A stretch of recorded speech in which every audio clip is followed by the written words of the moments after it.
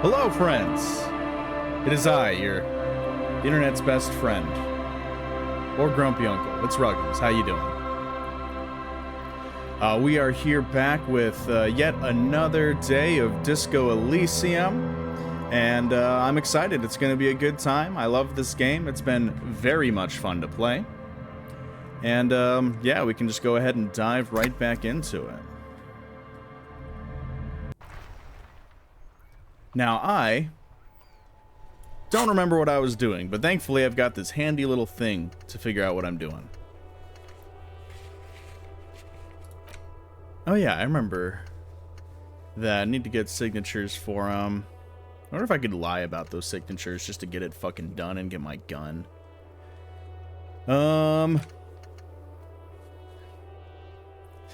Talk to a rich person to get a reality lowdown. Find a way into the large apartment building in the north. I wonder if I could just force my way in there with a crowbar.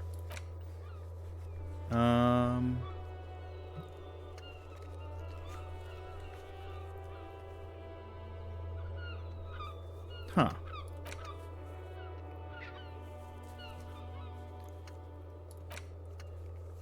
I know we, last time figured out what was going on with that guy's body. And then we had also, spoken to the Hardy boys and found out there's an 8th Hardy person, a Hardy gal, if you will. And they've got a smooth shoe. They seemed too eager to admit that they had killed that person. And they certainly got nervous when I finally mentioned the bullet after letting them talk through everything they talked about.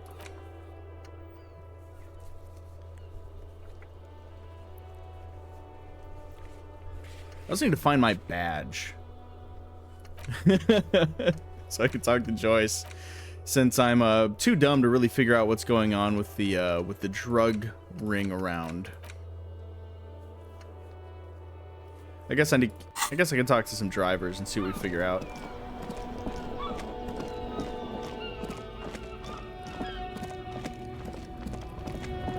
Oh man.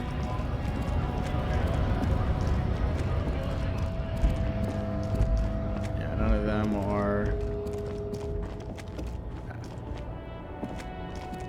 Is that lady a driver?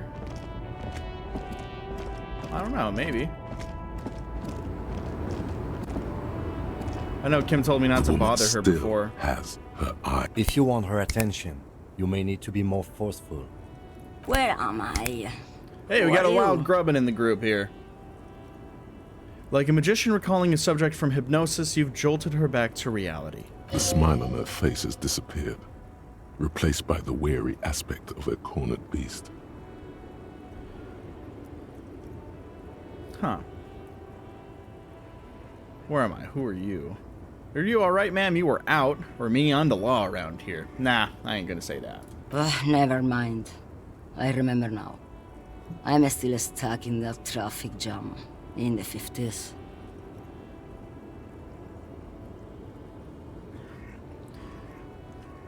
Okay, so she's annoyed about being in the traffic jam in the 50s. When else would you be then? Back in Mecca, during the time of the revolution. The sidewalks and cafes are filled with young people. I was on my way to see a new Boyadero picture starring Gabriel Buendero. Until you came along, that is. The look she gives you is accusatory.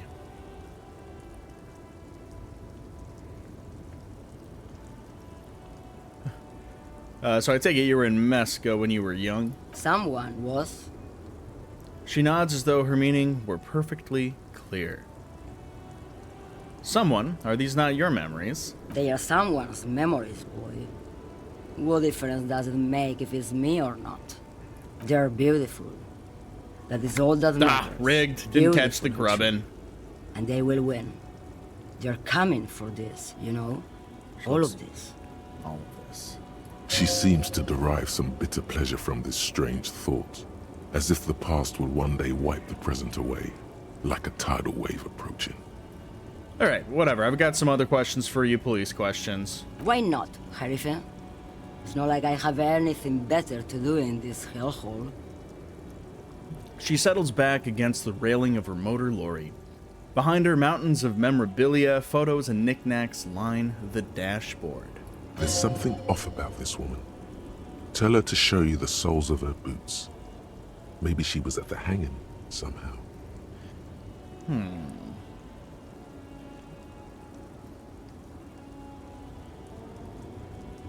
What are you hauling? Diamonds. Diamonds. Of course really? not. But wouldn't it be marvelous if I was? Alright, but what are you really hauling? Whatever stupid things they put in the lorry, I imagine. So you don't know what you're hauling in your own lorry? I quit concerning myself with that a long time ago. Besides, I don't drive the lorry for the cargo, if you know what I mean. Gotta get a She paycheck. says that as if something narcotic is the real reason. Wait, you get high off driving a lorry? Nah, that's a dumb thing to ask. What if the cargo's contraband? Then it's contraband, Lowman. What? Do you want to take an old woman in? Be my guest. Lock me away like Bad Hand Hermenegildo. Show me the soles of your boots. Now what do you want with an old woman's boots, Sheriff? It's important police business, ma'am. I'm starting to think you should let me get back to Gabriel Buenguerro. You are no Gabriel. She's wearing sturdy worker's boots made of black leather. Buckles run across. The sole is also made of leather. And the other one? Just before Gabriel, it was the coronation of Franco Negro. Now, there was a real man. There's no aberration in the pattern that you can see. She puts her foot down. Moreover, the boots were size 37. Tiny. There are too many discrepancies in all this. Wait, what do you mean it was the coronation of Franco Negro? It was. And then it was no more. And I was no longer holding my father's hand. He was no longer descending the stairs in Ryle. The crowd had gone silent. Perhaps it was another Jerife who came and woke me up, looking at my boots, asking questions. Or perhaps it was one of the others in this carnival. I don't remember. As she says carnival, she gestures to the empty square with the statue and the machines. Well, she's not the odd soul. These are not the boots that made the prince. I could have told you that from just looking at them. The size is 37. Well, shit. The feet of a little girl, they fit well on the pedals. You seem like a woman who knows a thing or two about drugs. What do I need drugs for, Lowman? What I see, what I feel, the great adversary, no drugs can compare. That's not really what I was getting at. Then what were you getting at? Hey, welcome to the chat, Ghetto Bob. What is it you're hauling exactly? You're mine, Lowman. What of it? Alright, let me put this another way. Maybe. Probably not. Makes no difference to me either way. You said earlier you don't know what your cargo you're hauling. Could it be drugs? Or how can you not know what you're hauling? Well, we already talked about that. Just this month, I made half a dozen trips from Saramiris to Grad on the U41A. What do you think they take from Saramiris to Grad, Lowman? I don't know. That's why I'm asking you. It's diamonds, Lowman, obviously. Ha, she grins. Damn this. Make her answer.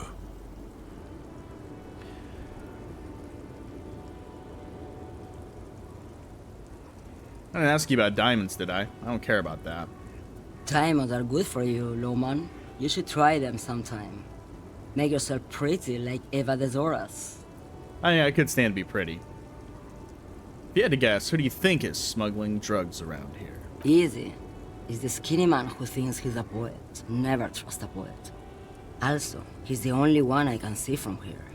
Right on. That's correct. There is no visibility of any of the others. Alright. Where do you want me to go? This isn't so bad. I can listen to music, or the seagulls. Look at all the colors and the futures of this world. It's a good palate cleanser, this jamboree. Or I can just relax and let my mind carry me back where it will, to the Great Plains. I think we're done here, no? He closes his notebook to stress it. All right, thank you for now. Yes, go. Enough jamboree. I need to get back to Mesquite. Her voice trails off. Not my drug lady. That's a bummer. So I sure need to figure out where those drugs are if I want to talk to that lady some more. Hey, what's this? Ruins full of snow. No one lives here anymore. Can't get through there. Okay.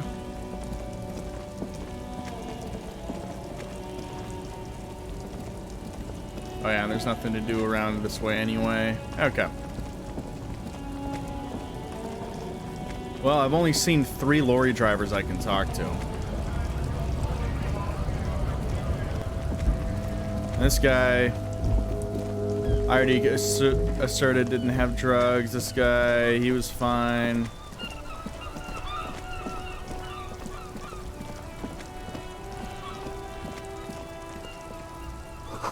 Plastic wrapped macaroni stamped with humanitarian aid. This says humanitarian aid tuna fish not for resale. This says speakers from the people of Samara. This says food gift from the peoples of Messina. A helpline to the company that controls the drawbridge.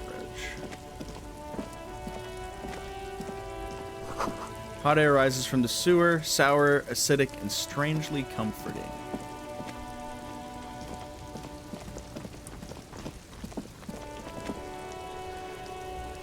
Huh.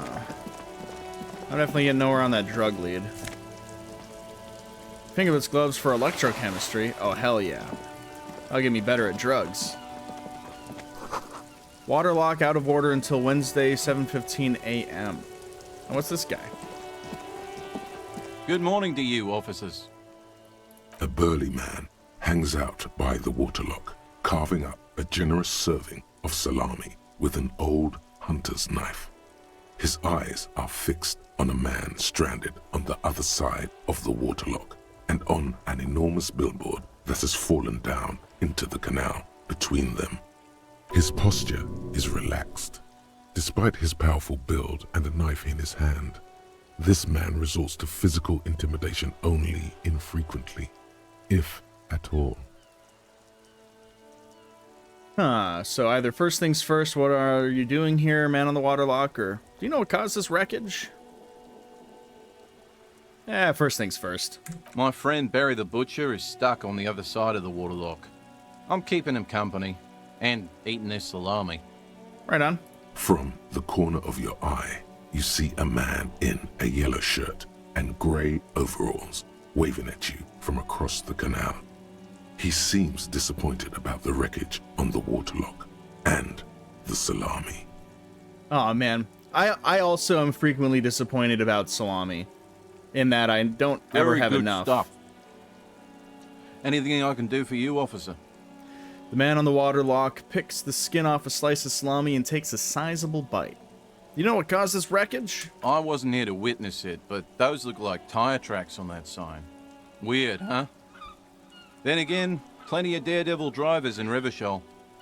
The words "daredevil driver" sound ominous to you. Ominous, eh? Too bad it also takes a year and a day to repair anything around here, especially a waterlock. The rest of the coast is closed off till then. Do you know what's further down the coast? Well, there's the fishing village, an abandoned fish market, a bizarro church. Not much use to the congregation, though. There always seems to be something wrong with it. He thinks for a moment. Yeah, not really much else. Just bombed out ruins. Can I have some salami? Sure thing. Nice. It is salty, it is savory, it is chewy. The hangover only makes the salami more tasty. Lit. Want some too, officer? He turns to the lieutenant. Why not? The lieutenant ponders the offer for a moment, then decides to go for it. Takes a slice of salami from the man and chews it down. Right. Bye. Thanks for the assist, homie. A couple of indicator lights are missing from this control panel. Loose wires dangle from the now vacant holes. In the middle is a lever. Beneath it, a small metal plaque. This panel usually closes the water lock, turning it into a bridge that lets you cross the canal. But there's a crashed salmon and butter sign in the way. Pulling the lever probably won't do anything. Well, it probably won't do anything, so we're just not going to do it. Yeah. I assume that guy's tried it, too. Okay.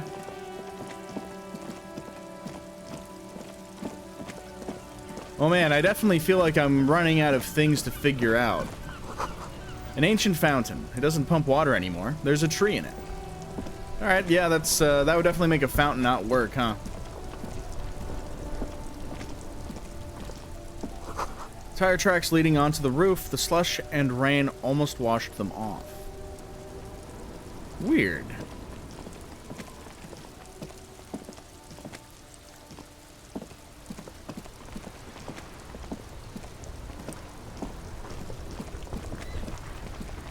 Okay.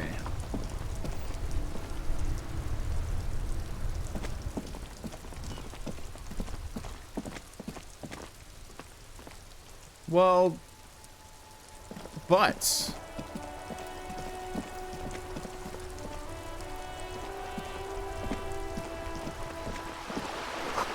this coin-operated viewer has been banged up and inoperable. These are just street signs. Roundabout North versus Cape Side Apartments, Martinez Pier.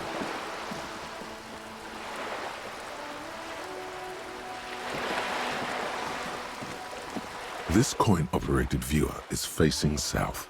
The instruction manual says to insert 25 centimes and pull the handle while looking inside. Then use the focus knob to zoom in if necessary. Why not? Your money disappears into the coin slot. A clunk, the ring of metal. Pull the The handle and look. curtains on the display open. You lean in to catch the view. It's blurry, different blues and greens. In the middle of the shimmer stands a drab grey shape, like a ghost. And let's turn that knob to focus. The lenses shift. The ghost sharpens into an islet in the bay. In the ruins, a man-made structure is visible. A half-sunken sea fort. Its concrete almost reconquered by nature. Right on. It looks as if it was abandoned quite some time ago. Nothing but a rotten tooth remains of the anti-aircraft tower. A lonely birch tree grows out of it. Oh, hey, we got a wild Dracozolt in the chat now. Its leaves ripped from it by the winter wind. There are ruins of some kind of building there. Really? I don't have the eyesight to make it out. Hang in there, little one. The little brave birch tree seems to wave back in the wind. Right on. Well, as expected, that didn't really do anything for me.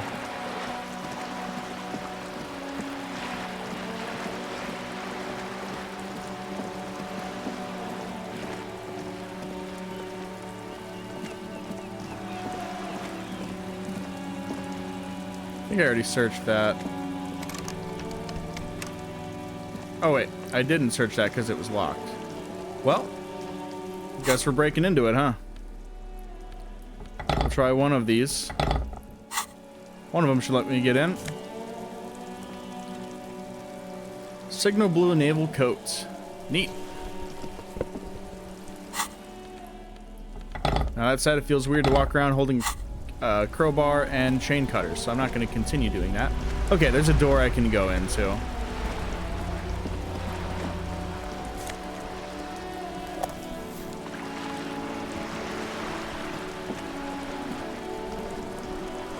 Looks like there was more construction here once, decades ago. A sturdy metal door guards the southwest entrance to the apartment building. It's locked. This could be a way into the apartment building the smoking man vanished into. Knock? The door rattles against your knuckles, but there's no response. Try once more. The door rattles again, but this time you hear an elderly woman's voice calling out from inside. Ah, rigged. I didn't even notice this until it was too late. I didn't catch the Draco's ult. Stop banging on the door. I'm not letting any more strangers inside. Hold on, who am I speaking to? Doesn't matter who I am. Now go on, get out of here. From within comes the faint sound of a broom sweeping across the concrete floor. This is the police. Open the door. Ha! The police? Everyone knows the police don't come round here. The hallway echoes with her cackle. But I'm not joking. No, I already told you. I won't be responsible for any more strangers getting into the building. Go check the backyard door. Maybe someone there will. She trails off, leaving the sentence unfinished. Backyard door. With the smoker. You already were there. Didn't work. Hey, are you there? I've checked the backyard, but couldn't get in that way. Good. We had enough problems with bums and drunks and thieves loitering in the hallway. You have no business here. Well, guess I'm gonna convince her. You're well versed in the kind of threatening legalese that implies criminal liability, but in fact has no meaning whatsoever. Am I? Or, ma'am, your non-compliance is hindering a police matter. I may be forced to refer you for potential prosecution. Why not? I know my rights, and don't you marm me, boy. But the sweeping on the other side has stopped. Oh? Miss, would it help if we offer to show you our badges? Hold your horses. You hear the click of a night latch before the lady on the other side gets caught in a coughing spasm. I don't care about your stinking badge. Just come in. She manages to say with a wheeze. Thank God. We got somewhere new to go. Finally.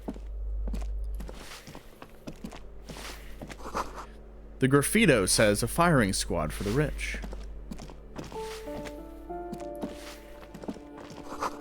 A note reads, foreclosed by Martinez Realty Associates. Alright, so flashlight time.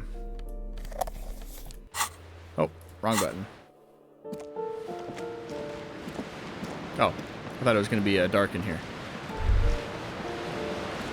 The sea below looks cold and winter gray. I have a thought. shift in temperature. The air chills around you. Dust settles on the stony floor. Rub your sides for warmth. A former architect stands before a slice of window, a room plan in her hand. A cold wave has made the air in the building stand still and frozen, with temperatures falling down to minus 20 degrees Celsius. The plan. Faint pencil lines on paper depict the same place, but a missing eastern wall connects the room with the neighboring apartment. Ideas for arranging the furniture have been jotted down. And her face. Is red from the cold. She's breathing on her fingers, clasping the plan. Traces of sadness are visible in her expression. And look around myself. It's clean and empty, with new tapestry embellishing the walls. A standard HB graphite pencil has fallen off a three-legged stool in the middle of the room. Right on. Hey, that's a bloody mattress. Lit.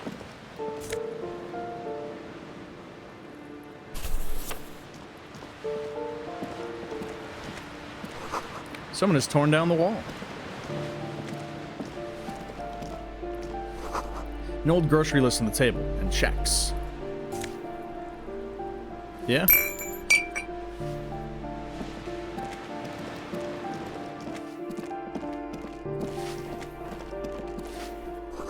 Apartment 8, their mailbox is overflowing. What are you, apartment 7? No, number 9. The door's locked. Postcard, Boogie Street.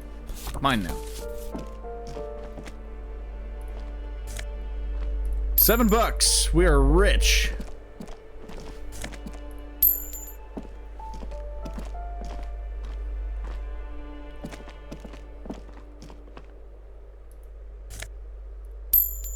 50 cents and some shoes. Lit.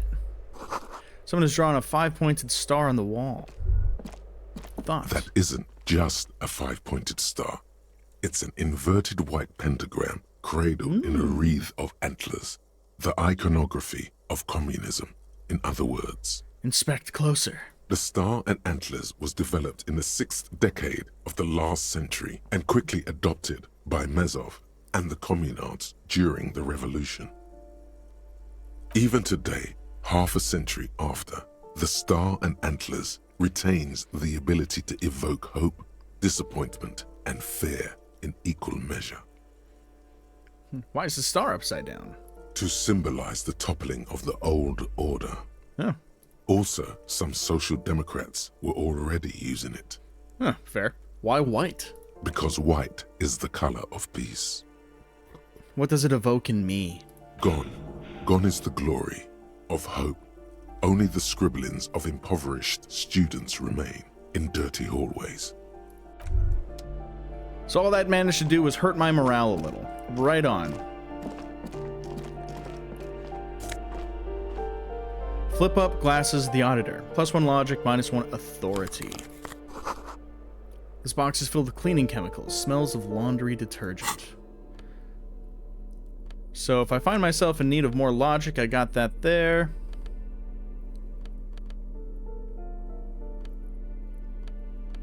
Interesting. Right on. Eviction notices and missing pets are plastered on top of each other.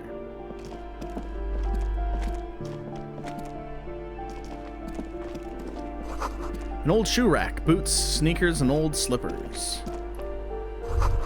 Apartment 12, a loud rumbling snore comes from within. Snoring is scary somehow. You should leave? Damn.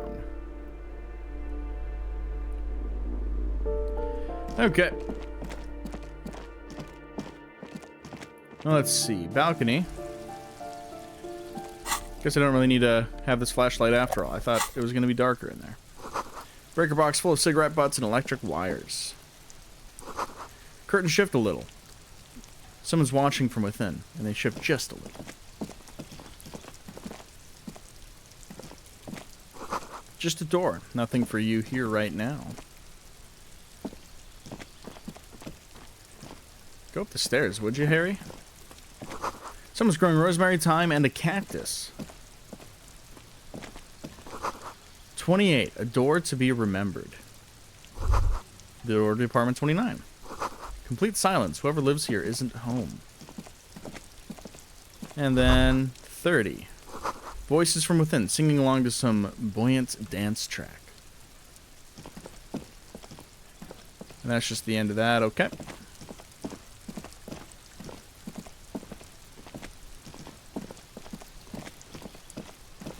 Alright, not much out here for me then.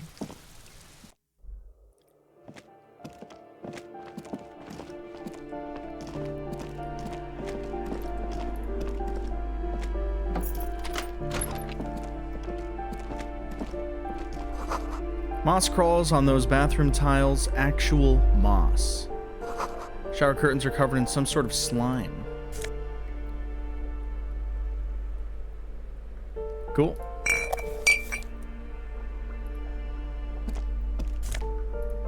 Some money. These poor bastards leaving their change all around. I'm just stealing it all. Alright. Well. This door has been closed with a padlock. A chalk-drawn number on the board says, number 11. What? Closed with a padlock, you say? So that means no one lives there? It's a solid lump of metal, but the shackle is deeply corroded.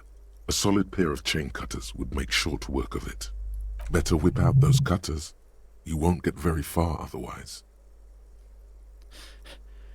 It's not in hand. Yeah, I should get it in hand real quick then.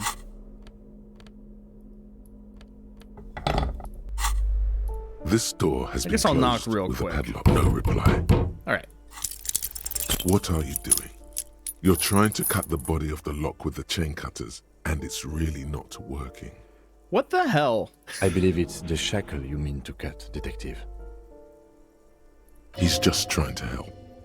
Don't take it bad. Don't you think that's what I'm trying to do? Perhaps you should give it another go.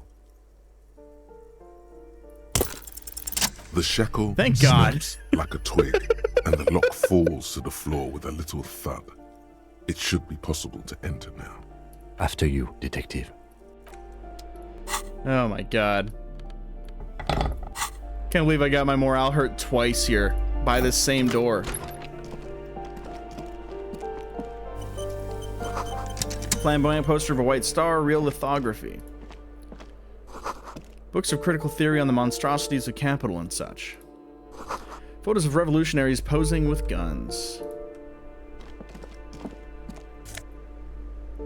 A bullet and a jacket.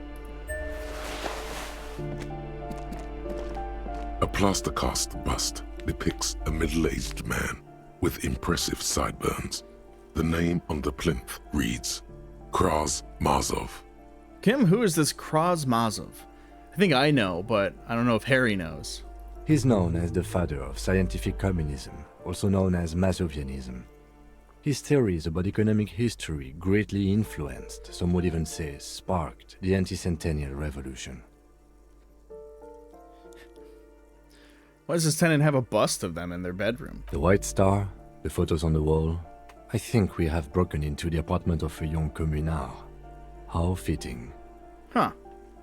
Slew the statue! Whoever lives here definitely shares your enthusiasm. He leans closer to inspect the photos of revolutionaries on the wall. There aren't many communists around, not after the revolution. Some youth still keep the ideology going, it seems. Alright, so that was a dead end. Oh. Revolutionaries love to pose with their guns. Ain't that true? You hear someone walking around inside, rearranging the furniture. The number on the panel says 10. Knock. The walking stops abruptly, but no one comes to the door. Okay. You can feel tension on the other side. Sounded like a woman. A woman's shoes. Knock again. A poor communard, from the looks of it. The room is barely bigger than a closet. That was weird. This time, the steps come closer. Who is this? Demands a female voice, very intense. This is the police. Open up. Do I have to open the door? You hear the clacking of heels again as the other side walks right up to the door. Her tone is now getting a defensive edge. Do you have a warrant? I'm not obligated to open the door if you don't have a warrant. Let's go. We don't have a reason to get inside that apartment. Fair enough. Well, we don't know whose apartment the smokers is. Let's go out into this balcony. Oh, we got a wild surskit in the group.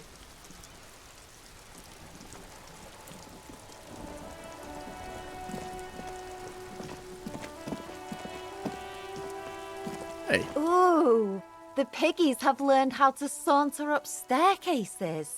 I didn't think you could do that with hooves. But here you are. That's right, we've evolved.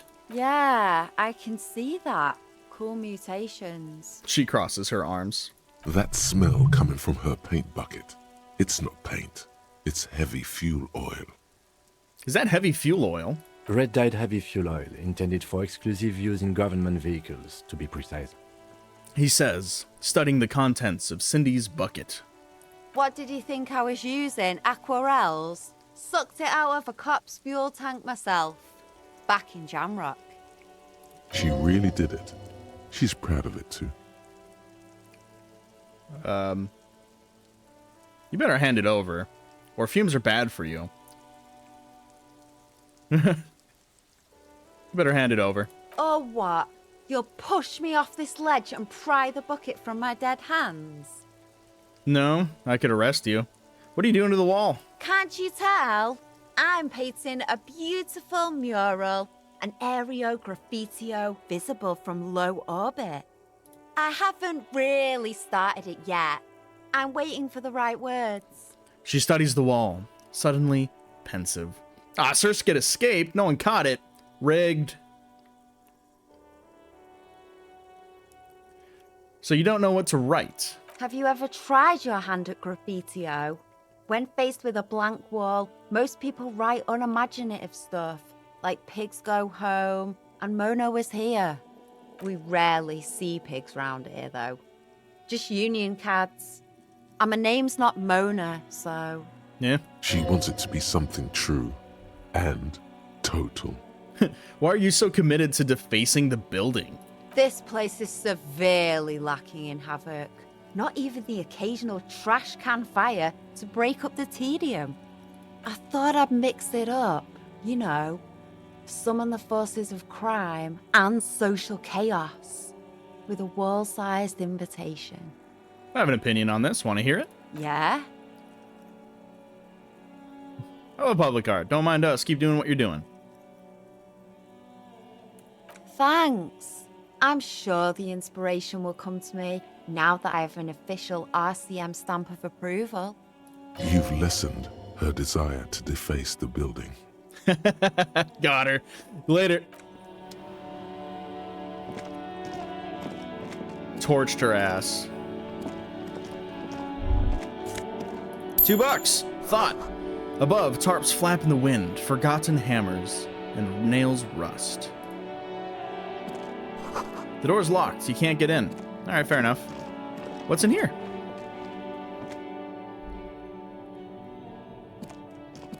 Stuff. Classic. Someone's been sleeping here recently. Cindy? 100 tiny feet scurrying beneath the grate. The rats of the city. Poor l'homme laborer jeans.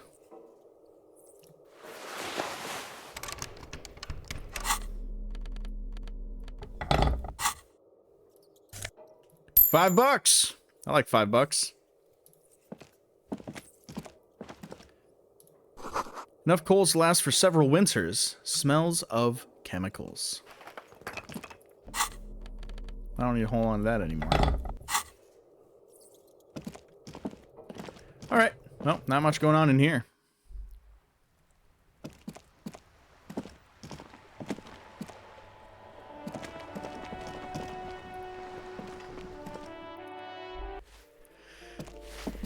Well then. I think I've basically cleared this place out. Done everything a lad can do in here. And on the balconies. And that door should be open now. Yep. Let's see. We're already down there. Nothing going on this way. It is a cool game, but man, I am very easily lost with what to do next. Just an ordinary wall. Nothing to see here.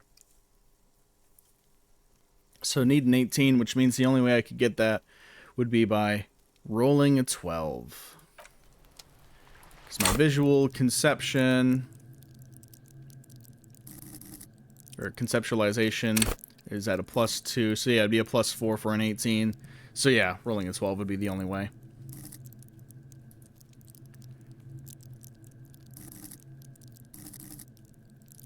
Do I have a level point? I do.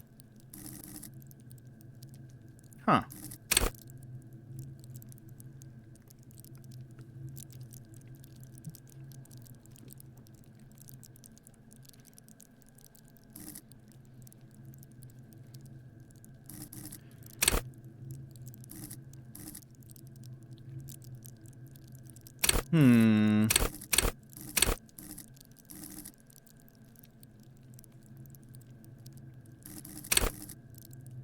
Oh. I can assert authority over those boys. And I think leveling that up would be a good idea to start working on that.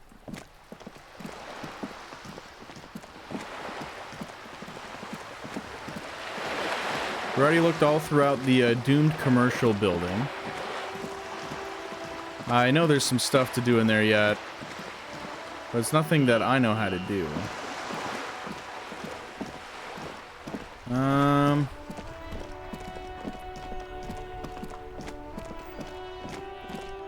Do I have anything on me that increases my authority?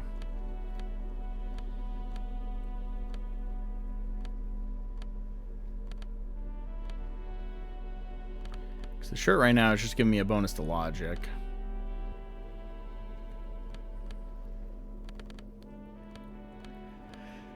I've got one bullet. Hooray! Man, I'm just kind of at a loss, you know?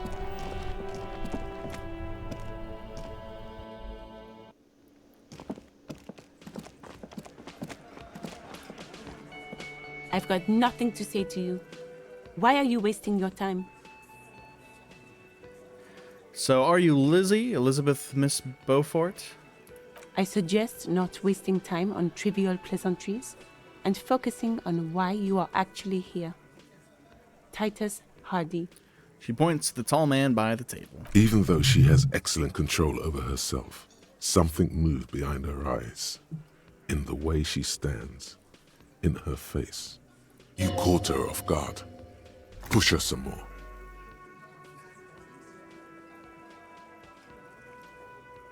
Easy Legio told me a lot about you. He likes to talk a lot. You are not here to chat up the legal counsel.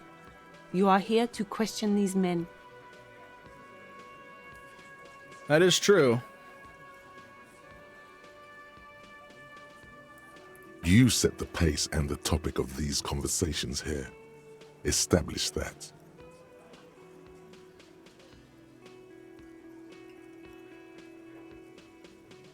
You said Mr. Everard sent you to law school? Or you said you were in debt to Mr. Clare? Ooh, yeah, really get her mad. I represent the Union and these men here. Don't make this personal. A very minor victory. Are you the Hardy girl? I am not. Okay. You could be Liz. You could be anything. You could even be a model. Even a mod? Glenn, I went to law school. I am an attorney. He's right. With a face like that, she could be on the cover of Le Debutante International. He's right, you know, you're very pretty. The cold look in her eyes speaks louder than words. She is not amused.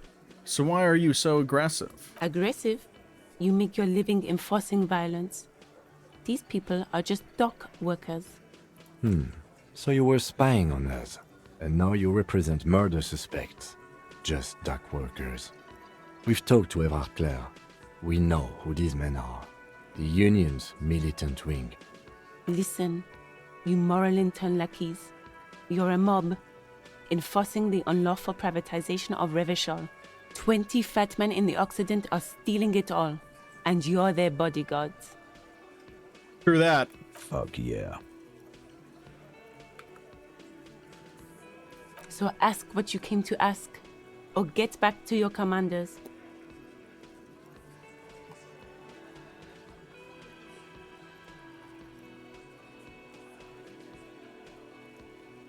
I like that. Good start. Let's take it a step further. Armed uprising. What are the Union's plans? Look, a comedian. Do your job, ask your questions, then get out of Martinez. It's so fun fucking with people. I love it. Let's see if I get lucky and I can assert some authority over these chaps. I don't think I have anything on me that is taking away from authority. I just don't have anything that gives me a bonus to... Yeah, that gives me a negative from authority. Yeah, nothing that gives me a bonus to... I could level it up again. But it's a white check, I believe, so I think I can try it again.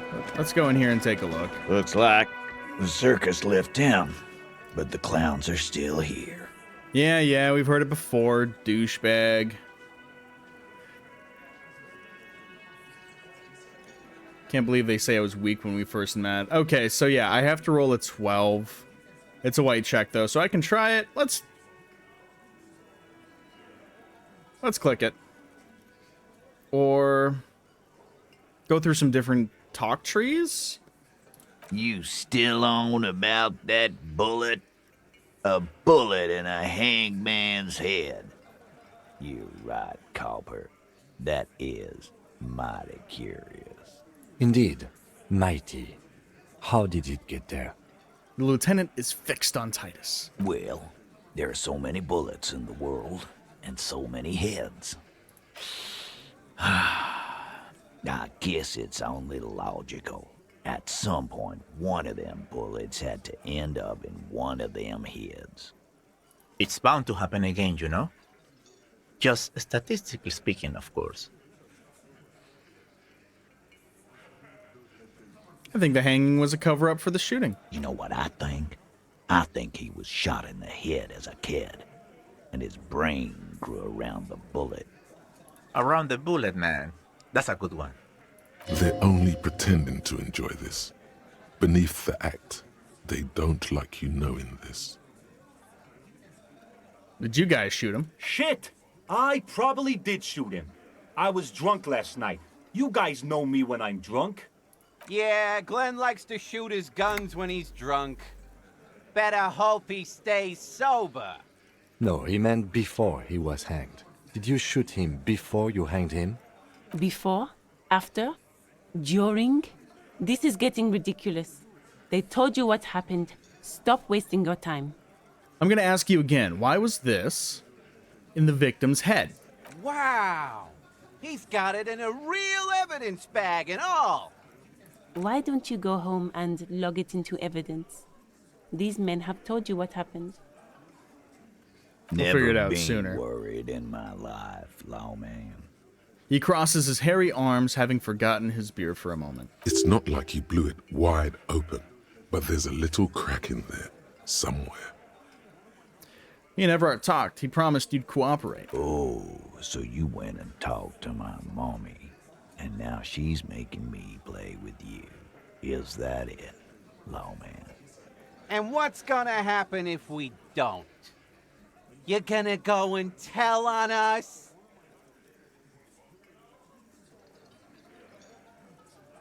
Very mature, guys. Everett sent word, right? Yeah, I heard him. The fuck do you think I'm doing here? You'd have your ass handed to you if it wasn't for the boss man's word. Let me state this very clearly, capo. Hello, officer. I'm Titus Hardy, and these are my boys. Hardy boys. How may we assist you? Explosive laughter follows. To his men, Titus Hardy is a golden god.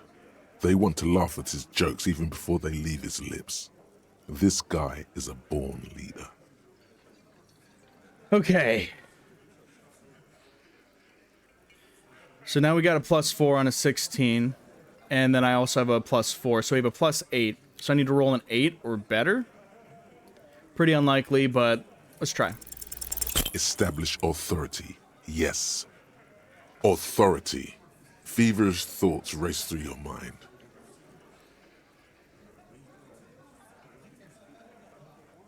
That's it? That's all I got? Did you already try the gun thing? I hear the gun thing is excellent and has great results. I'm sure it doesn't. You're probably right.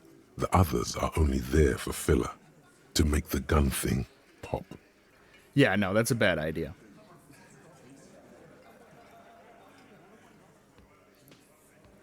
I'm the only thing keeping this town from going to hell, and you're not helping. And what exactly is it you've been doing that's so goddamn special? Shitting yourself in front of us. Going around, harassing kids on the street. Kids who've done nothing wrong. All the while talking racist shit. Don't think we aren't watching, fascia. People here trust us. We're getting complaints. I haven't said anything racist. Of course you have. You've been calling people Kip left and right, inciting race violence in my town. Callie said they've been trying to set up a race rally, whatever the fuck that means. Trying to get the Kips out of Revachol before the economy goes to shit.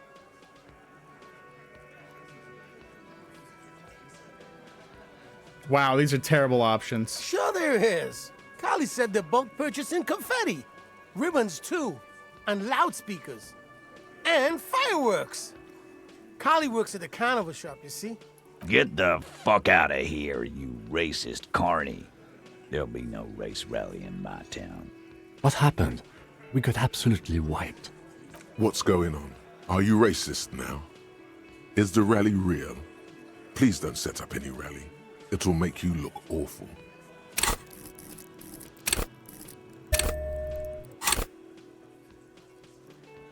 Fucking work, please. I'm gonna take off now.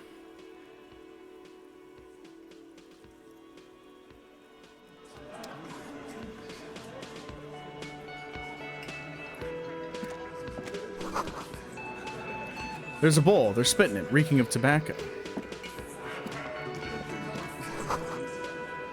See hawthorn bushes outside. Photos of men in overalls. And Monica's titties are big. God damn it. I just wanted to read that.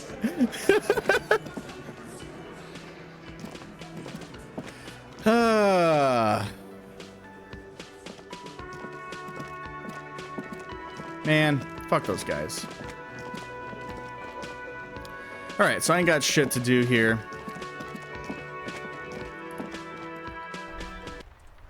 My morale is taking a beating.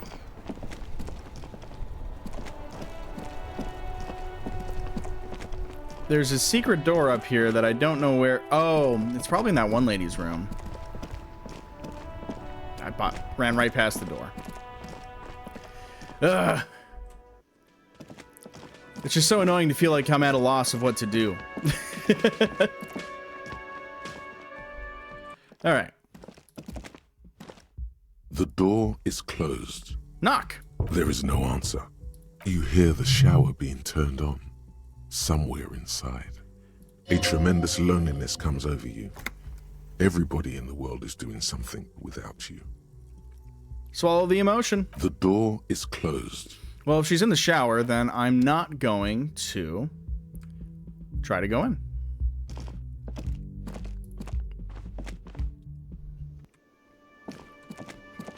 Because that's just weird.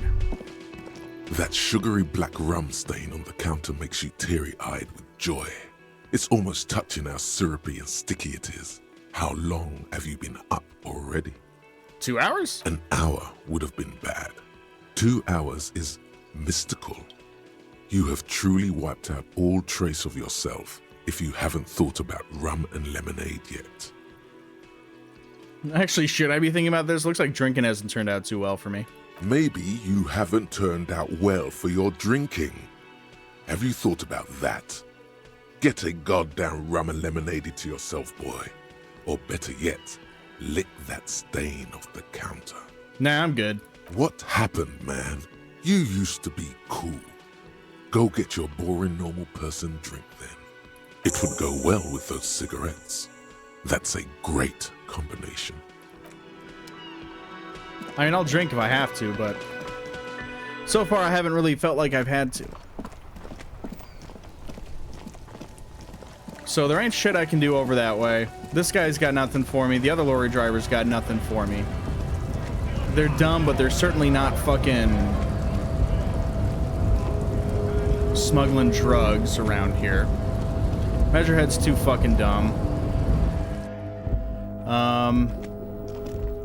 We already went in there. Can't get down over here. That's probably where that one door connects. Guess I could crowbar it open. I can't get into that thing up there. Yeah, I just don't fucking know what to do.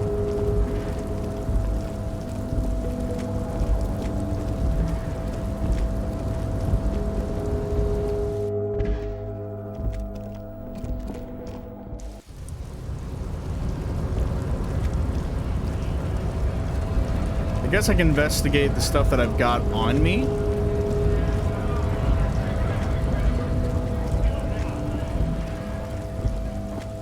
I don't think Kuno's got anything for me. I guess I could talk to the little shit and see what he's got.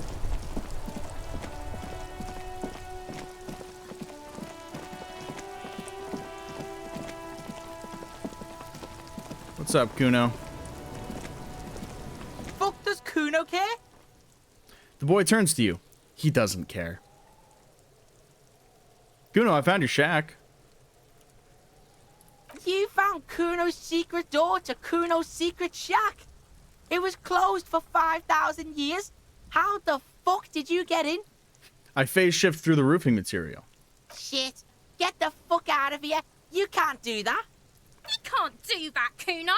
He's trying to fuck at you again. Pigs can't displace. Can't do that teleport shit. How did you like it in there, pig old boy? Kuno's got a lot of cool shit there, right? What was with the pig head? Oh, that? Kuno decapitates pigs. That's just a Kuno demo tape.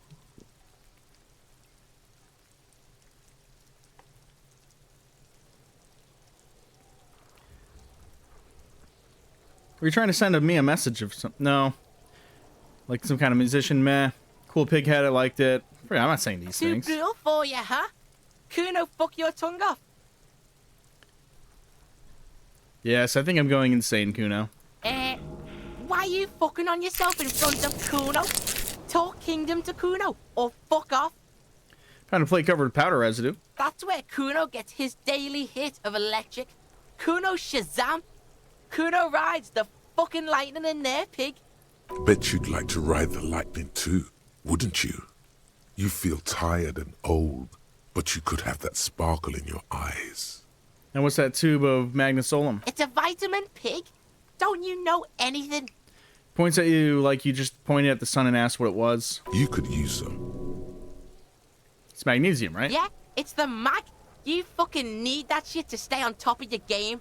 Kuno goes through like a tube a day, rips mag like a motherfucker, and you could use a bottle. Oh, don't teach him, Kuno. He's gonna use it against you, Kuno. It's just magnesium, don't mystify it. You're not getting this, pig. It completely takes away the hangover. It's like you didn't do anything. Like you stayed home playing with your choo-choo. He looks at you, eyes bulging. Fuck you, pig. Don't do mag. You're gonna OD and you're gonna fucking die.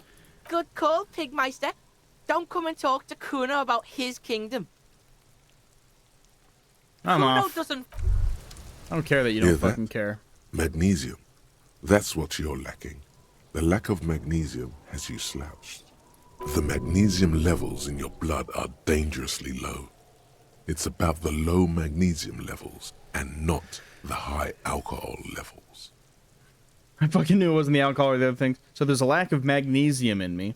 Yes, and it's critical. Look at yourself. You're practically devolving into a fish due to the lack of magnesium in your bloodstream. So I need to mag it up? So I need to mag it sideways? Mag it sideways? What are you talking about? You need to mag it up. You've probably had 2 heart attacks and a minor stroke already. And the only prescription is insane amounts of magnesium. You're saying I need to become a magnesium-based life form? Yes. If you want to live, you need to evolve. You need to transcend the carbon barrier. Go to the apothecary and buy insane amounts of magnesium. It will reverse the damage to your circulatory system. Just remember, it's not the alcohol. Buy more of that too. Alcohol is not the problem. And it's certainly not the dextroamphetamine. Yeah. Nor smoking for 40 years. It's the lack of magnesium and excess of coffee. You should stop drinking coffee. It wreaks havoc on your gastrointestinal system.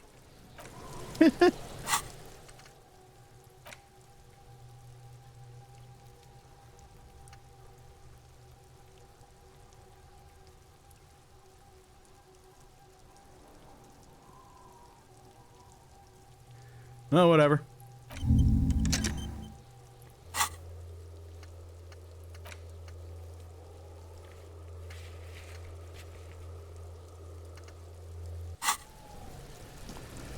I don't think there's anything else to do up there, but let's see if there's anything different in the shack. No, there ain't. Now, the only thing I can think to do is just send Kim off on his merry fucking way.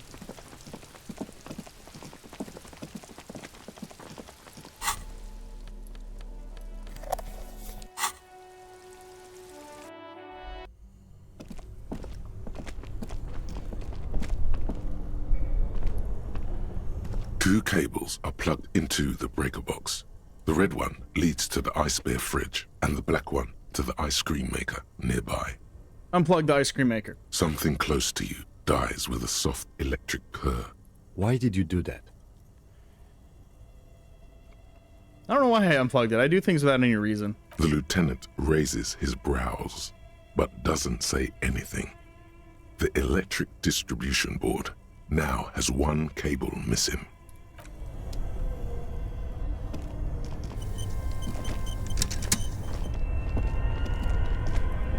Oh, right on. 45 cents.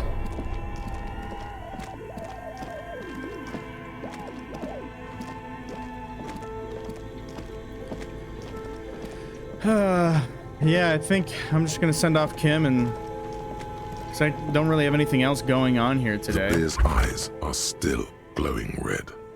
It's guarding over the freezing corpse hidden inside its belly. Let's bag him, Ken. Take him away. All right. Takes out a shiny black body bag and starts pulling the plastic over the dead man's face. I will need a little help carrying him. You take the hands, I'll take the legs. Bag the corpse, drag it to the motor carriage.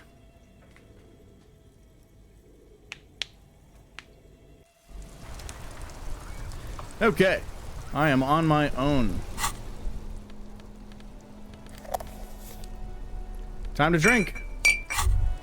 Well, hello. Someone seems to have found himself a bottle of alcohol. Here's where the magic happens. Look at it. Light reflects off the green glass of the Commodore Red. The gods have been generous.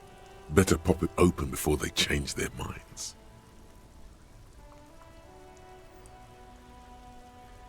Wow, the gods of mass production have made this alcohol container laughably easy to open. A child could have done it.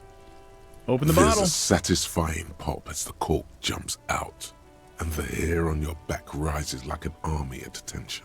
You've been here before. Welcome back, detective. You're home now. You see a flash of teeth, a young woman smiling at you near some railway overpass in your ruined past. She is gorgeous, and she is yours. And what are the repercussions? Nothing. Some mental stuff. Nothing to be worried about. Physically, you'll be strong as an ox. Boom. The golden sun melts down your throat. Its rays filling your nostrils with sunshine. Your stomach melts from it into a happy, gooey mess. So does your mind.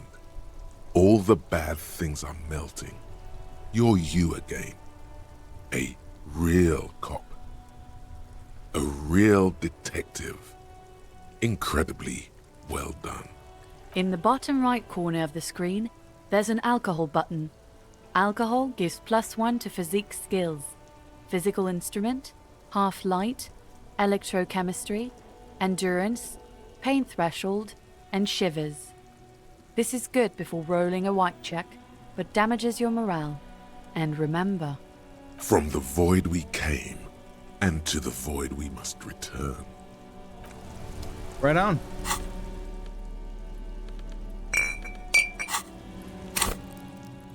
We're so close to leveling up. Then I can try to assert my, well, I don't know. I can try reasserting my authority over those assholes. I don't know how well that's gonna go.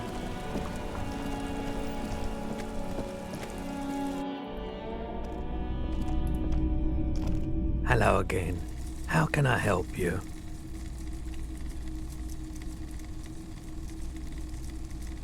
Do you happen to have any guns like the ones carried by the officers of the Citizens Militia? Someone else came here earlier today asking the same question. I promptly sold her the gun you pawned a couple days back. Oh, so that's where my gun went. What? Sold? Wait, I sold you my gun? You were adamant about getting rid of it, officer. Said you were undeserving of a service weapon of the Revachol Citizens Militia. Oh, I didn't even see there's a corphish. It did say it earlier, though. And I don't like keeping guns around the shop for long. Off-the-charts photon emissions. The unhealthy kind. Fair. He's not telling you the whole story. It seems he's trying to spare you. I feel like there's something you're not telling me. You weren't quite yourself, officer. What was I like? You were very distraught. You said the gun was a threat to your life and that you can't trust yourself with it tonight. And that you need the money. When I said that I don't normally buy firearms, you put the gun barrel in your mouth and sort of sucked on it. Then I agreed to take it. Jesus. You sucked on a gun? Good. Very normal. Very normal behavior. You must have been in great shape.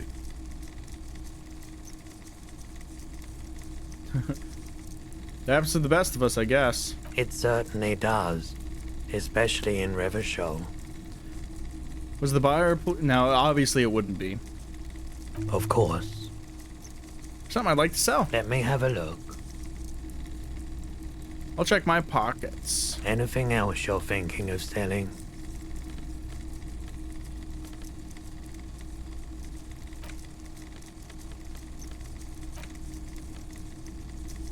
Pawn.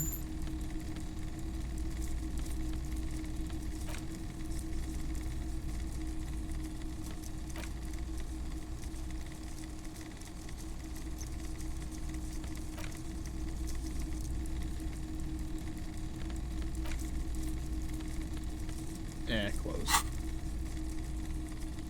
Another time, perhaps. Later.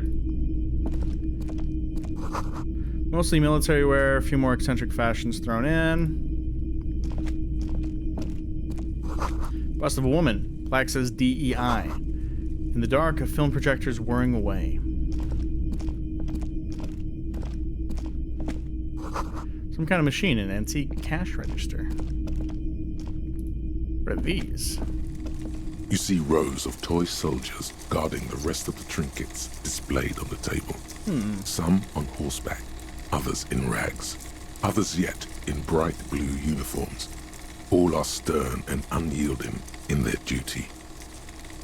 Try to find something pretty and cool here, then use it to win her back. Win her back? Yes. Buy something nice. A figurine. Why? What's this? A headless man riding a horse. A headless man wearing futuristic tracksuit trousers that say found.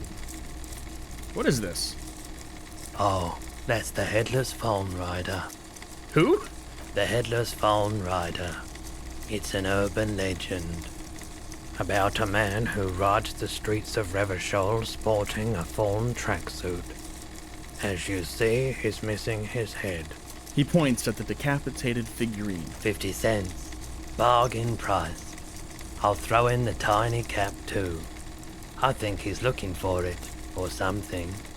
That part of the story has many interpretations. Whatever, I'll buy it. Did I mention that this figurine is supposed to be lucky? Always carry it with you. Hey, I like luck. That was a very smooth salesman's grin that almost comes off as earnest. You should learn from him. Huh. The boomboxes on the shelf look well-loved and well-traveled. Chipped, dented, they stare at you with the unblinking eyes of their tape reels. Stand on the tips of your toes to see more. One especially catches your eye. Deep gold and amber plastic with a big old handle on top. A classic boombox that says Stereo 8 approved. This is you. Golden orange. A sunset suite. Just make sure it works before you buy it. Forgot to update my stream to say this is part 3.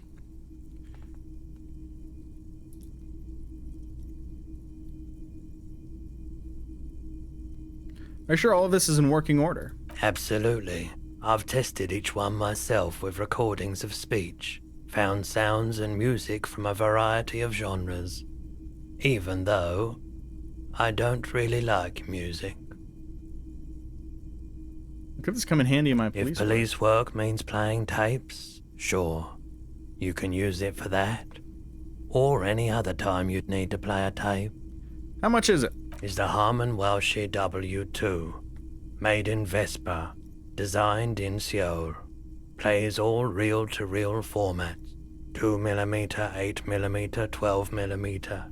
It's even got a little radio in there. It'll set you back 12 real. Hell yeah. And here you are, quality sound reproduction on the go. It'll play anything, wherever, turn any tape into a conversation of sounds and shapes. Cool.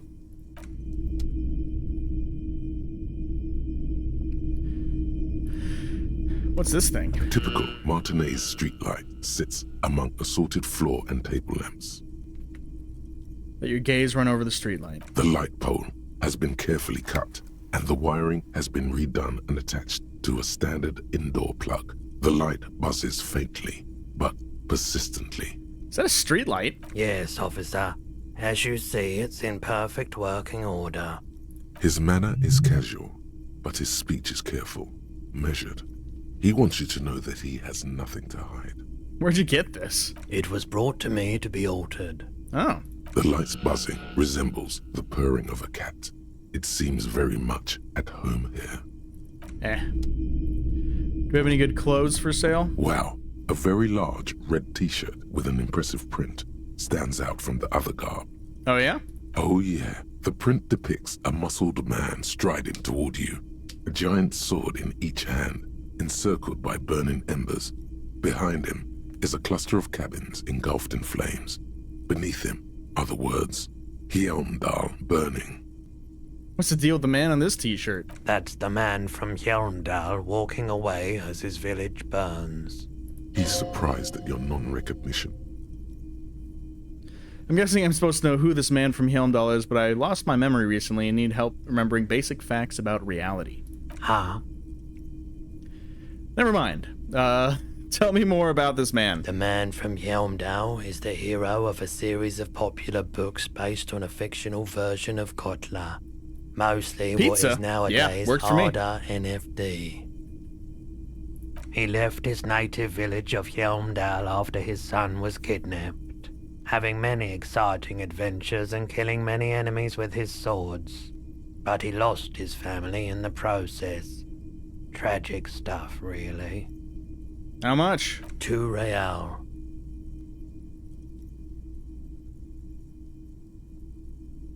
Couldn't you just give it to me for free then?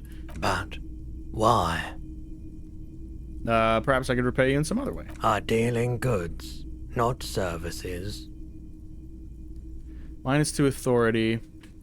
+1 to the other ones. Whatever, I'll just buy it. Welcome to Hjelmdal, officer.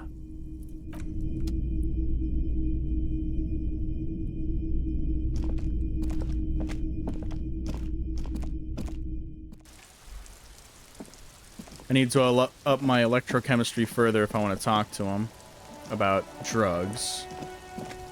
Oh yeah, and this guy's got some random shit for sale. We'll just look around. There are clothes inside. Cheap second-hand clothes, smelling of strangers' body odors. Don't be shy. These are premium class clothes. Good quality fabrics, best retro design. Save the economy with your style, officer. That's You browse. find your hands deep in tattered and faded garments made from weird polyester blends that make your body itch and sweat in all the wrong places. The box smells like cat piss or like an old person with no money. Gross. Economical, but also trendy. Look first-hand, buy second-hand. Keep the economy moving. Let's find something worth salvaging. Something cold grazes your hand. Synthetic and sleek, a windbreaker. Surf, it says, but also wind, summer, 100% waterproof, and sport. All in different typefaces. This jacket is the apex of human evolution. The moment at which man became weatherproof. Oh man. Practical, and yet it may deaden your senses to the world around you. Possibly because of the awful typeface. Good choice, officer. Mega sporty. And it's only $4.50 for you, sir. Yeah, if I ever need to up my composure. Gotta prepare for springtime. you see two lowly, defeated speakers, thralls, slaves basically, perched atop them like conquerors surveying the land. A pair of found, durable wear sneakers, Ultra Series. I can see you've a taste for luxury, officer. Can't keep your eyes off those sneakers? A pair of found Ultras. The design is impossibly sleek and simple. A futuristic silhouette with a sleek monochrome colorway, a jet black upper, and a silver-lined midsole. Those sneakers, mister. Those sneakers are the latest found sneakers. Super rare, super fine, super cool. Only 50 real. Only? That's madness. That is pretty high. There's a pile of cheap sunglasses in a small box, a variety of shapes and colors. You like sunglasses, officer? I've got the latest styles right here. Rummage. These are all boring. Boring third-rate ho-hum sunglasses made of cheap Syrahese plastic, the kind of plastic that melts in the sun. Yeah. These are all first-rate sunglasses. Premium design, superb material, very cool, UV resistant. These will definitely keep your eyes safe and cool while doing your dangerous police work. Conceptualization. Do I have anything that ups that?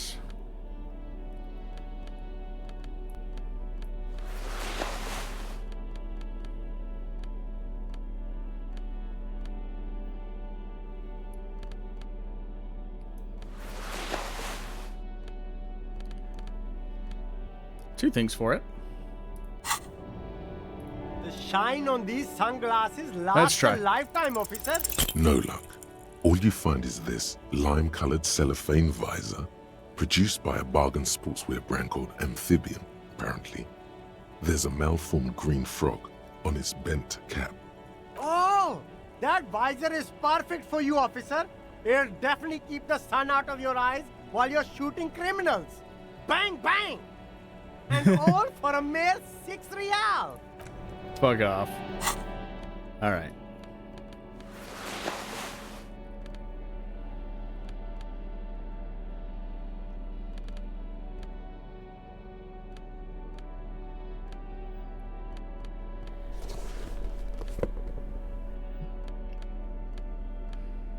Alright.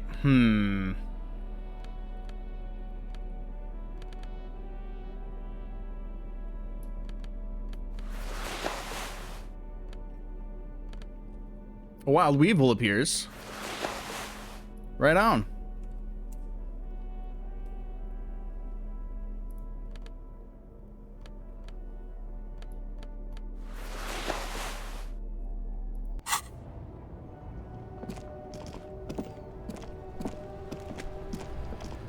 All right.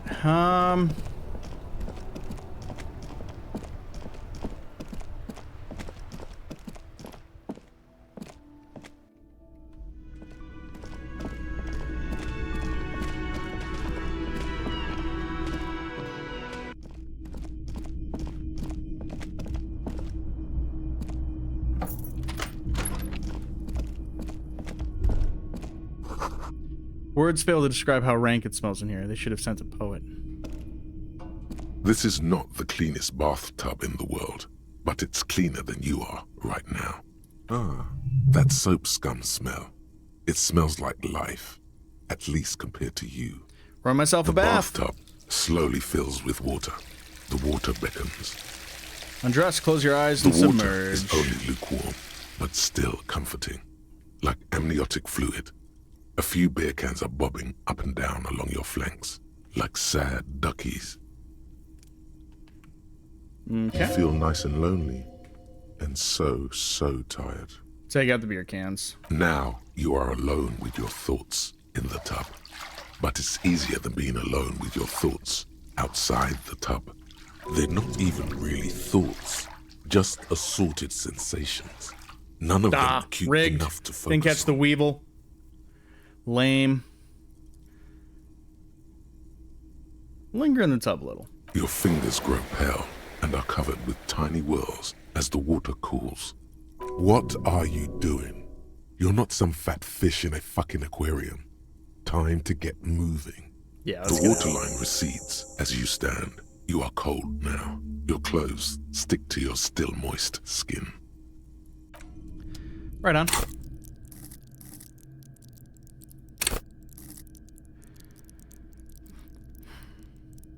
I really do want to assert my authority over those assholes.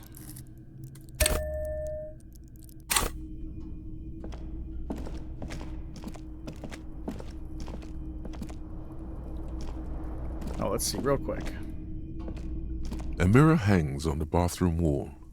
In it, your face, adorned with the expression.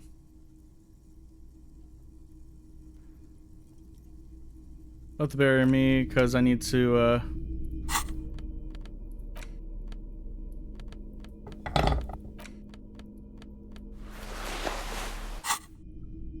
A mirror hangs on the bathroom wall. In it, the chain cutters slip out of your hands as you attempt to twist the faucet into place. Come on. Well, you know one thing for sure. You've probably never been a plumber. yeah, let's just keep on rolling, huh? Like the rest of you, it comes from a bad place somewhere in the past. That's all you know for now. Cool. We're rolling bad, baby. Can't figure anything out.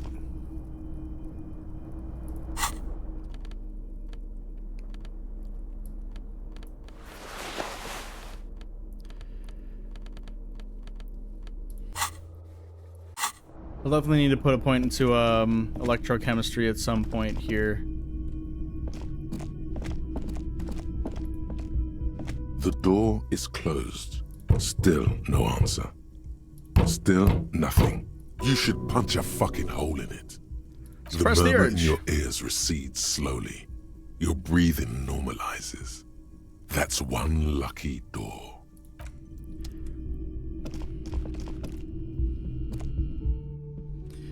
Okay.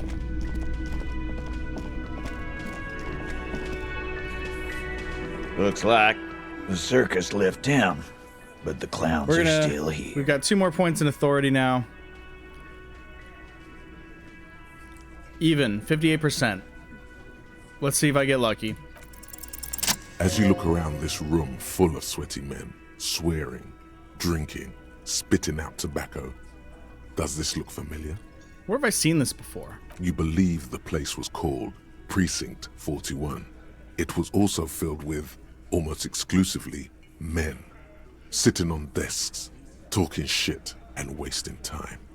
I get it. You guys really are the authority around here. Huh? You must be. You're just like real cops, drinking beer and sitting around with your dick in your hand. You got a problem with beer now? Not quite there yet. Push on.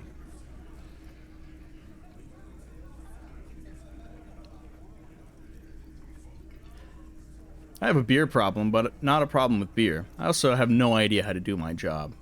Like you. Speak for yourself, buddy. I've been running this outfit for 10 years now. You should have seen Martinez before it started. It was like jam rock now. They didn't see shit, man. Kids getting shot. We had 3 shootings a week. Fucking graffito everywhere. You cops haven't shown up since the 30s. Congratulations. All I see is you sitting around talking about Monica's titties while there's a rape victim. So what? What do you want from me? We took care of that fuck. He picks the beer back up. Don't let him drink that. One more push. Quick. Just don't antagonize him. You have this already. It's not about who did it, it's about the victim. She needs help. Titus? He looks at her. She stops mid-sentence. That's it. You got him. He's going to give it up, but on his terms. Hell yeah. You wanna help her, cop? Fine. I'm gonna let you help her, but you treat her with respect.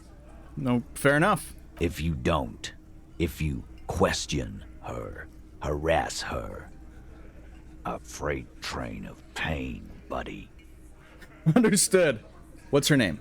Glacia. I'm on due. She's staying here at the Whirling in Rags, a real pretty one. Silvery jumpsuit, blonde. That's Amonju, with an O-U. Right on. Shit. The girl upstairs? That can't be her. She knows you drank so hard you forgot you were a cop. Oh, it's her! It's definitely her! It's Miss Oranje, disco dancer! Alright, let's see if I can keep my cool. Probably can't. You inexplicably add cool after the victim's name, with your eyes bulging like some wild beast. Your fingers are fidgeting and sweat starts forming on your brow as Titus looks at you oddly. I don't understand what's so cool here. Whatever you do, do not tell him you know her. That will sound off. So what's your relationship with her? I know her. He looks around and an uncommon silence fills the room. Oh, okay, cool. How well, though? Well enough, Copper. We party. She's been here for a few months. Right on. He tries to make it sound real casual, but the muscles on his neck tighten. So she's not from around here? You mean Revachol? Nah, she's an immigrant. Or a drifter of some sort. Been staying here over the winter. Don't you give her any more trouble. She's just had some bad luck, that's all. Shut up, Angie. She doesn't need your help. Titus gives them both a look. They fall silent. What's with all the silences? It's like these guys don't know how to feel about this. You should keep picking at it. And what was up with the partying she and Titus did? It sounded fun. So what was her relationship with the mercenary? We already know that. One was the rape. Said you partied cool, that's cool, but what did you mean? What do you think I meant? Did you do karaoke? Yeah, tons of it. All the songs. So you're saying the two of you were close? No, we just fucked. That's all. I'm not gonna give you any details if that's what you're after. So put your dick away.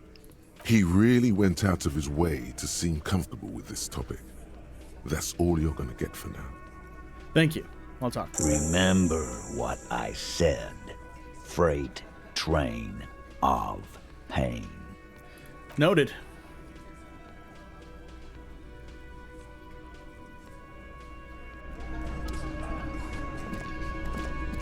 Oh. Why am I carrying those? I don't want to carry those.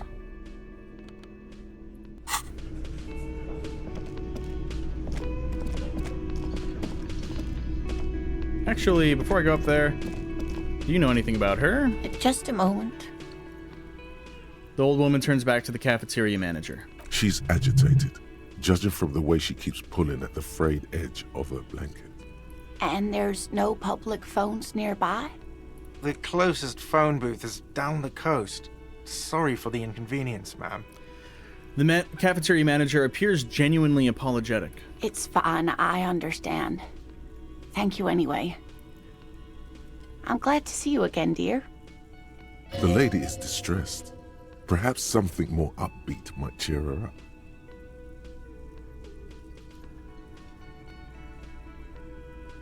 Howdy, Lena. What's kicking? Please don't trouble yourself about me, sweetie.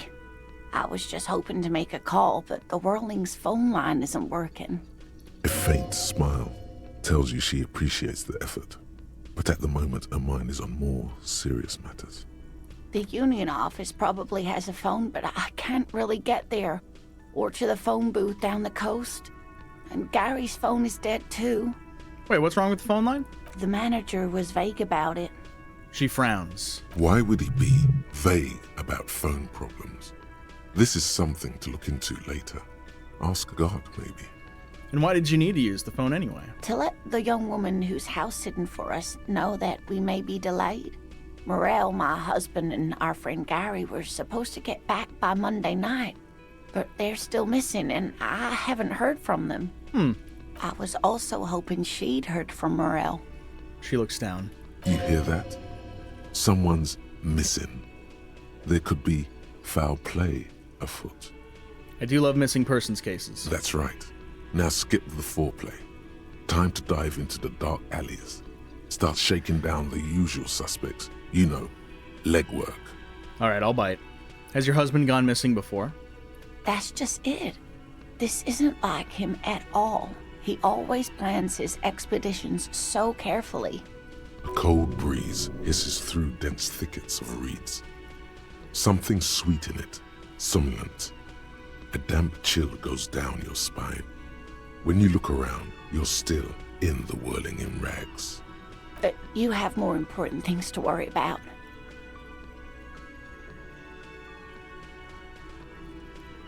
What is this expedition your husband was on? Just some field work, sweetie. Morel is a highly trained scientist. He and his assistant Gary are studying an extremely rare species of insect. Huh. But they should have returned by now. They were just going down the coast across the waterlock to set a few traps. He said they'd be back on Monday. What could be keeping them? The waterlock. That was broken. Could this be it? The waterlock to the other side of the coast is broken. They're probably just stuck over there. Oh my. What happened to the waterlock? I really don't know. Well, whatever the cause, I'm thankful. You've spared me another sleepless night.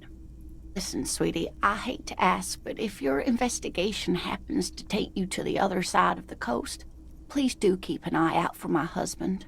Yeah. This will surely lead to a cryptozoological mystery with that extremely rare insect. That doesn't sound right, but I'll believe you. And if you see him, let him know Lena is waiting for him here at the Whirling. He gets so tangled up in his work that he may not know the waterlock's been repaired. And it's cold out there. If I see him, I'll let him know you're here, when or if I get there. Oh, you're such a dear. Thank you, sweetie. All right, that's all for now. Your phone's broken, eh? Can I help you? Oh. Another thing. Great. I love those. So the phone line's dead? Yes, and the phone company is taking its sweet time sending someone to fix it. Losers. He shakes his head and adds, losers. That's pretty strange. It's not strange, it's inconvenient. Is it true there was foul play? Who told you that? Lena. Fine, yeah. It looked like someone had messed with the wiring. It was shortly after the hanging, but I don't know if it's at all related. Plenty of assholes around here who aren't murderers. Fair. If you do find out who cut the line, though, let me know, so I can forward them the repair bill. Cool. Yes? Goodbye. Hey, we got a Wild Burmy in the chat. Wild Burmy.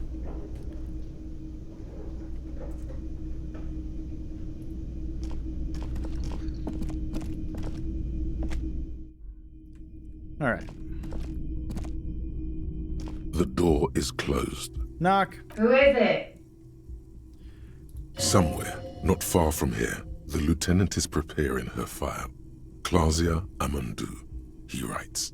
You realize the detective should be here for what comes next. It could prove dangerous to go in alone. All right, so I can't do that without Kim. God damn it. Oi.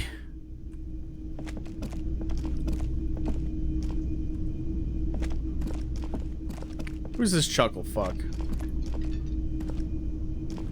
Okay, just some guy. So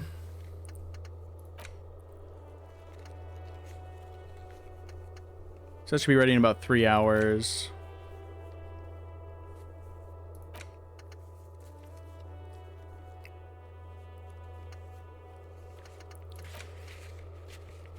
Ask around for his apartment number. Okay, that's something I forgot to do. Is ask around. Okay. Well, we'll ask around then, huh?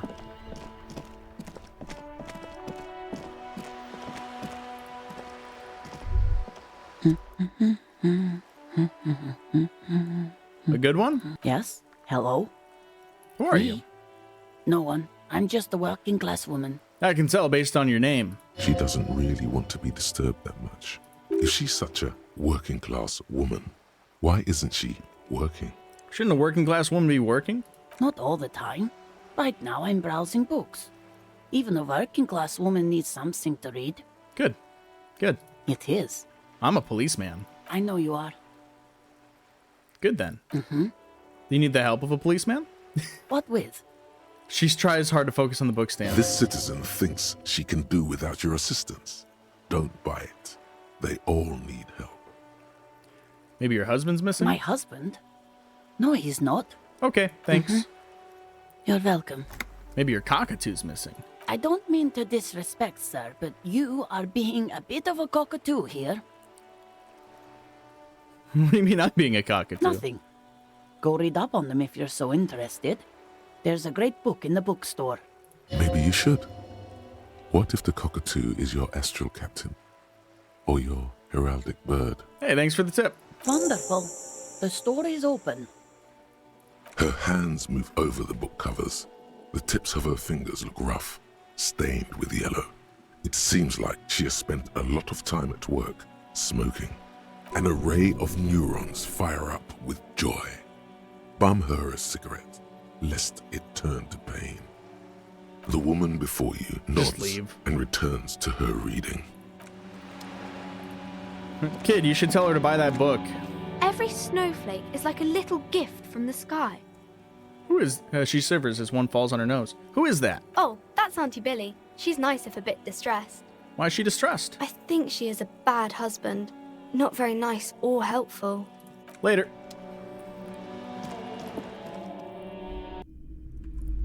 Is there a book on cockatoos?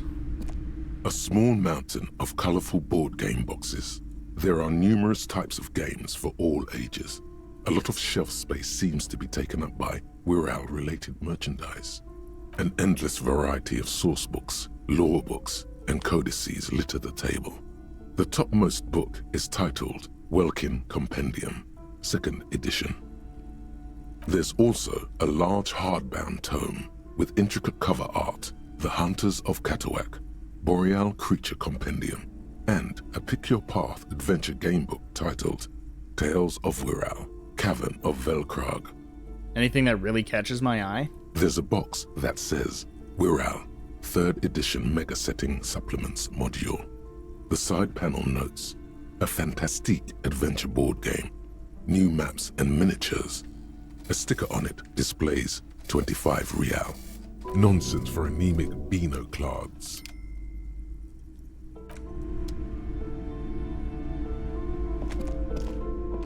The display rack is brimming with worn paperbacks featuring an extremely muscular, sword-wielding barbarian on the cover.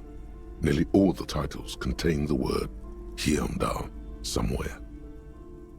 Rows and Let's look rows through of that Heimdall pile. men blur your vision. You make out some titles.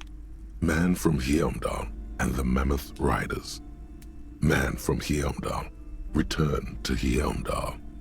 And the solipsistic Man from Heimdall and the Heimdall Man. Good God, how many are there? Maybe 100.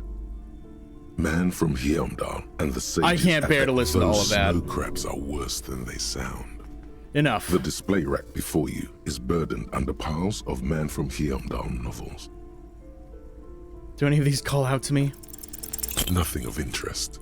Only silence and the cosmic background pain radiation. Whatever. Magnesium-based life form. I've completed a thought. We tell them, hell no. You're about to become a magnesium-based life form. The age of the primitive carbon man is done. No longer must mankind rely on slow-working background radiation thinking. to take us further into little. our genetic destiny. At least he is, I'm this not. This is the era of guided evolution, and magnesium is the key. You are the first I of your promise I'm not species. thinking. It's all The him. next step in human just watching. evolution. An advanced magnesium proto-man who mags it up, drinks it down, and sniffs it sideways. 2 volition, -1 logic. Hell yeah, that made me dumb. Oh, good. Yeah, my thoughts exactly. Old sports magazines tucked away in a dark corner.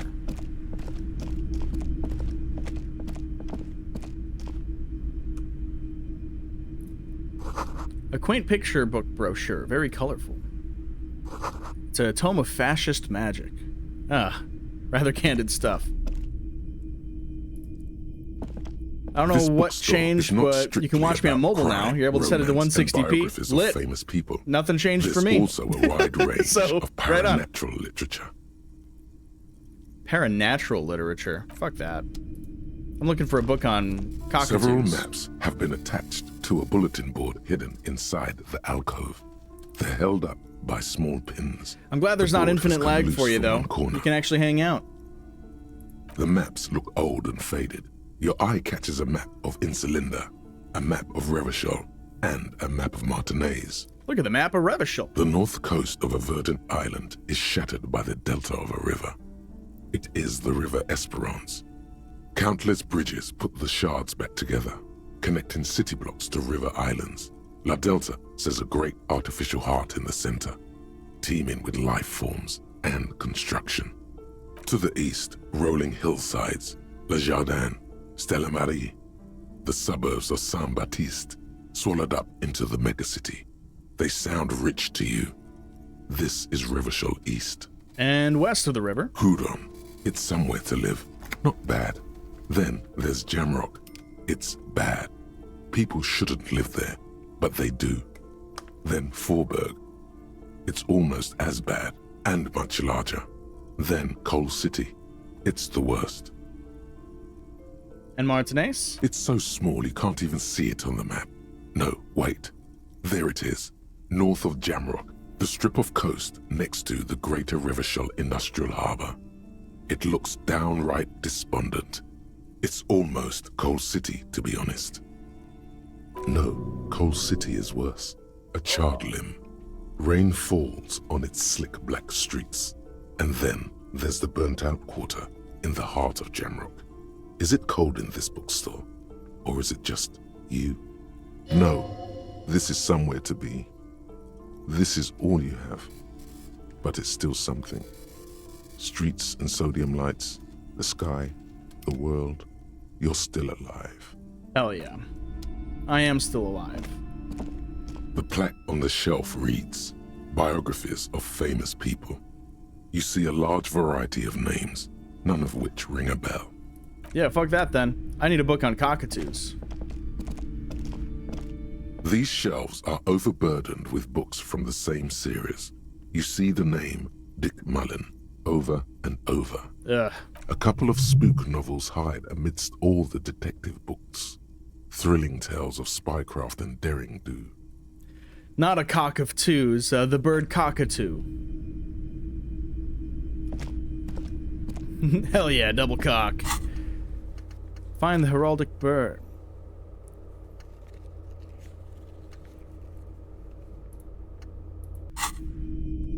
Well, that ain't shit.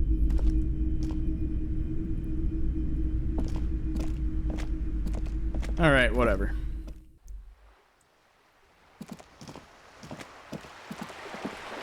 Man, I got a lot of morale. What happened?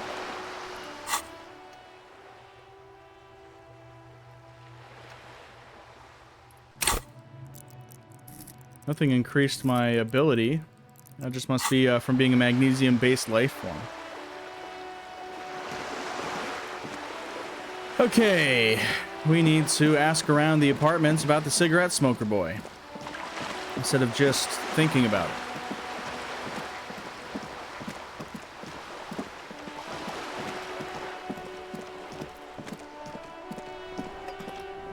If I'll be allowed to, that is. Give me a moment. An elderly woman is leaning on her broom, her knuckles white as bone. She seems to be having difficulty breathing. The cold never does any good for my bronchitis. She sneezes into a dirty handkerchief. This won't take long. I only have a few questions. Go ahead, then. What do you want to know, policeman? Looking for Martin Martinez? Oh, you'll find plenty of Martins here. Don't you worry. What do you mean? I wasn't joking, or... No, you don't understand. I'm looking for a real person named Martin Martinez. He told me he's Martin Martinez. Number 2. Pea-brain. Someone played a trick on you. Martin Martinez. is a name for anyone who comes from Martinade, like Jim Jamrock or Raoul Ravachol. Right on. Oops. You really didn't get the joke there. How about a young male in his mid-20s, dark hair, skinny build, a smoker on the balcony? Yes, I know who you mean. The scrawny boy who's always smoking like the devil, right?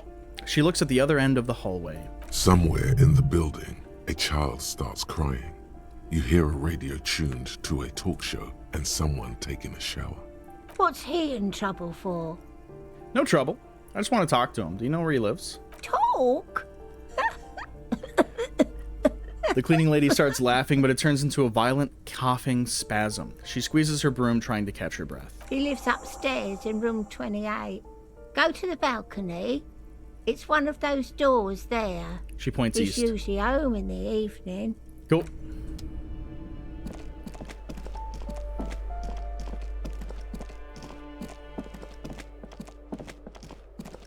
Balcony.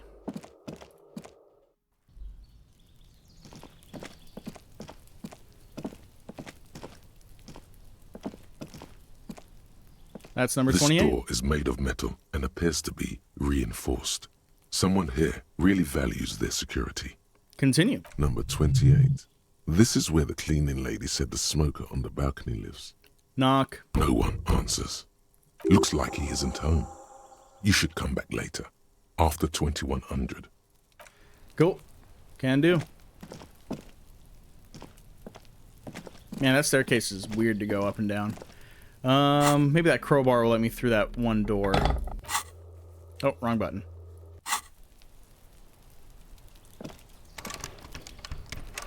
It won't. How about these chain cutters? It still won't. Okay.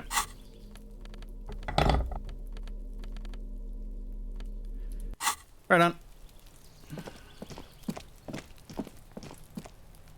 Need to come back later in the day for that.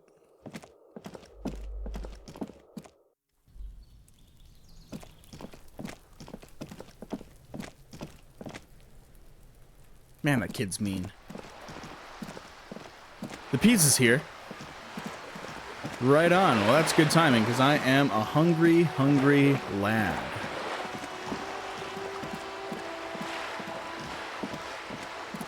Between not knowing... Oh, hey, we got a thought. Working class drunk. You know what this means, right? Case solved. Cracked it. All in a good day's work. Wait, what did I crack? What do you mean, what did I crack? Look at how working class that drunk is. It's some third option. No. Stop goofing around, recruit. It's the future leading of a proletarian uprising. No, it's not. It's her husband? Yes. And you found him. Now go and tell the working class woman.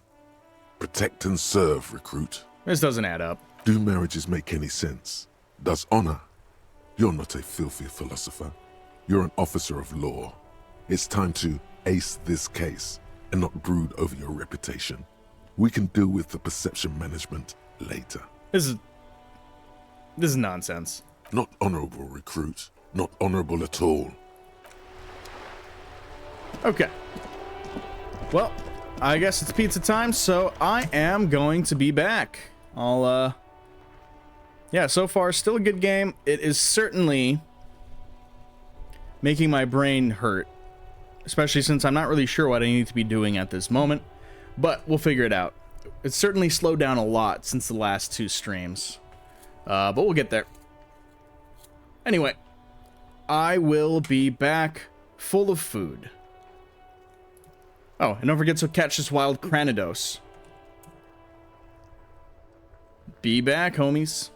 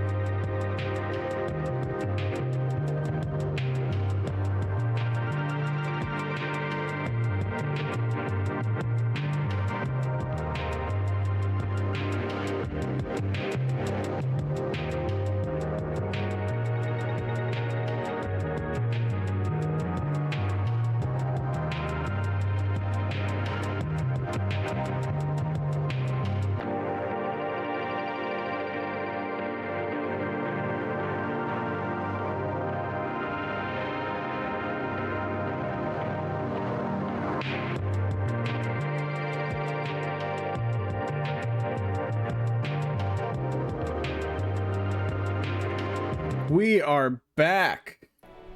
What's crack-a-lackin'? Thanks for hanging out and waiting on me to eat some dinner. Your boy gets hungry sometimes. Alright, well, let's go ahead, dive back in. See if I can figure out what the hell I'm doing here. Might be time for me to investigate some of these things in my inventory. Which,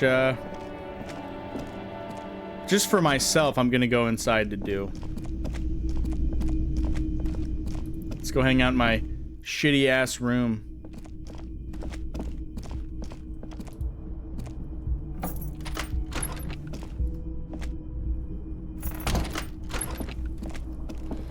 Okay. Interactables. An intricate web of blue lines stretches across the torso of the hanged man, from the right shoulder to the solar plexus. Each time the lines intersect, a small white star is formed in their crossing. Hundreds of fading asterisks riddle his skin. Their concentration is highest around his heart. Okay. The pattern still kind of has an ethnic feel to it, but nothing familiar. What's the meaning of this tattoo? For you to discover. You've gotten as far as you will without assistance. Yeah? Someone close to the victim might know. Gone. Who are you? Gone. Nothing, so I need to figure out someone close to the victim.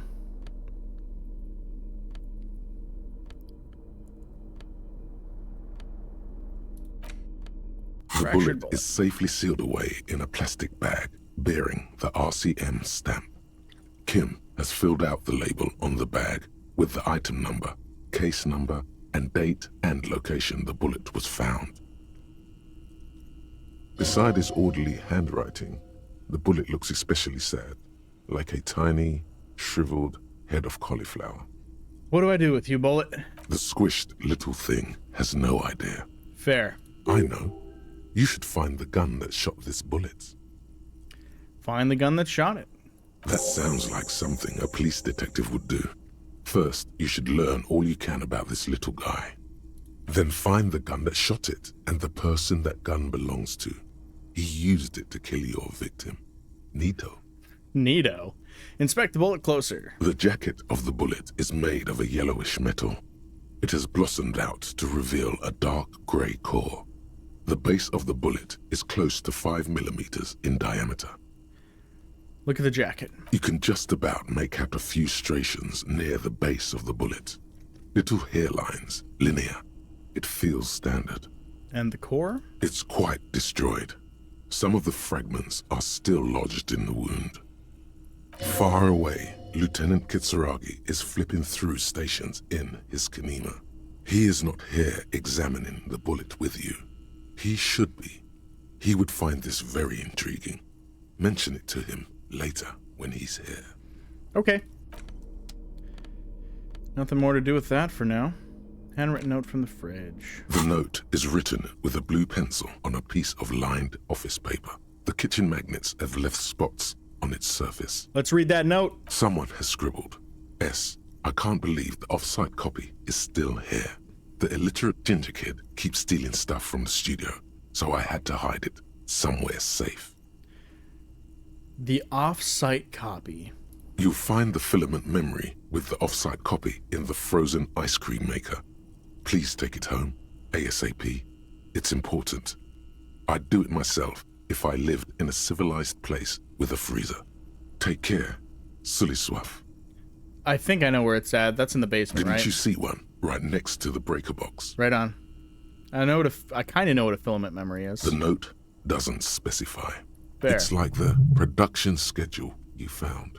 Only this one's an off-site copy. Who wrote the note? According to the note, someone named Sulislav. The illiterate ginger kid? That's probably Kuno. The note does not specify. Are you serious? You sure you don't want to hazard a guess here, detective? Ding, ding, ding. We have a winner. Yeah, I got experience for doing it, so that's good. 16 days in coldest April. In your hands, you hold 16 days of coldest April. I just said that. By Yekatina Dahl. I knew that. The cover image shows a row of concrete wild apartments Nidoran. above which span a black and white rainbow. Indeed, Feels heavy. The book is unusually heavy in your hands, as though the cover were lined with lead. It would do that in Grad.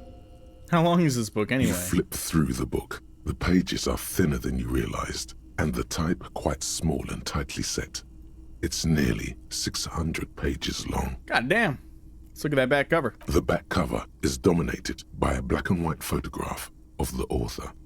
What's she look like? She can't be much older than her mid-30s in this photograph. And yet, from this cover, the eyes of a sad old woman stare back at you. Well, in cold, detached prose, the author describes a scene from one of the Yugograd riots in the 20s. Youths overturned motor carriages and set trash cans ablaze, while heavily armored guardsmen dash in and disperse them in a flurry of baton blows. As ethnic tensions run wild, a pair of young lovers meet each other on the street. Somehow, in the middle of all the chaos, they manage to lock arms and look into each other's eyes. It would physically hurt you to keep reading. Are you sure? No, I won't subject myself to Gradian realism. You've made the right life choices today, sir. Put it away.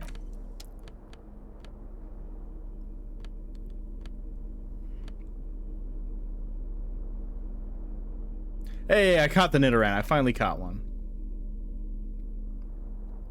It's the ledger you found in the trash. A cabbage of papers hanging from the board, with the permeables drawer inside. It's barely held together by a clip, then made complete by the faint smell of urinal cleaner. Inspect the clip. An aluminium block runs the width of the board, biting down on the paperwork. Its crocodile teeth are the only thing keeping the papers together. A regular pencil, the tip worn down to nothing, has been attached to the clip. The surface is interrupted by a silvery sticker. It's rectangular, sparkling with iridescence. You don't know how you didn't notice it before. Looks like an official mark, made to be low visibility outside the right circumstances. What is this? To be honest, you have little to no idea. You're dumb and alone. All right. Somewhere, not here, the helpful Lieutenant Kitsuragi is making notes in his blue notebook. He tilts it ever so slightly. A glowing rectangle catches the light. He could advise you with this. The next moment, a bunch of sodden papers sag from the clipboard in your hand. It's a sorry sight. All right, that's nothing. All that shit's nothing.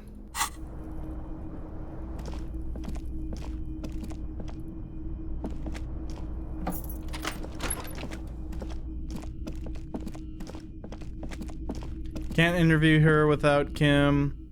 Probably can't talk to the smoker without Kim.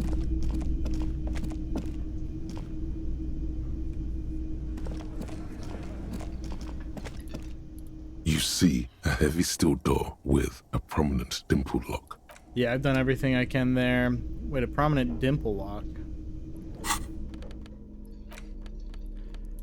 Let's see if we can break through with either of these things. You see... Nope. Okay, doesn't matter.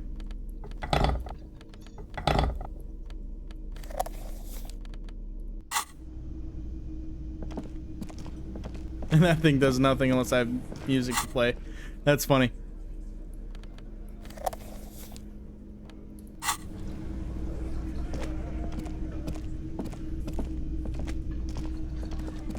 Alright, well, whatever.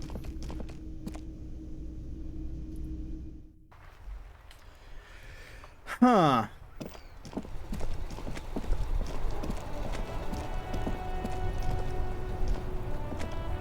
Now it's turning into a kind of a snow limbo, man. What's on your mind? How was pizza? It was pretty good. Usually get toppers. Yeah, so got some toppers, just a regular pizza, supreme, some cheese sticks, classic, you know, nothing crazy. Seemed like a man who knows about drugs. Was a buffalo mac and cheese? No, sir. Standard supreme. Oh, womp. Yeah, he just typed a little slower than I talked. Ah, man. Me and narcotics go way back. Had some good times surfing the psychic waves of my own consciousness, you know? Hell yeah. But those days are behind me. There are other addictions in my life now. Why the inquiry, my man? Let me be straight with you. I'm trying to figure out who's smuggling drugs at a Terminal B. Not me, man. No way. You're on I your don't phone. need any trouble. Lol. Shit's bad enough anyway. This jam's got folks up in arms, and I'm afraid it's Fat headed toward a thumbs. conflagration. Wait, why are you still hanging around? Gotta guard the stuff. Bosses don't look kindly on missing cargo, and it gives me time to work on my rhymes. Who do you think could be doing it? Look, man, I try to stay away from the criminal underbelly of Revachol. I'm a guest here. You really need to find another man to probe with those questions. Right on. That means I got a +2 for a 13, so I can get an 11 or a 12. Later. Do you have anything that helps with conceptualization? We got you. I don't think we got anything else, though. Oh, we got 2 things. So instead of needing an 11, I could get it to needing a 9. Yeah, why not?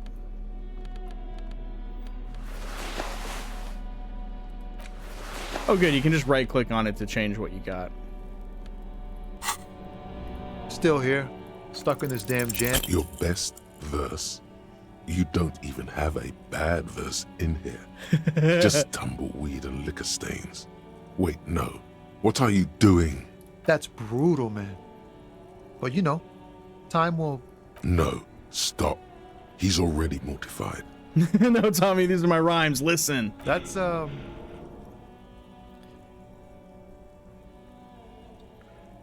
yeah, I get that, and it's cool, but... I will never be the same again. She's always there. Fuck the case, fuck everything, Yeah. total doom. Yeah, I get it.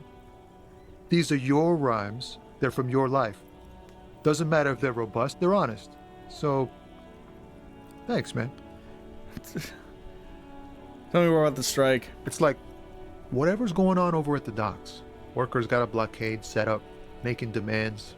No way in or out. What's the union demanding? Some pretty wild stuff, I hear. Like a giant new power crane in half the company? I forget what exactly. Good on them, I guess. I've heard talk there's a company rep in town, too. Like a strike negotiator type. They'd know what's up. Precise demands and so on. What do you think the company wants? They want to keep that money flowing in, my man. Ka-ching. Anything else? Yeah, this ain't really my area of expertise. I just do my job and get paid. I have things to do and places to be. All of us do. All of who? Us lorry drivers. Camionneurs. You still hang around here waiting for this mess to end. Most have scurried off somewhere to get drunk or high. Or laid. Not that I blame them, really. Not you, though? Not my thing. Chasing transient pleasures is a drag these days. I prefer the examined life now. Thinking, reflecting, observing. He glances down the road, towards the horizon, a glint of something in his eyes. What's better than chasing transient pleasures? The more transient, the better. When one's ended, you can get onto the next one. He tries his best to look nonchalant, but there's a rigidity in him, as if trying to conceal something warm and deep beneath a cool exterior. I don't think I have anything that ups empathy. Let's just see. 42%. In his eyes, Hey! an unfamiliar longing. Flecks of brown and gold. Familiar. How? It's hard to say.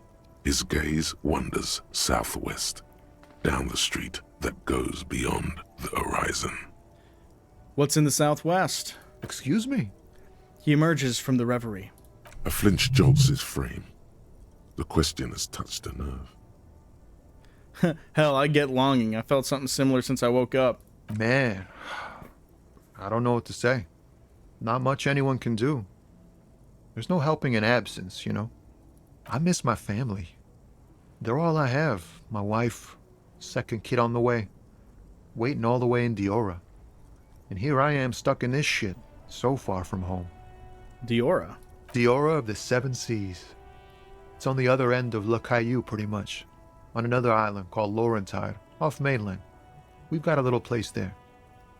Can almost hear my kid laugh when it snows. What's it like to miss someone? What's it like? Good. And bad. An ache that brings you joy. I think of them a lot. I dream up these silly scenarios in great detail of living with them. It comforts me. Right on, dude. What about you, Cop Man? You missing someone? Is that what it is? This feeling? No, it's scarier than that. You're pursued by a hunter, smelling of apricots and sorrow, and the past.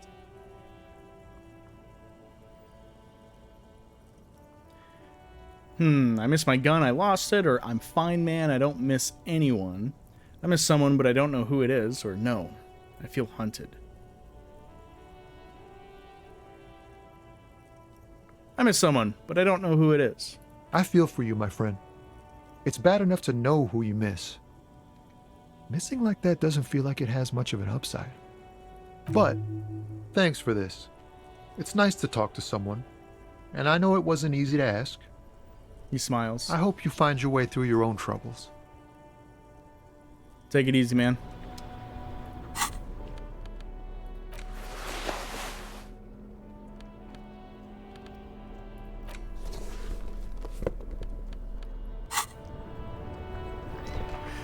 Okay. Well, that didn't really give me anything. I guess close to a level up. I should probably level up electrochemistry next, just so I can redo a bunch of rolls.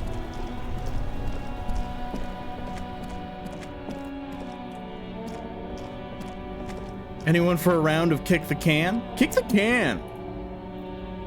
You see a Cimarron street vendor We gotta surrounded by get a group motley together for that assemblage old of Cartoon Network game. When he realizes you're looking at him, his face breaks into a wide, welcoming grin.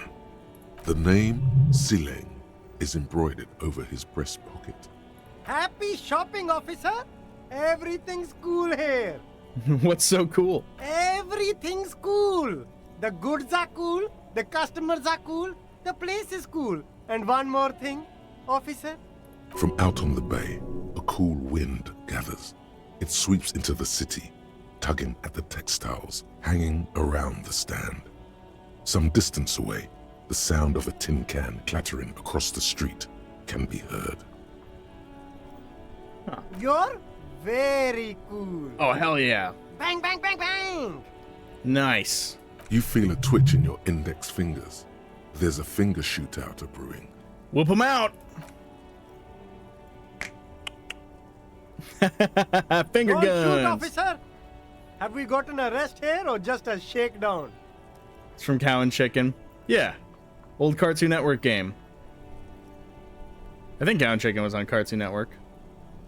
But it was also a Flash game on their website when we were younger, where you could play Kick the Can. Even better, it's like a shakedown, but somehow legal. This is civil asset forfeiture. I'm not gonna steal his shit. A shakedown. Good one, officer. You're a funny guy. Now, what can I do for you? He nods towards his shabby wares. It was? Fuck, you never knew? Yeah, dude, I played that shit all the time when I was a kid. You couldn't do it at school, but you could definitely do it at home. Well, when I lived with my dad and we had a computer, I could do it. But yeah, obviously that website was blocked at school. Just kidding. I'm really here to shake you down for some answers to some answers to official police questions. Then fire away, officer.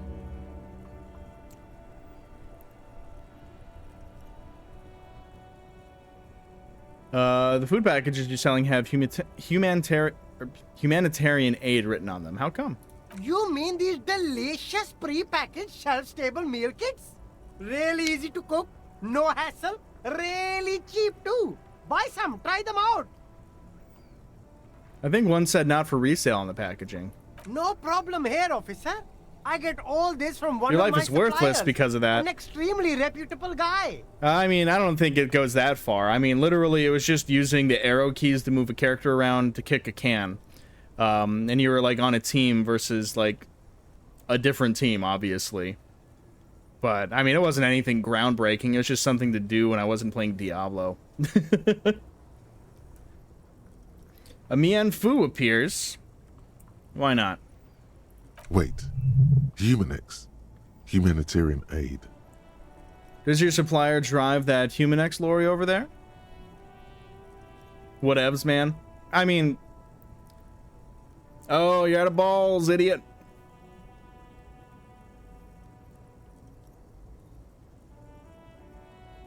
What? The street vendor looks over his left shoulder and stares at the lorry, as though he's never seen a lorry in his entire life. Look, officer, I'm just the retailer. You'd have to talk to my supplier if you got questions about the supply chain. That's how the game works. You mean these delicious pre-packaged? No problem here. Wait. Oh, he's And a who good is that? guy. I think you'd get along. I'll let you know the next time he's around. And what kind of stuff are you selling here? Only the coolest goods in Revachol. I've got sneakers, speakers, extremely comfy pants too. Try them on right here. No shame, only freedom. Is there a discount for cool officers like me? Or where'd you get those comfy pants? I'm an entrepreneur, officer. I've got sources, buyers, suppliers, distributors, manufacturers, wholesalers, all extremely cool and above board. Do you have a permit to sell all that? Good joke, officer. Here we don't have I permits, didn't catch it. just economic freedom. I'd say neither did you, but you fucking didn't even have a ball. He takes a deep breath. You glance around the decrepit buildings, the miserable weather, the Sound like sidewalks strewn sausage. with sunflower seeds and a dust-choked air. It's beautiful. Beautiful freedom. Sweet, no permits means less work for me. Let's move on. That's right. Revachol is the best place for an independent self-employer like myself. That's why it's so cool with all the models coming here and cool celebrities. He smiles, his bright, toothpasted smile. Is there a discount for cool officers like me? No need for discounts at ceilings, officer. Everything's already on sale. Anything you want, 50% off. That's all then. Anything for you. He smiles again. Where are you from? Me? It's a boring story, officer. Who cares about the past? I'm all business now. All Revachol. Sounds good. Very cool. I like your style, officer. Alright, so that got me nothing. Until I level up electrochemistry, I can't do much with the pawn shop guy. Maybe this guy saw the one missing lad. G'day to you, officer. Nope. A rusting control panel with you. This panel usually closes. Let's pull it. You pull the lever all the way up until the metal clicks against the contact pins. You hear a soft clunk. Then, nothing happens. Alright. A spring brings the lever back to its original position. You still need to close the water lock to get across the canal. Some other way. Wasn't there a sign over there saying functionality will be restored on Wednesday morning? There was. I already knew that, but, you know, it's worth trying. I'm fucking very much out of leads at this point of what to do. Yeah, there's nothing over here to interact with.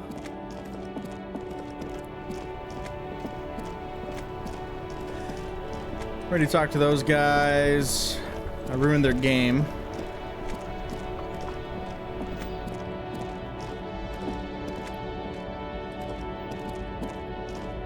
There's nothing to do up here. Oh, that's a way to get around. Neat. An old monument. I already didn't know how to do that. I already talked to that lady.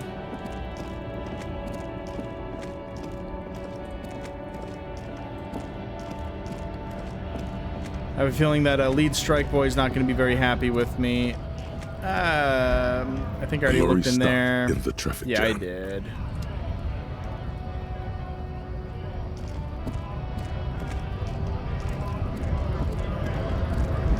That guy's probably not going to be too happy to talk to me. Maybe Measurehead, maybe Manana, I don't know.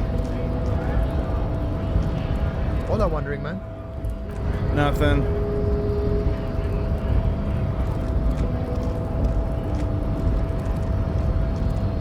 Wish you could trick your brain into finding weightlifting fun. It helps having a friend to go with. That's for sure. You want to get lean? Aren't you already lean?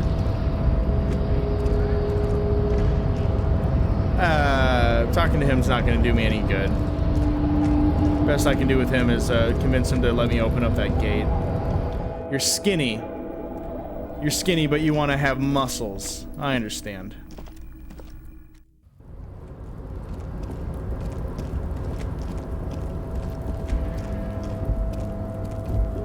Can't get over there because reasons. Pretty sure there's a difference to that. Yeah, you're right.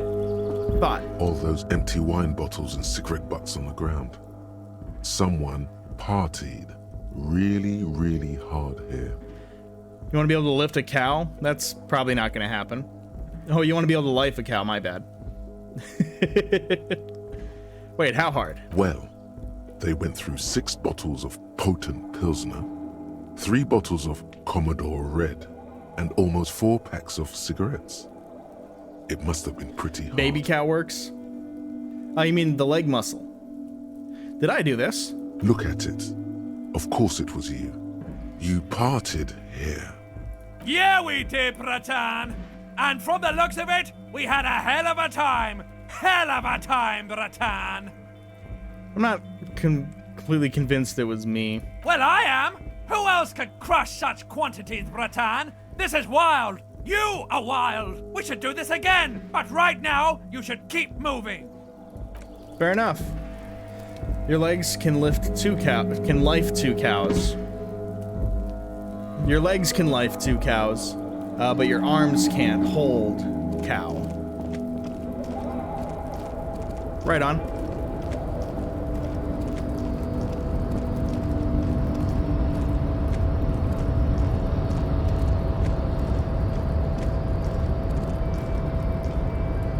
I already know I can't open this.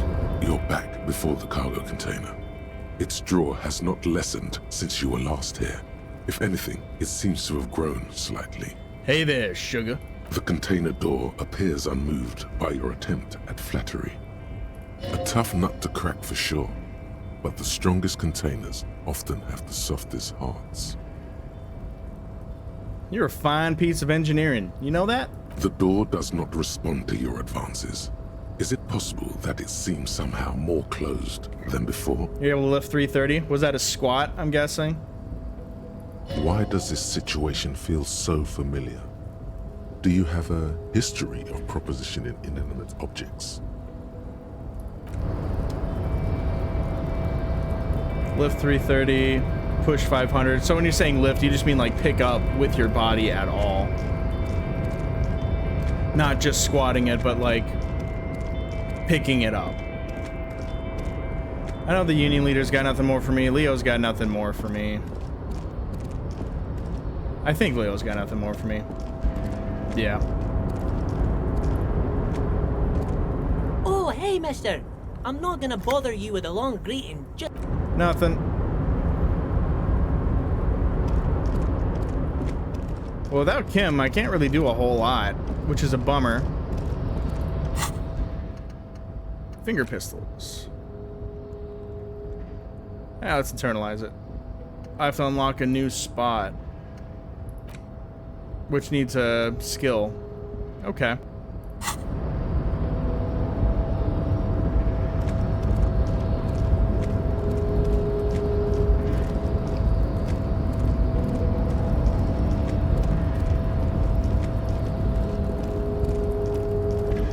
Wrong way.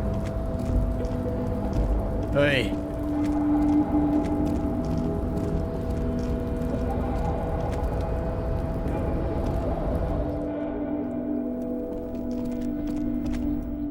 I haven't been very good about going to the gym myself. I think I've only been once this week.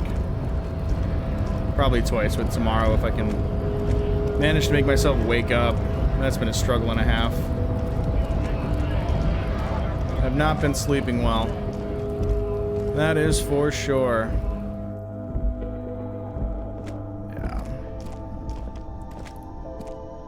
Yeah. Is this about the questions again? Okay, nothing there. What's that? A small cabinet on the wall is filled with various medicine bottles, nasal sprays, and blister packs. They all bear the San I don't even know what Baptiste Sag means. Pharmaceutics logo. Need homie hang out again, don't we all? Just ask me if you need anything from St. Baptiste. We don't stock prescription meds, but we do have Nosafed, Duramine, Magnesium, and Hypnogamma.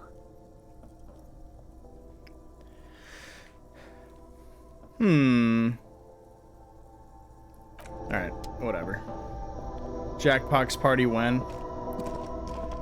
Who's to say? I don't know, I feel like I kind of burned myself out on Jackbox games.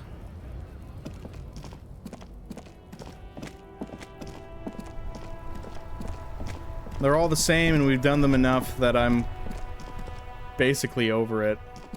Oh yeah, I got that filament to go do.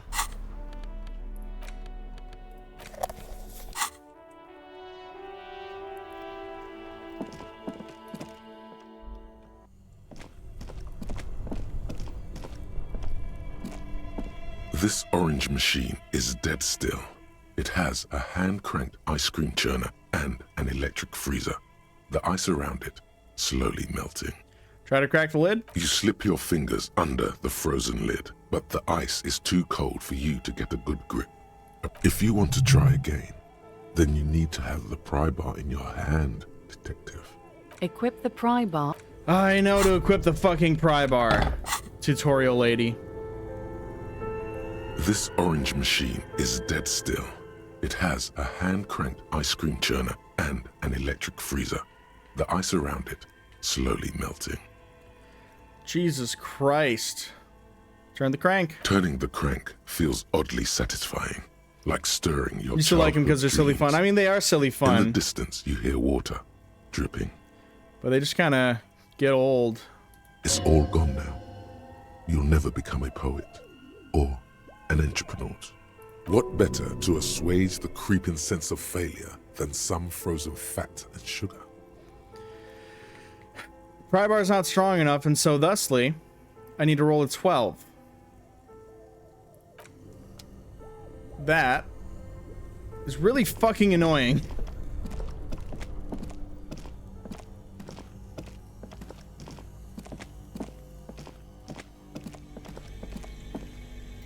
The bear's eyes are still glowing red. Examine one of the ice cream Watching over, wrappers. A friendly cartoon bear smiles back at you from a glossy cellophane wrapper. It looks nothing like the fridge or the decomposing body in it. I mean, the decomposing body's not in there anymore. The paper still smells of vanilla and chocolate. Even under this stench, you can feel it. Nothing. Okay.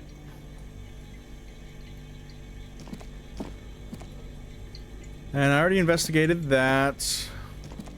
Found that antique rifle I sold for, what, like 17 bucks?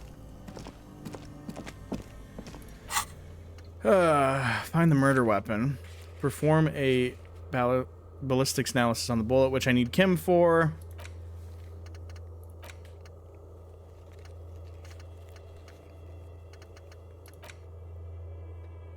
Ask around about the tattoos meaning. Oh, I bet I could actually ask Measurehead, but I probably fucking need Kim for that too. I can't fucking do shit.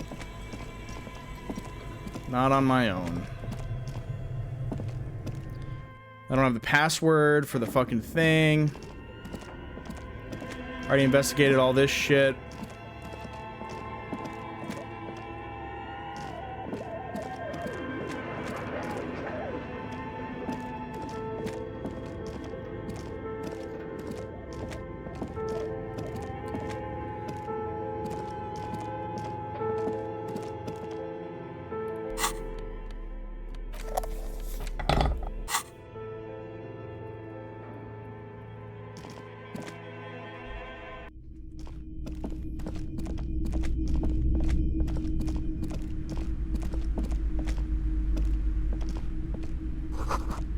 The book collects the national recipes of Arda. They're all about lake trout. Hello again, esteemed officer, and welcome to Crime, Romance, and Biographies of Famous People. I'm looking for a book about cockatoos. A book about cockatoos? There should be one upstairs, right next to the shelf of biographies. Cool.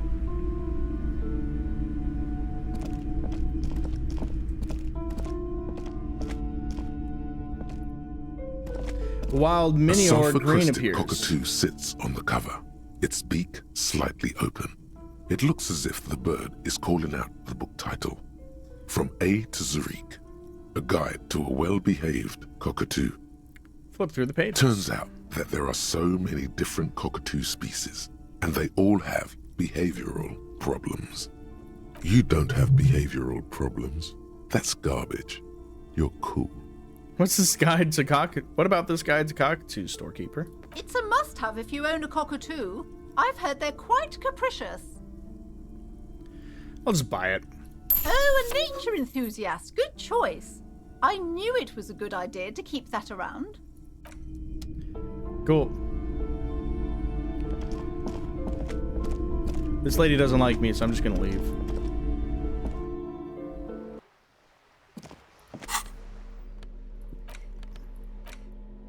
A cockatoo is a parrot with an erectile crest, found on the Seminine Islands and in southern Fas a la Mer. Known for their intelligence and general precociousness, cockatoos are popular birds in aviculture. However, they often exhibit various behavioral issues. Okay, what more? This book talks about the delicate nature of toos, as well as introducing some of the most popular species among the bird enthusiasts. The funeral cockatoo, the major majestic cockatoo, Hey, I got it. and the most We out common here. bang bang cockatoo. It's colorfully illustrated. What problems do these birds have? Where to even begin? All cockatoos are known for their needy natures, requiring attention for at least 2 full hours a day. They love to talk and have been described as lovable clowns who just don't know how to wrap up. I can handle that. Be nice to have someone to talk to when I'm feeling lonely, or who would ever want a chatty companion? I just want someone who knows how to listen. Number 1. Pet owners also report moodiness, loudness, and hostility as recurring issues. If left unsatisfied, cockatoos may scream non-stop, pluck their feathers, or become aggressive. All right, that's pretty bad. Anything else? It is not recommended to get a cockatoo if you're not able to cook them food every day and give them the full care that they need. These birds will never understand that you have a life of your own. Yes, but there has to be something great about them as well. You're right. Cockatoos are magnificent creatures.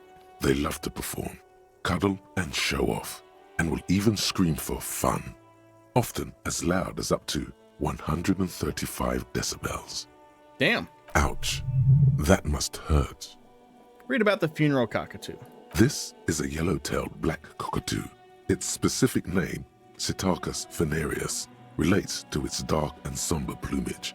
This bird looks as if dressed for a funeral, 24/7. There is something indisputably ominous about it. Cool. Major majestic. Perhaps the most impressive of all the species, the endangered major majestic cockatoo, is often described as the most flamboyant bird in the jungle. Its pink-colored wings and flowing crest embellishing its proud and bumptious nature. In the words of poet-explorer Sir James Fournier, few birds more enliven the monotonous hues of the verdant forest than this big, bold, and beautiful species. It must be glorious to behold, dark pink and snow white. Right on. How about the bang bang? Despite its banging name, the bang bang cockatoo is actually the shyest of the species, common in almost all Seminoles forests, as well as zoos and homes all over the world. Its plumage is mainly gray and white. The Seminoles name, bang bang, is thought to be of onomatopoeic origins. Honestly, this bird does sound a bit like me. Yes, but all those cockatoo species are so different. Which one are you? Huh. Major majestic, here I come? Or only the funeral cockatoo in its darkness can truly grasp the depths of my doom-laden soul. The gray and common bang bang, that's me. But what if I'm just a fuck-up-a-two? A fuck-up and a cockatoo? Major majestic, here we come. You're right. Your Majesty embodied. This big, beautiful bird belongs on your heraldry. Hell yeah.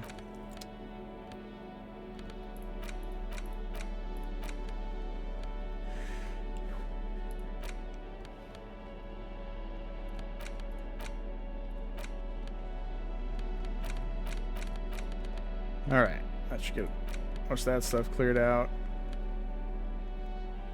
And I probably can only really interact with that when Kim's around as fucking well.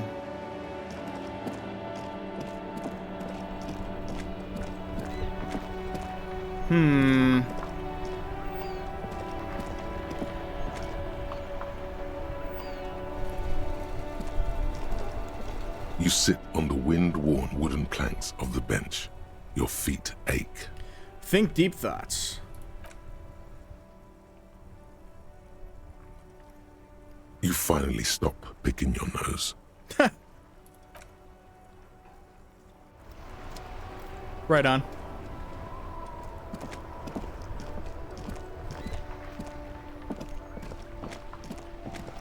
Pass an hour by, why not? I ain't fucking got shit going on. I think I already exhausted with you.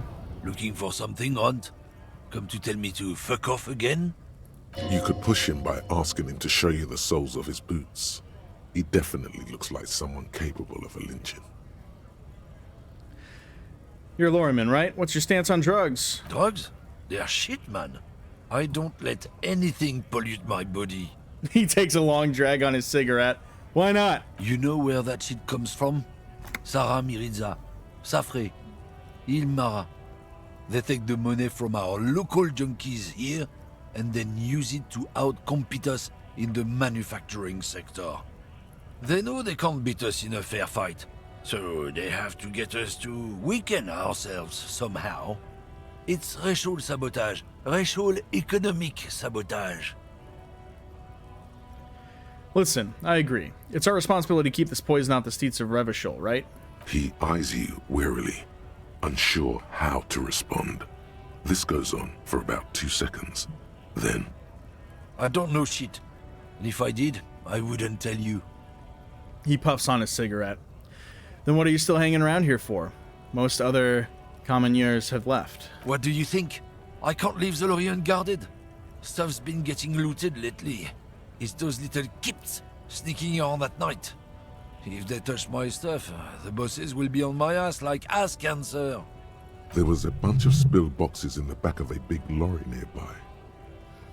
I did see one lorry with the trailer doors open on my way here. Do you know what happened? Yeah, I knew that guy. He was an honest driver who loved this country. We were having a good debate about genetics at the Wheeling in Rags when some kip boys smashed his lock and took damn near everything. Lost his fucking job over it. Fuck. Since he left, I haven't had anyone to talk to. Bad for him. It's a fucking travesty is what it is. If it's not you, then who's running drugs through here? Isn't it obvious? Fucking Sealang, that beady-eyed South Samaran. His little side business is a scam. I wouldn't be surprised if he was peddling drugs as well. The one reselling humanitarian aid packages, right? That's the one. His tribe are natural liars. It's in their Fucking blood. racist bastard. The lorryman takes a slow, satisfied drag and blows the smoke ring. Is your man alright? 100%. He's a lorryman selling his employer stuff. Broke the seals on his Humanox lorry. No doubt he's selling drugs too. Guess I need to pay him a visit then. Guess so. He grins, contented with himself. We're done for now.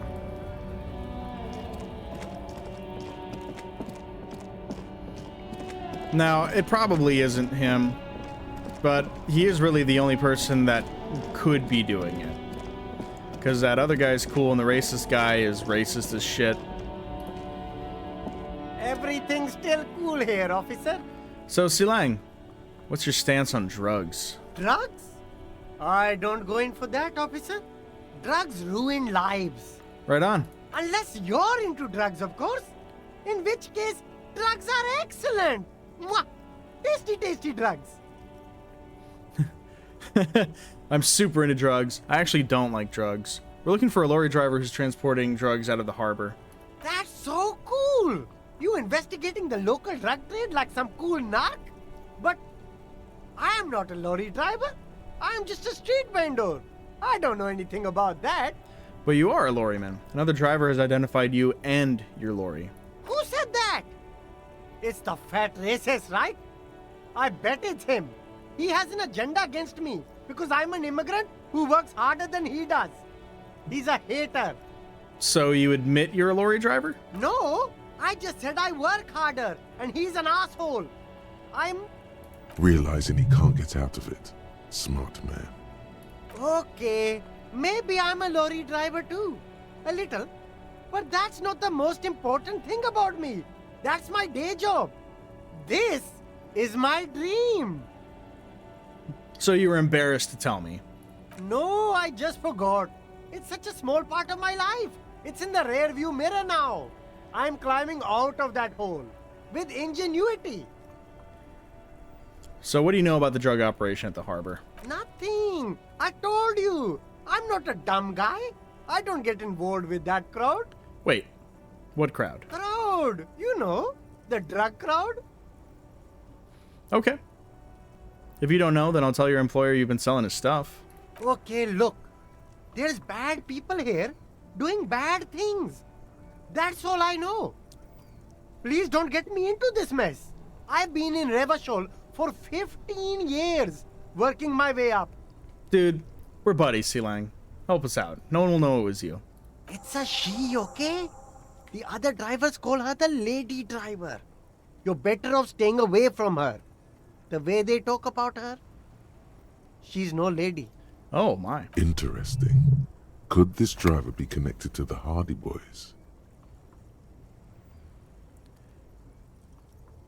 Is the lady driver the old woman back there? I don't know. Maybe. If she is, I haven't gone near her. I don't get involved. I told you. It could be. She was strange. Who are these other drivers who talk? All of them. I don't know. I told you all I know. Are we cool now? I really want us to be cool now. He's aching to get back to his usual shtick. All this whispering is bad for business. Okay. We're cool now. All right. Very cool. Let's cap this off with a purchase. A pair of funky sunglasses, detective? You deserve it. And I deserve it too. Don't you think? I'll leave you to it. Okay. Well, I got somewhere. So there's a lady driver. I don't think I want to talk to the racist guy again because he sucks, but I might have to. But before that, let's talk to this chap here. Still here. Stuck in this damn jam, my man. What's up? I heard that one of the drivers is a woman, but I don't think she's here. Do you know this lady driver? I don't want to talk about that.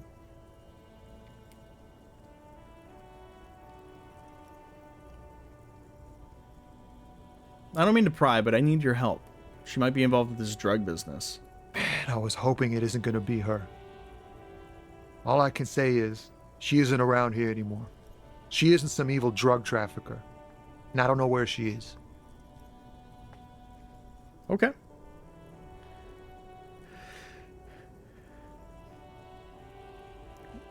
So, yeah, saying she's not some evil drug trafficker. So one doesn't make sense. I asked you conducting the drug trade. You said you didn't know. Now you're saying you do. Who is this person? What's her name? Thank God I don't know. People here call her the lady driver. She kept her name a secret. From me, too. Now I see why. What'd she look like? A youngish woman. Gruff, but in a cool way. And what color hair? Blue and violet. Dyed. It was violet when she got here.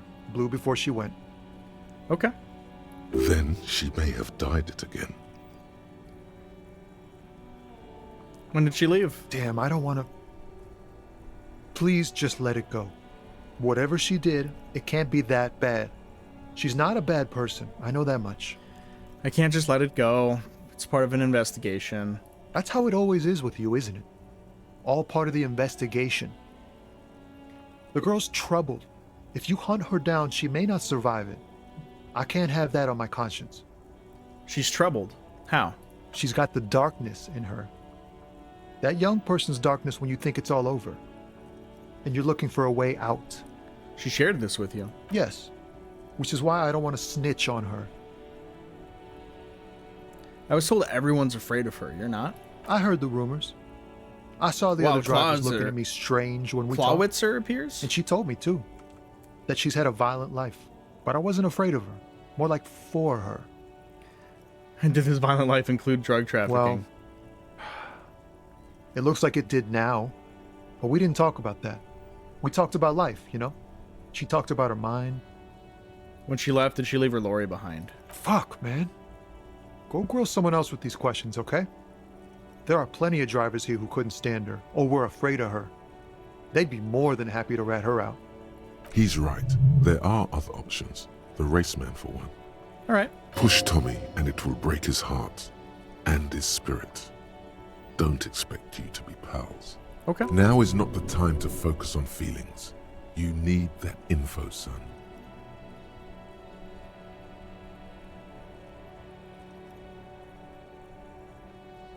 I don't want to push him. I'll find another way. Actually, what the fuck do I care about this guy? Put yourself in my shoes. I need this for another investigation, too. You're not gonna put a bullet in your head if you blow it, are you? Because she's on the edge, man. Imagine it. An explosion of stars. Goodbye world of men, money, and machines. Fine. I'll drop the matter for now. Thank you, friend. Wow, this makes me feel like I should pick up smoking again. Ah, rigged. I didn't catch the Good luck with Clawitzer. my rhymes, too. Take it easy.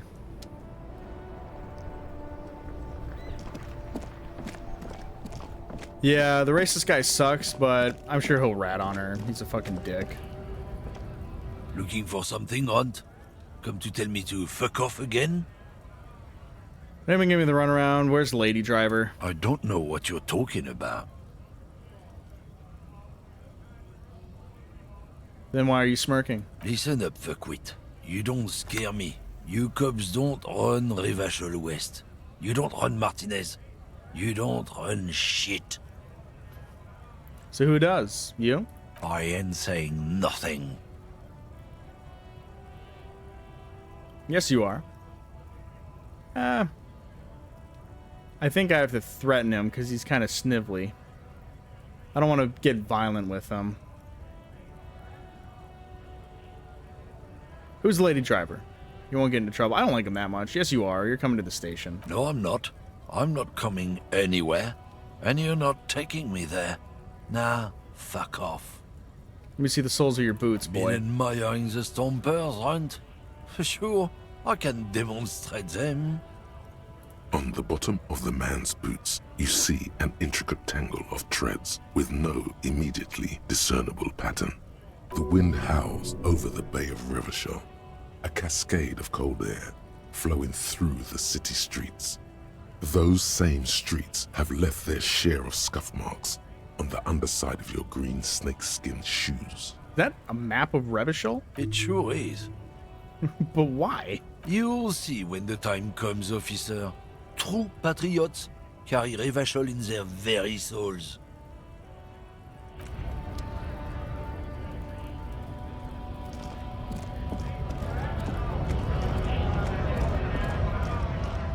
Maybe the weird lady knows something about her. Oh, can I walk across that? I might be able to. The woman is still hunched over the railing. Huh? What is it? What do you want? Alright, are you the lady driver? Did you just call me a lady, Herife? She clearly doesn't think she's a lady. Don't repeat it. I was told of a woman driver. You're the only woman here. I'm not that either, Herife. I've gone too far from it all to remember what was between my legs. Racist guy's a silly Billy. It He's a doesn't fucking work dick. like that I hate him. on the long haul. So you're not the driver terrified of, or you're not the driver everyone is terrified of. I'm only terrifying to small children and to those who used to know me. Then who is the female driver I was told of? How should I know? Do I look like I spend a lot of time with the other communers sniffing around when I have my movies to go to? Wait, why are you scary to the people who used to know you? Because they can no longer recognize the person I once was. You said long haul? That's... The big ones, the trucks. There's no women. I would or laugh men if we. there. It's all just... Oh, it would make you mad if he didn't make you laugh with his outlandish racism. Right on, dude. It is outlandish. It's crazy. It was even worse than the first conversation. In the middle of this town, there's a ghostly motorway. It takes all the people where they want to stay. You feel very cold suddenly, as if standing face to face with a terrifying adversary. Then the feeling dissipates, and all you see is an aging woman. That's all I need. Awesome.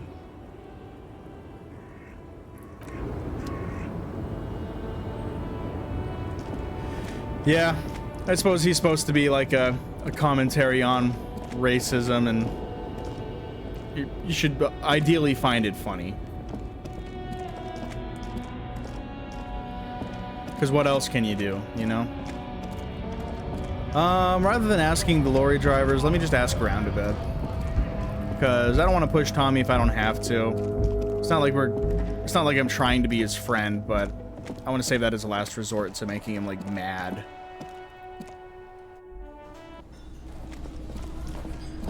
Let's see. Maybe either of these guys have seen her. Oh, hello, dear. There you are again. Nope.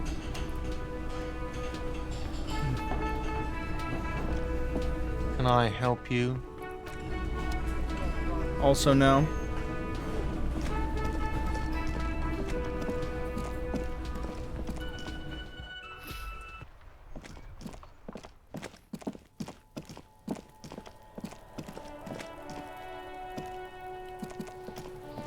Maybe Kuno's seen her. Fuck, does Kuno care? Nah. Kuno doesn't. I don't give a fuck. Okay.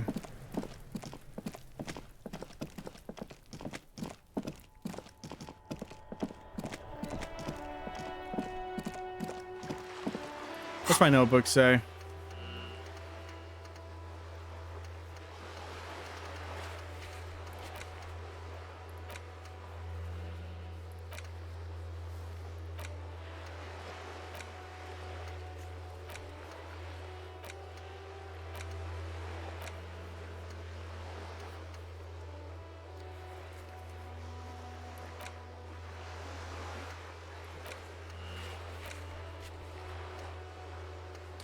Okay.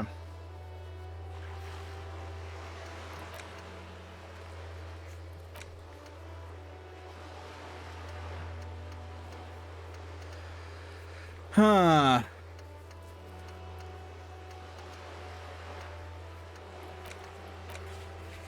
Need Kim. Need Kim.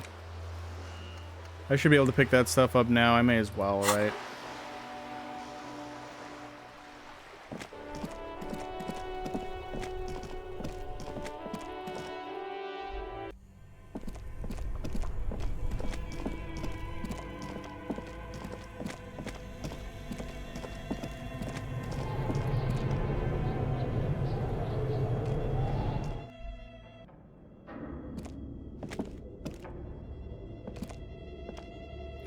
I have to equip it to be able to walk around in here.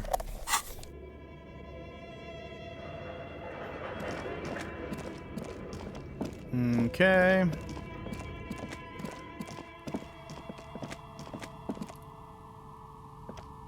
Oh, it's you again. Are you looking for a die? I came back to pick it up. Very good. That will be 7 real for 1 custom die. 1 universal die for Wirral Untethered. It feels icy. Just holding this die in your hand sends a jolt of cold down your spine.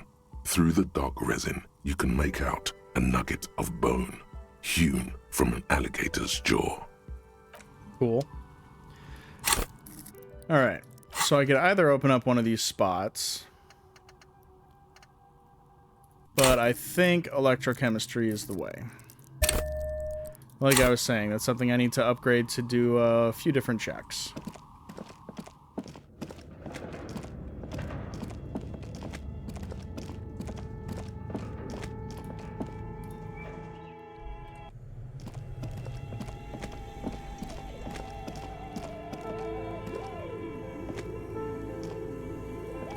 Bro, please just go over there. Thank you.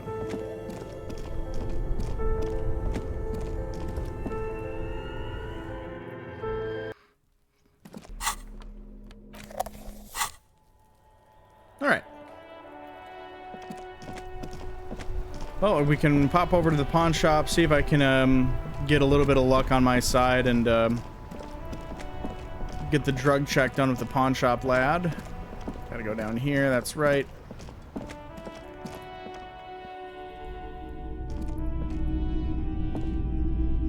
Hello again. How can I help you?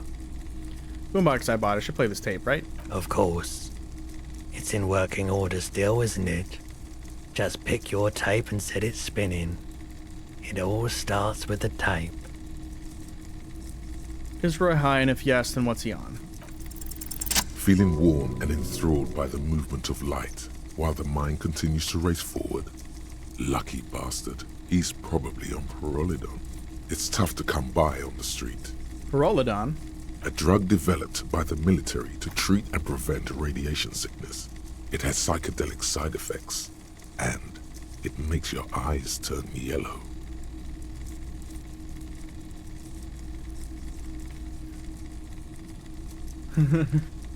So let's see.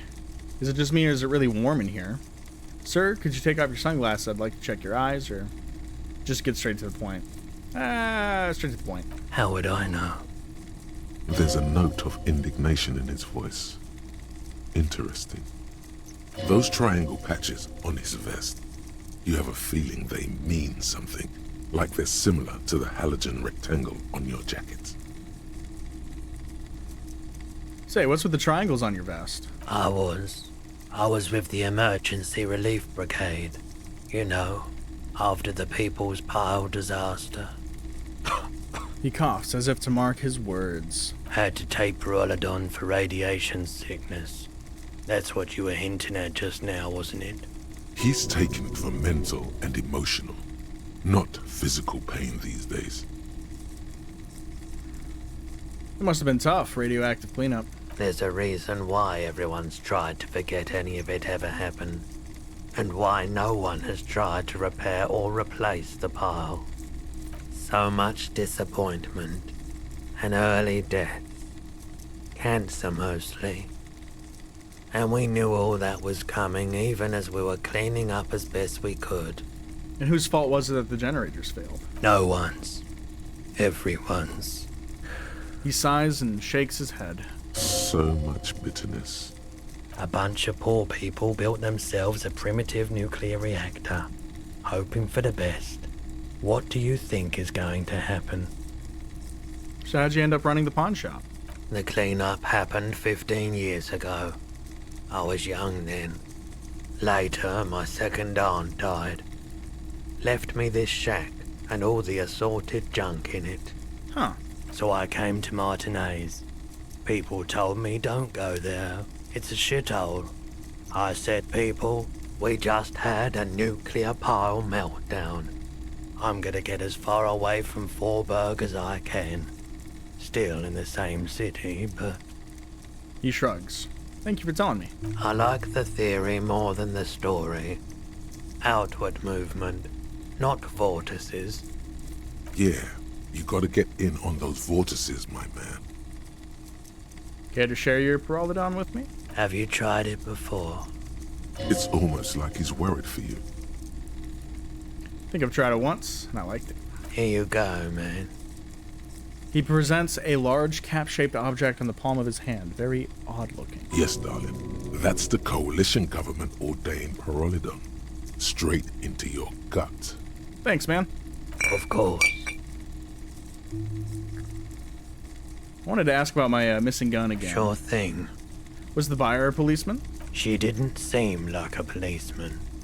Although she kept referring to herself as a pig, which was odd. I found her interest in the gun a bit obsessive, but I was just happy to get rid of it, and of her. Right on. Truth be told, she was terrifying. You gotta help me find her, man. I wish I could help with that, officer, but I don't know where she was from or where she was going. Fair. He's trying to ingratiate himself with you by anticipating your questions. He knows he shouldn't have sold the gun. Any idea where I can find them? My apologies, officer, but Wait, I already asked Needle that. in a haystack. There is nothing you can do about it right now. You'll just have to hope Everett wasn't lying, and the Union can track her down in time. Have people from Everett Claire's Union come here to track that gun? Maybe. Shady-looking guys came in here yesterday, looking like they'd just taken off their Wild Pines overalls. They asked if I have a police Wild weapon Lily to sell. appears. I told them I already sold it. They went their way. It was a trip, but you know, all sorts of people come here, asking for all sorts of things. Fair enough. Sure, man. Later.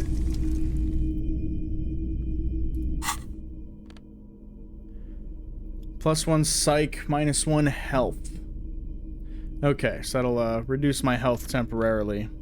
Or I think it just hits me with a point of damage when I use it. But psych, that's this stuff. Okay. So I would have my volition, my empathy, my suggestion, Inland Empire authority. So volition is like keeping your morale up. That's dreams and waking life. Yeah, we already have a lot of that. Understanding others, intimidating. Ah, rigged, I didn't catch the lily.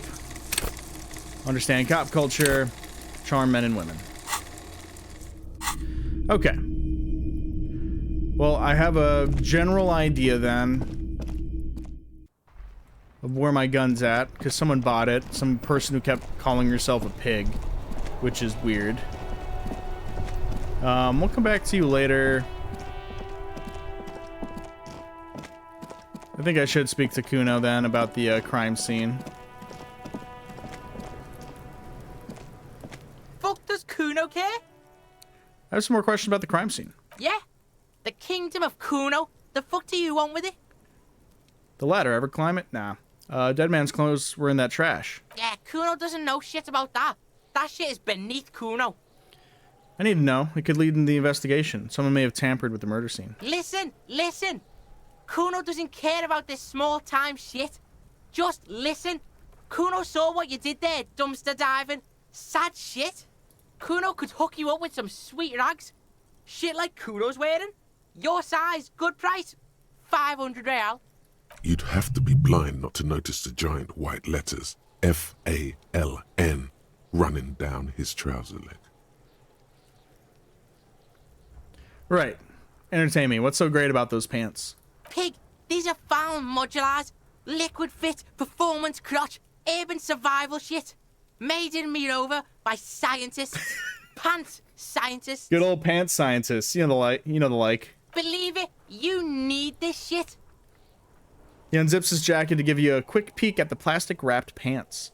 They are graphite black and look brand new. These could drastically improve your chances of survival in the urban wilderness. Coach Physical Instrument endorses these pants. They are tartan ready. Wait, I asked you what happened to his clothes. You must have seen them lying around. Look, Kuno ain't seen shit lying around. Except for that you took away. Now you want performance gear or not, Grandpa? I might be interested in the pants. Let's talk about this later. Alright, Pico. Shit's rolling. Don't do business with the pig, Kuno. He's gonna steal all your money, Kuno. As you can see, Kuno and C don't trust you. Can't do business without trust. There's more to his distrust than being a pig. He feels threatened by something obscure in you. What that is, however, remains a puzzle for now. The ladder, ever climb it? Look at that fucking shit. You're trying to get Kuno killed. So you'd say that ladder's unclimbable. Fuck does Kuno know? Kuno's not a fucking acrobat.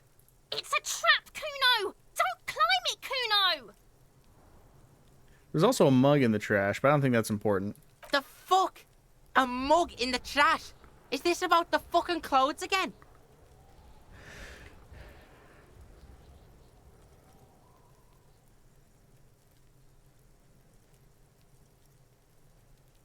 God, number 2's awful. adequate depiction. This quaint, better not taken out of its historical context. Yeah, does racist mug have anything to do with it? Yeah, Kuno sees where this is going. Kuno's got that fast brain. You saying you pigs are after the mug fucker, 'cause he's the clothes fucker? I can't hear you, Kuno. Speak louder, Kuno. That's exactly what I'm saying, Kuno. Someone has tampered with the crime scene, cleaned up some of it. Shit, that's tense. Someone's going to the beat-down basement, huh? Mug guy gonna get tied to the radiator. The kid may have something there. He's already come up with an interrogation technique, too. Hell yeah. Kuno doesn't know who put that shit in there. And if he did, he wouldn't squeal. But if you find out, maybe you can... Stop turning into a pig, Kuno. They're trying to get you hooked on the snitching. Get away from my Kuno. Yeah? Get your bacon shit away. Kuno doesn't like to be seen with the popo. Get your shit done and out of Kuno's face. What's in the greenhouse? Dunno. Kipta's gardener used to work there. Wait, the gardener used to work there? Yeah, that's what Kuno said. She couldn't handle the heat, so she took off. Kuno can take it. Shit's nothing to Kuno. Wait, what do you mean by kipped? Look it up in the library. Kuno's not a fucking dictionary. Fucking small brain. Kuno means the gardener, alright? She's not actually a gardener. The fuck does this have to do with the Kuno? Kuno doesn't give a shit who she is. You were expecting relaying this information to him to be more rewarding, right? Telling him you found out she isn't a gardener. You know what you should do if you want to get rewarded? Drugs. Drugs are more rewarding than work. I should have thought about that. Drugs are more rewarding than work. You got me there. In Minecraft. Or alcohol, if you don't want to do drugs. Alcohol is just as rewarding, but it isn't a drug. This has been going on for quite a while, hasn't it? You've been thinking about drugs and alcohol for a long time now. Juicy drugs. Tasty alcohol. Seems kinda boring now, going back to... What was this about? Some yard? Yards aren't interesting. Only drugs are interesting. Jesus drugs Christ. And alcohol. You feel sad now, but what can you do? Life has to go on. With a heavy sigh, you say, Yeah, whatever. Kuno doesn't give a shit. I want to discuss the body with you Fuck again. about it. You know where the rest of his armor is? Kuno doesn't give a shit about the armor. How come? That fucking had one thing majorly wrong with him. He's a fucking mutant. A mutant? Do you remember how he looked? Fucking growth hormone shit. He's a giant. The armor's too big for any man. Kuno doesn't give a shit about that freak armor. Kuno threw that shit away. Oh, shit. Oh, come on. He's just pretending that he doesn't care because he's too small for the armor. You're just too small for the armor. Get the fuck out of here trying to fuck on me with that midget shit. Kuno's 12. He's huge. He squints at you. What are you? Fucking 80. When Kuno's 80, Kuno can fit 4 of you in Kuno. Fuck out of here. Trying to fuck on Kuno. Fuck out of here. So what do you mean threw it away? Kuno tried to get the helmet on. It was too big. He performs a kickoff on the imaginary helmet. Kuno kicked that shit in the sea, rugby style. That shit means nothing to Kuno. You threw it in the sea? Yeah, that shit means nothing to Kuno. Kuno doesn't give a shit about material shit. Kuno's a fucking monk. You wanna fuck on someone about that armor? Go fuck the mustached union fuck. The jolly troubadour shit at the gate. What do you mean troubadour? Yeah, cock and boot. You know that jolly union cow fucker? Came around talking about cows or some shit. Came around pretending like he cares about cows. So yeah, he's the one you want to talk to. He's fucking crazy about that armor shit. Coming here pretending like he likes cows. Trying to catch a peep at Kuno's armor. Go to the gate. Ask him yourself. Yes, this troubadour has it. You can feel it. Right on. You're testing Kuno's patience here. Get lost. Kuno doesn't... I don't care about Kuno. But I did get some info. Which is rare for talking to Kuno. Usually I don't get fucking shit out of talking to Kuno. Other than him saying his name a whole fucking bunch. Troubadour, eh?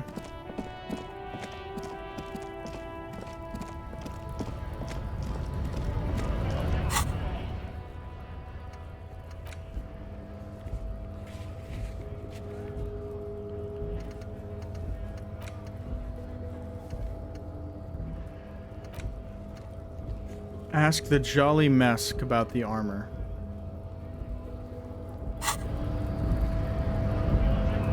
So what? I don't think it's you, because I don't know what that means. Hola, Wandering Man. How can I help you? Hey, you're the man in boots at the gate. Kuno said you knew about the armor? The little boy had it good on his promise. His promise? To get me into trouble. To sick the pigs on me. Pardon the choice of words. Not mine. What happened? I was asked to look into that armor situation. Official Union probe, you know. Track it down, see who took it. Did you? At first I thought, why not? Maybe the pieces can feed the strike. Buy us a few more days under the sun, you know? Right on. So I went to this boy. He said he'll make me his prison bitch. He's got eyes everywhere, the cops in his pocket, and he's the king of Jamrock. Classic Serves Kuno. me right for doing menial footwork. I dropped that probe right then and there, and it still got me into trouble. One bad move is all it takes. The probe into the armor, what'd you learn? I learned that people don't want to talk to a drunk Union man about some armor. Anything else? Not much. Technical stuff mostly. That was the interesting part. What sort of technical stuff? I did some research into this armadura. Let's say I have friends at the library. I didn't get into the material science, just how it comes off. How then? In parts. 4 in total. The helmet was the first to go. The kid says he tore it off and kicked it into the sea. I believe him. Yeah. The boots were still on the guy last I saw. Too hard to remove. Right on. So, as I count, there are 2 parts missing. The gauntlets and the cuirass. This is where I left off. Too much hassle. More like a job for some militia. 4 pieces of armor is up for grab then, but I already sent the boots away. I guess you won't be collecting them all then. That's less work for you at least.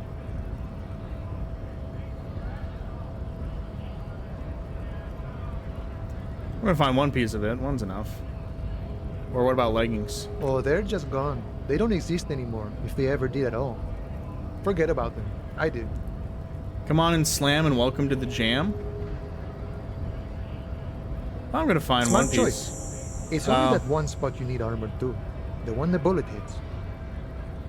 Good luck if you go for those boots though. You'd have an easier time wresting the spurs off a boyadero than getting them off him. So Kuno uses this to what? Scare you? It's a minor nuisance. It's all good. He contemplates taking a swig from his flask. He thinks, not yet. Better to get this business out of the way. Sweeter then. Thank you for your cooperation, sir. No problem. If you see that kid, thank him from Call Me Mañana. Thank him for showing me the way. He is sincerely grateful he is not tracking down pieces of armor right now. Right on. Gotta run. I mean, I already didn't do that.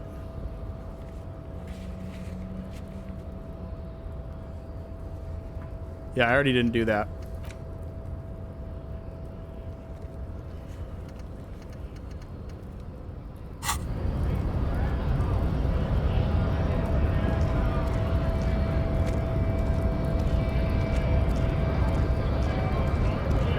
Okay. 1 piece, so I just saw that. Already didn't do that? Dang. Yeah, I sent off the body with the boots still on, which I mean, in the notes themselves, you can see, in order to succeed getting the boots off, the body has to be down, the autopsy has to be finished, and Kim has to be absent. So I would have never figured that out at all. And yeah, I'm not going to beat myself up for not doing that.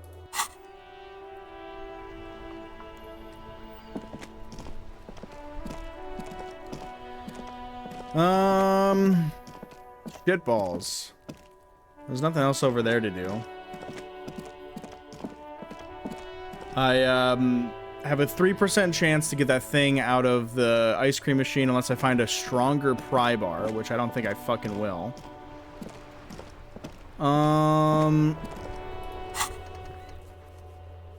Try to track down 1 armor piece. I just don't know who the fuck to talk to about that.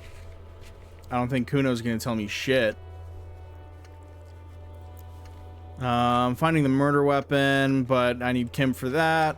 I need to wait for the thing. Oh, I need to wait for the water lock to be able to be closed. I need Kim for that. Kuno lied to you. Return and confront him. Okay. I will do that part.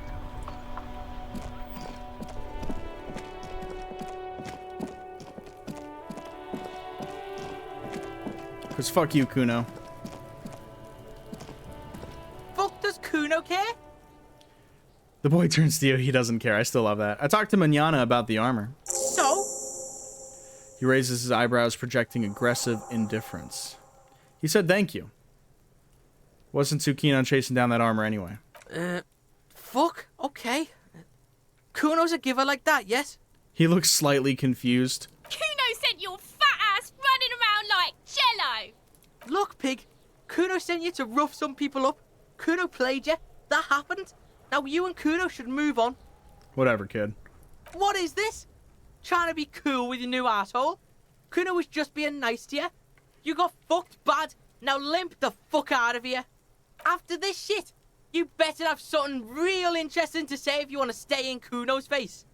Yeah, real interesting. Kuno doesn't...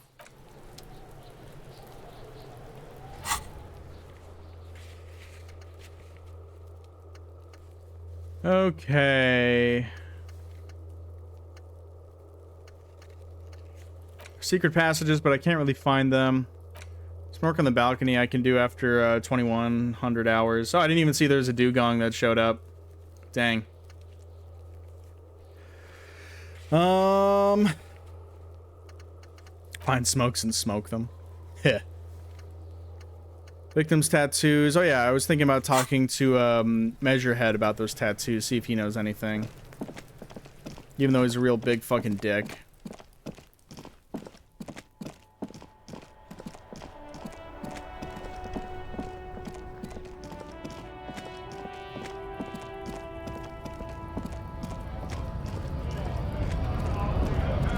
TBH, most of the people here suck. And the people who don't suck are people you have to be mean to in order to fucking progress this shit.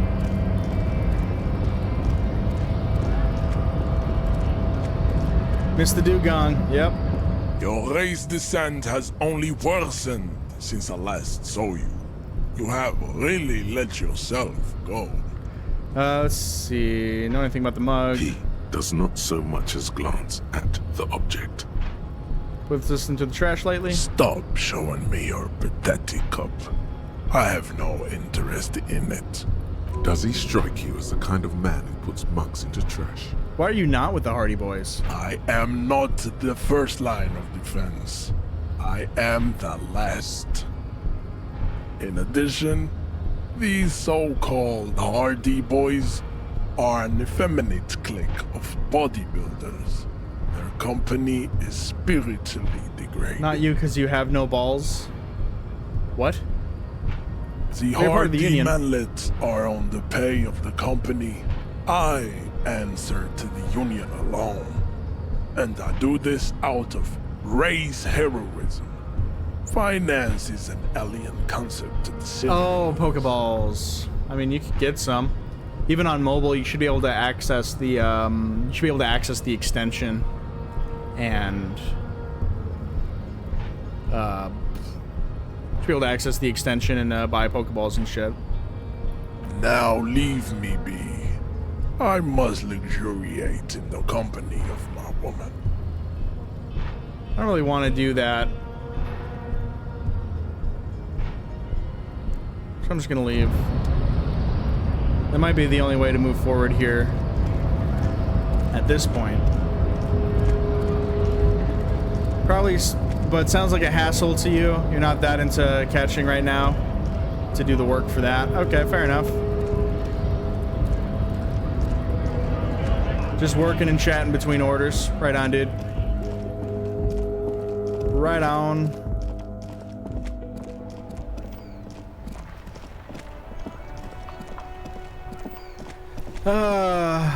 So I think I'm gonna try to shake down the racist bastard again real quick, just see if I can find a different way about getting the info about the lady driver out of him.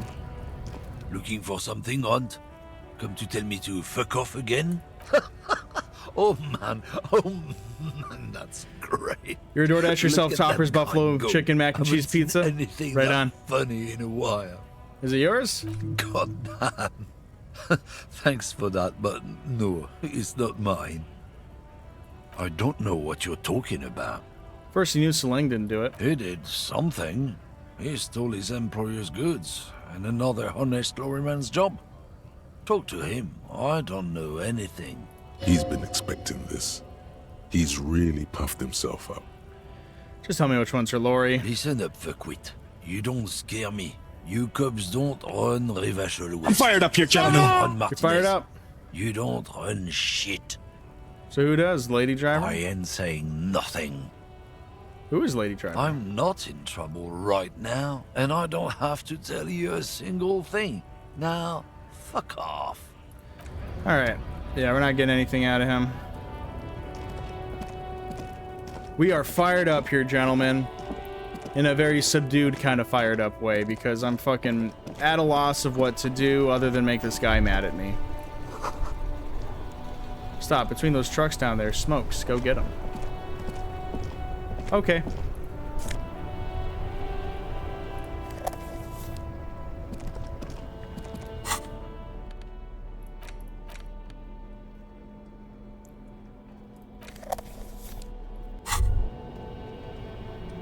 There it is, a brave little army in your pocket.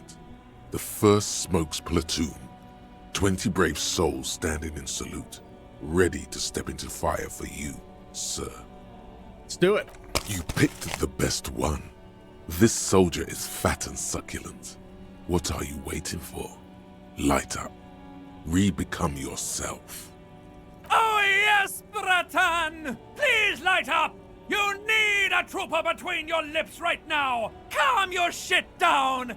Go to Pleasureland! Become a genius! Right on! Get a load of this rock and roll cop here, people. Johnny Thundercop fishes a cheap lighter out of his pants. With a flick of the thumb, there's fire. A primal satisfaction. Here we go. The lighter's dark green disposable plastic. Safety's off. In your case, the safety is always off. What are the repercussions if I do this? Repercussions?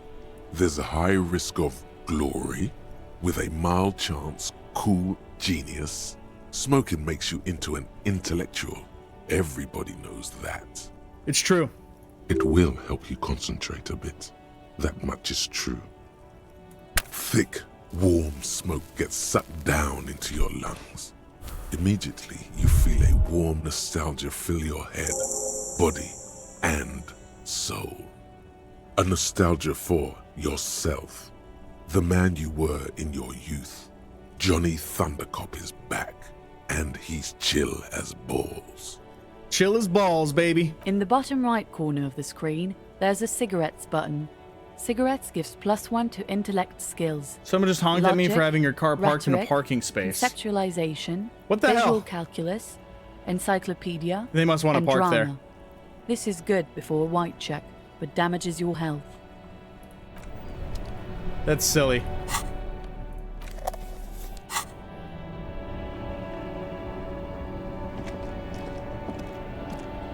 Your car's not even on. Yeah, then what the fuck are they doing?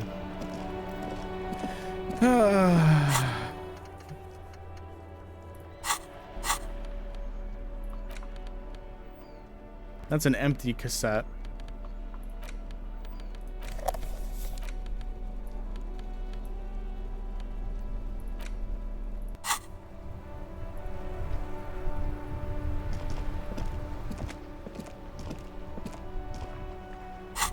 Yeah, so not much to do with that right now, but whatever. Well, I guess what I can do right now is look around for some bottles.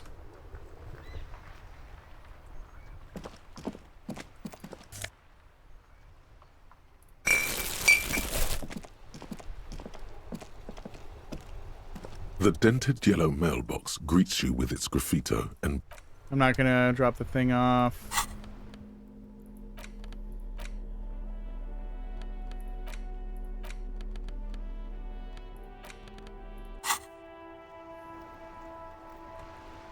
Yeah, let's just look around for bottles a bit, huh? Yeah, it's weird that they were honking at you if you were just sitting around with the fucking car off.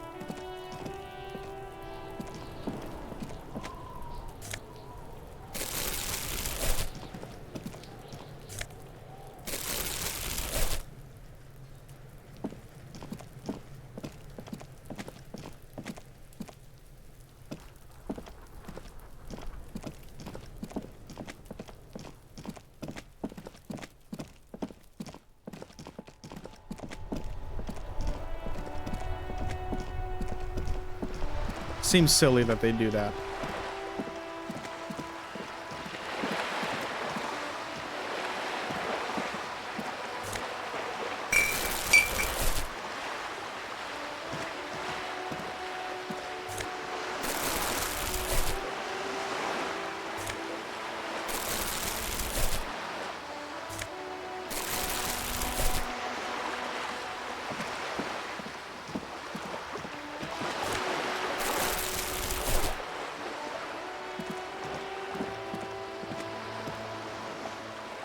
Nothing interactable down here, just a lovely view of the seaside.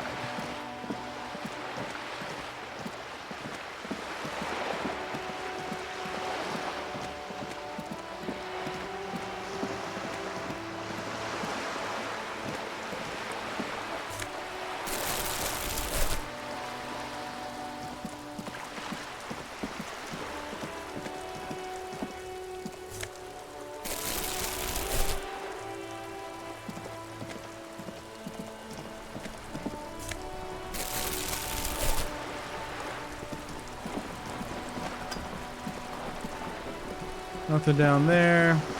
We got Boat Lady, but that ain't shit.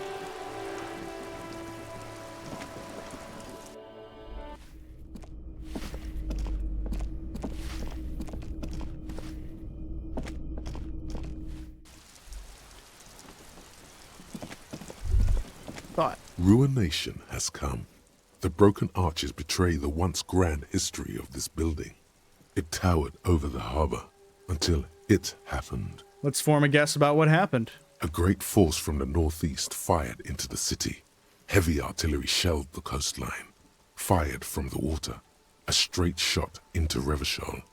The tenement acted as a defensive wall against the worst of the shelling until it was destroyed, and they had a direct firing line. Let's take a look at the ruins. Those arches acted as support for something greater than what you see now. Only 3 stories stand where 9 to 12 once did. Restoration has failed. What the shelling took out was never rebuilt. Underwater, iron helmets have sunk deep into the sand and the mud. Helmets of soldiers, and their finger bones too, and clavicles, littering the ocean floor. Taking the ocean. The waves of the Martinez Inlet rolled over the fallen remains of the building. The dark waters obscured the better part of the remains. Who did this? The damage. A fleet, the combined armies of Occident and Grad, with Mesk volunteers, a 5-nation army, hundreds of vessels. They massed airships further down in the Bay of Revachol. The artillery was so powerful. The ships not only required gyroscopic stabilization, they were anchored into the ocean floor as well. Well, damn. Many are still there to this day. If you squint, you can just barely see the shadow on the water, far in the northeast. Cannons still ready to placate Revachol. All right.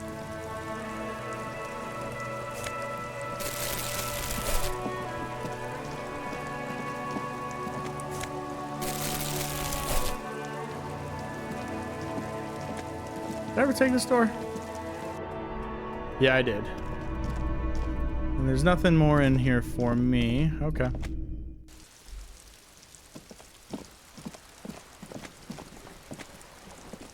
That way's locked. Not much to do up there.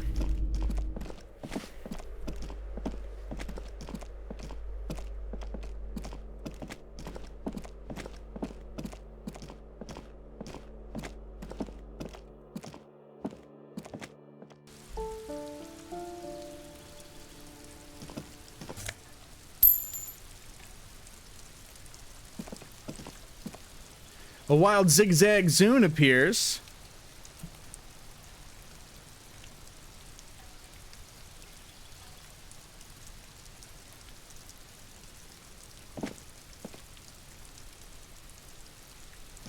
It's only wait 3 hours to try to talk to Smoker Boy, and I still don't think I can do it without Kim. I guess I don't properly know if I can or can't, but I'm assuming. It seems pretty safe to assume.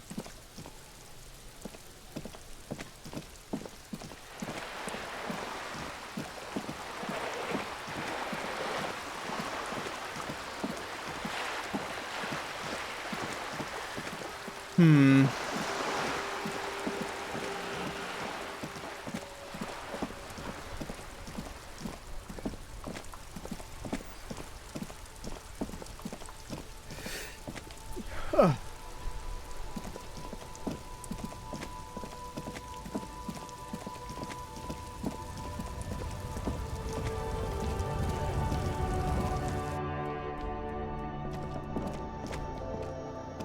tear machine stands in the corner. A sign We're at says, 26.25. your bottles clunk We're into up the to machine, and the 29.25. money appears with a satisfying jingle.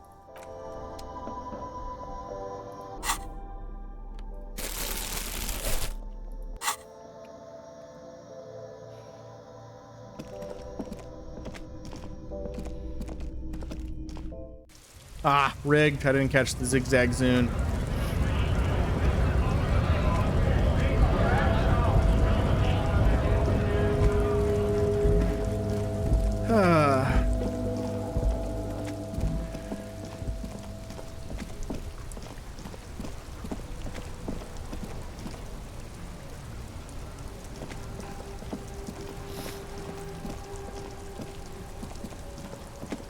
I imagine I got some more stuff that I don't actually need on me that I can sell off. Hello, hello. Let me know if I can help you with anything. Sure, let me have a look. Anything else you're thinking of selling?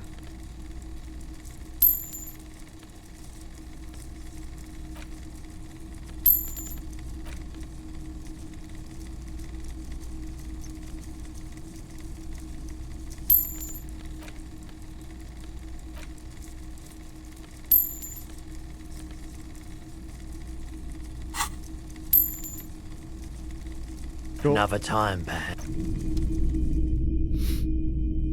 Right on.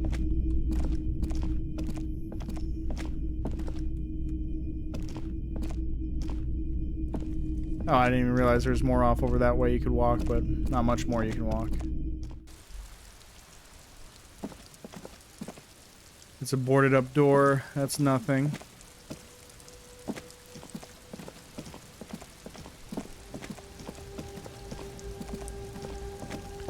Yeah, as per tradition, not a big fan of feeling like there's not much I can do. Because I really don't know what else I can do here.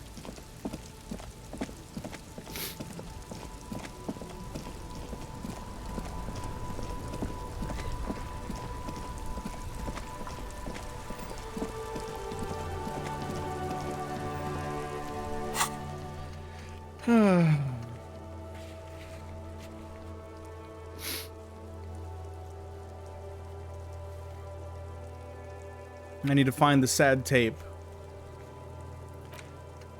Secret passages. Smoker I'm probably going to want Kim for.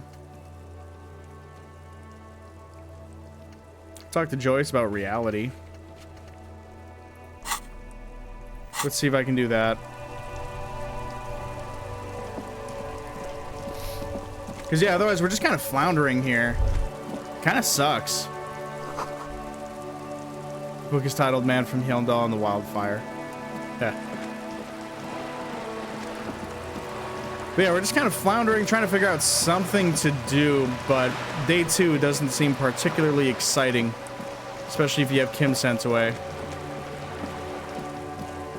It would have been really nice if I could have solved more info about that dead body on day 1.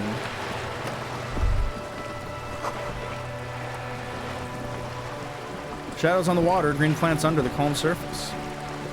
You're back. Good. What can I help you with? Not an umbrella, I hope. I don't need one myself, you see. She pats her wet raincoat. All around you, rain keeps falling down. On the wooden boards she's standing on, and on the water around you. Neither do I. Very rugged. Good choice. Now, I suspect you had questions. Nothing like talking to pass a rainy day. Am I right? Do you know something about these tattoos? That's the man who was killed. I'm afraid this is a discussion for once we've cleared the lynching question.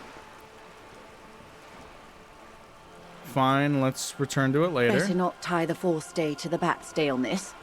I hope there is something else I can help you with. She wants to answer the question. Protocol keeps her from it. Seems smart. I need someone to give me a lowdown on this reality we're in. This reality? It's related to that medical episode. Ah, yes. The episode.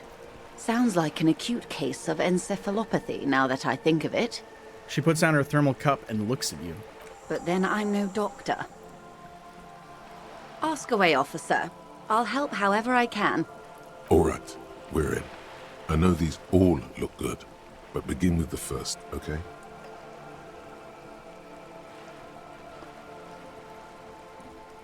Where are we? We're in Martinez, baby. Baby? A casual term of endearment popular among the 50-plus crowd. It's a disco holdover, pay it no heed. I'm a disco holdover myself.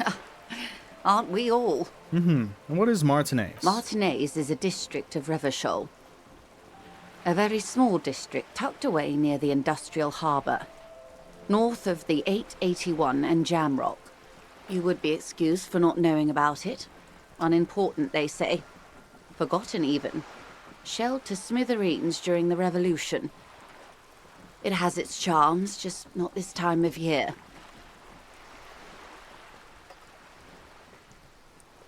You mentioned a sea. What sea is It's this? not really a sea. It's the Bay of Revachol. And the bay feeds into the ocean. Are we near the ocean? Yes. We're on an island in an ocean. The world's largest body of water. The Insulindic.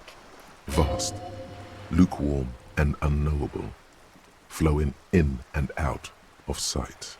And what's the name of the island? Caillou. Imagine a pebble.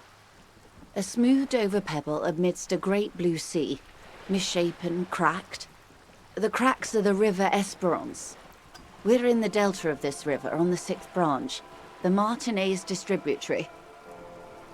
It is clear this pebble is of enormous value to her. Okay. That's Martinez. What's Revachol? Revachol?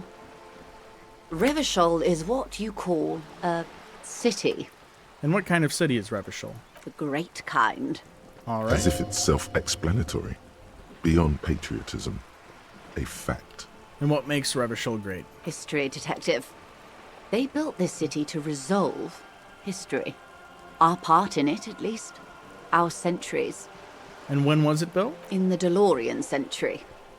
380 years ago. And why will it resolve history? They say it's where the terrible questions of our time will be answered. The tensions are highest, the fault lines deepest. By that I mean conflicts. Ideological conflicts. And why the here? stuff of men. We are standing on a fertile, self-sufficient island able to sustain up to 200 million people in the middle of the Insulindic Ocean, the world's connected tissue. It's where the money is. So we're in an unimportant place. We're in an unimportant part of an important place. I think it's fair to say so. Martinez is about... She points across the water where the skyscrapers rise. A collection of tall ghosts behind the water vapor, light reflecting off their glass windows. 22 kilometers from the center of the world. That soldering iron is the bank of the world building. The bottom floors are Insiacom. Coalition government, Insulindian Mission Command. Silence. To the sea. She lowers her hand. The water, the light. It's as though you're seeing it for the first time. There is no recognition, only the immensity of the sea and the cold radiating from it. I don't know any of this. We are where we are. I have no truer answer to give, unfortunately. She watches you closely as you scan the horizon. This is one thought you need to complete. Where are you? Was there something else you wanted to know? I remember something about a lowdown. What times are these? These are unimportant times, detective. You and I were born after the dust had settled. 1,000th of a second too late.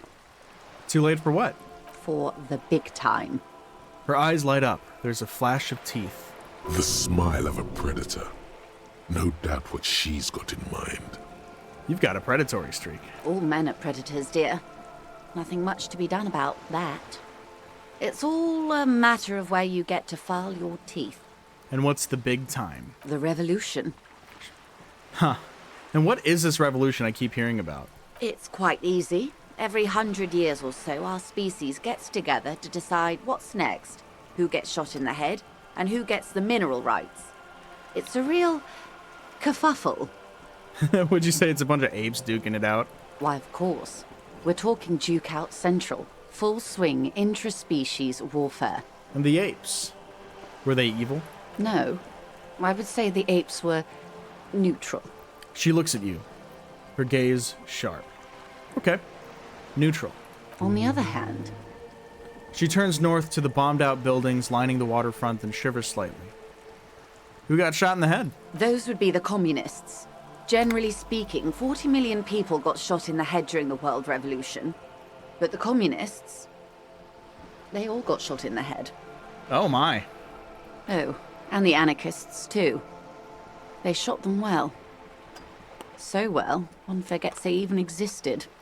Did the communists and anarchists shoot back? Did they ever? Before they got shot themselves, they shot 2 million people. That's a tragedy. Yes. The Red Deluge. The Insulindian Deluge, they call it. Anyone else get shot in the head on the opposing side, or I had a deluge too? Yes. In my head. An acute thiamine deficiency can be exacerbated by alcoholism. Exacerbated means made worse. Anyone else get shot in the head on the opposing side? Oh, lots of people. Even the king got shot in the head, or thrown beneath a horse, or drowned. Accounts differ. It was unceremonious. Just as well, he wasn't actually the king. Just the king's nephew. Right on. The real king abdicated and lived out a long and productive life as a venture capitalist in Grad.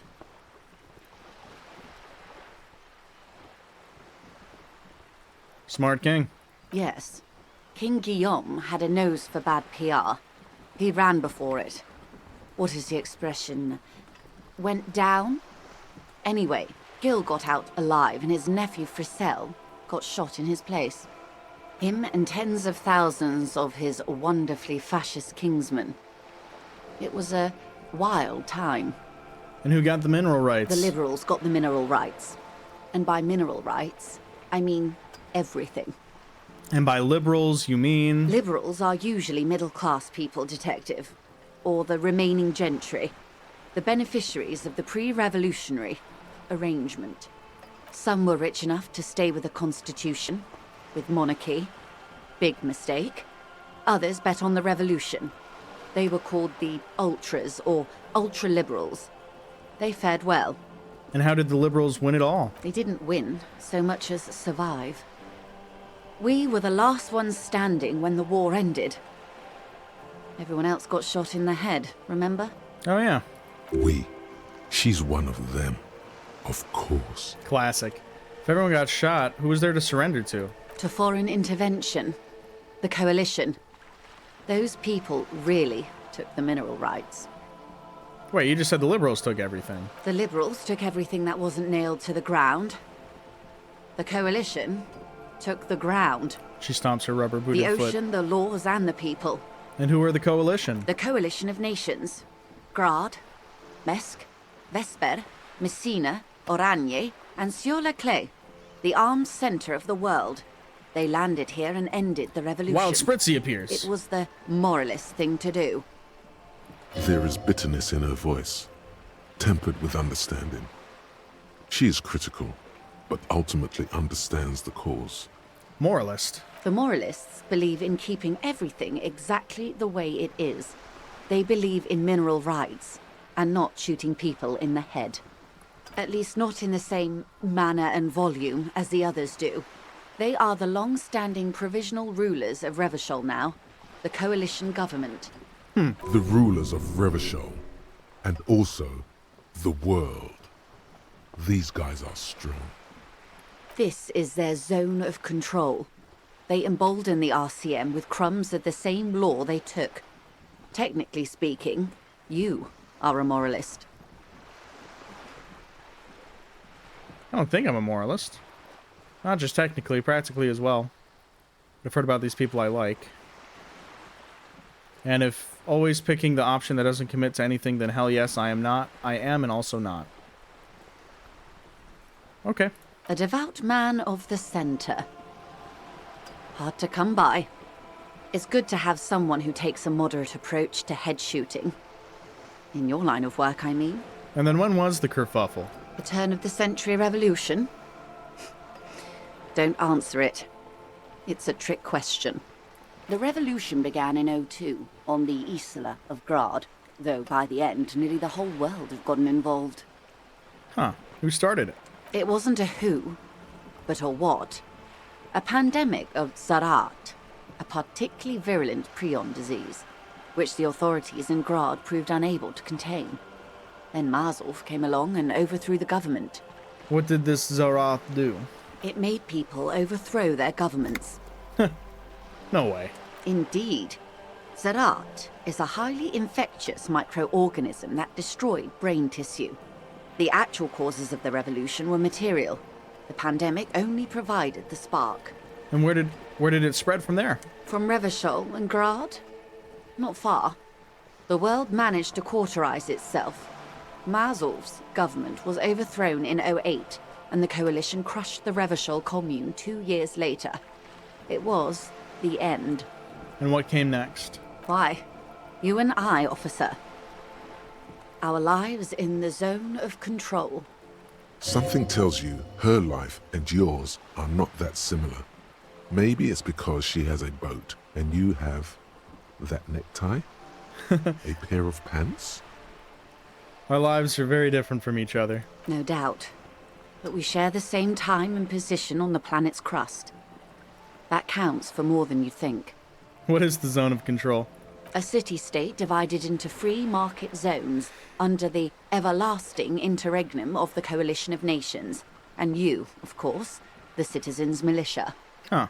The clatter of typewriter keys fills the main hall of the reappropriated silk mill. Precinct 41. Chad Tilbrook presses enter. Outside, Officer Elfboy Williams slams the door of an armored motor carriage. The zone of control is the third incarnation of Revachol, after the failure of the suzerain and the commune. And what happened in the rest of the world? Modernity. They developed the marvels of the inter-eastlery communication. Telematic milieus, radiation, colored plastics. Meanwhile, in Revachol West, the aftermath continues for the 5th decade. It's been like this for how long exactly? 43 years. Hard to fathom, I know. What have we been doing all that time? The 20s saw a decade of urban war, west of the river leveled, offshore platforms in flames. Still, it's regarded as an improvement on what came before. '08 to '19 was simply hell. And after that? The 30s? Things settled down in the 30s. Revachol East transformed itself into the world's largest tax haven, with the international community's blessing. For the first time in a long time, it seemed like things were going somewhere. Were they? No. It was a market mirage fueled by cocaine and quantitative easing.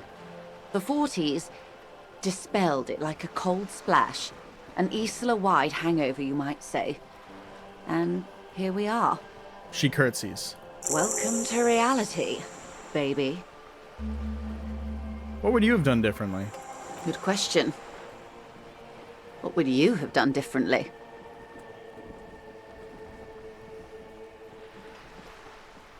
I'd have sought a medical solution. Sounds like those Zaroth drove those people mad.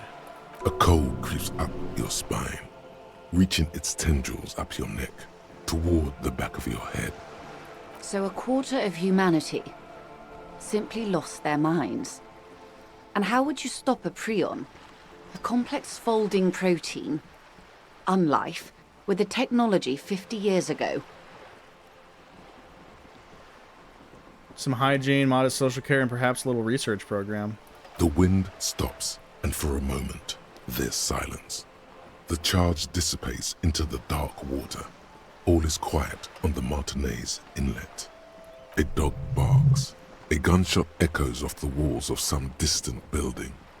A woman's voice. There is peace in the heart. Good hygiene. Really. A very moderate solution to an extreme problem. It's those sort of half measures that doomed the authorities in Grad. When they failed to step up, Marzov and his party stepped in. In this particular case, maybe a more robust state response might have been appropriate. That's enough about the times. They are what they are. Who knows? An afterbloom may yet come. Anyway, enough sentimentality. Is there anything else you want to know? Not so fast. Who is she in all this? Ask her who she is. She owes you an answer. I want to know what you are. She hums. She won't maneuver her way out of this one. Say nothing. I am the vilest of the vile. A traitor. A devourer of nations and infants. Oh, wow.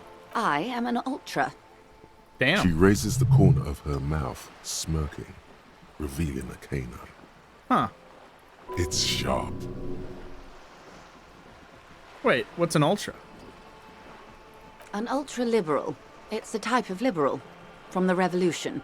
It's, not the moderate kind. I don't understand. What's so vile about that? Haven't you heard? I am a nether creature of the Forbidden Swamp. One of those who pushed the king under a shit wagon and betrayed the revolution. I can see you thought I'd gone extinct. No sane person identifies as an ultra-liberal anymore. Not in broad daylight. You're a centrist at heart. A real moralist. Tell me, now that I've uncoiled myself, do you find me frightening?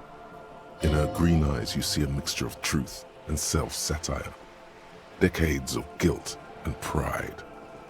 Forgive her, but only because you like pearlescent teeth and those light green eyes.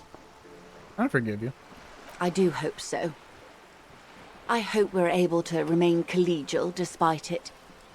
Remember, we were partners, whether you like to admit it or not. There's blood on many hands, I assure you. When the dust settled, the Liberals were the only ones left to clean up the mess. By virtue of their survival, they were handed enormous power to shape the future. This was all our last generation managed. Would you have done something differently? With due respect to our overlords, the eternal caretaker government that keeps Martinez a monument to the efficacy of its artillery. An appropriate warning to those who'd crossed the line and pull the city into madness once more.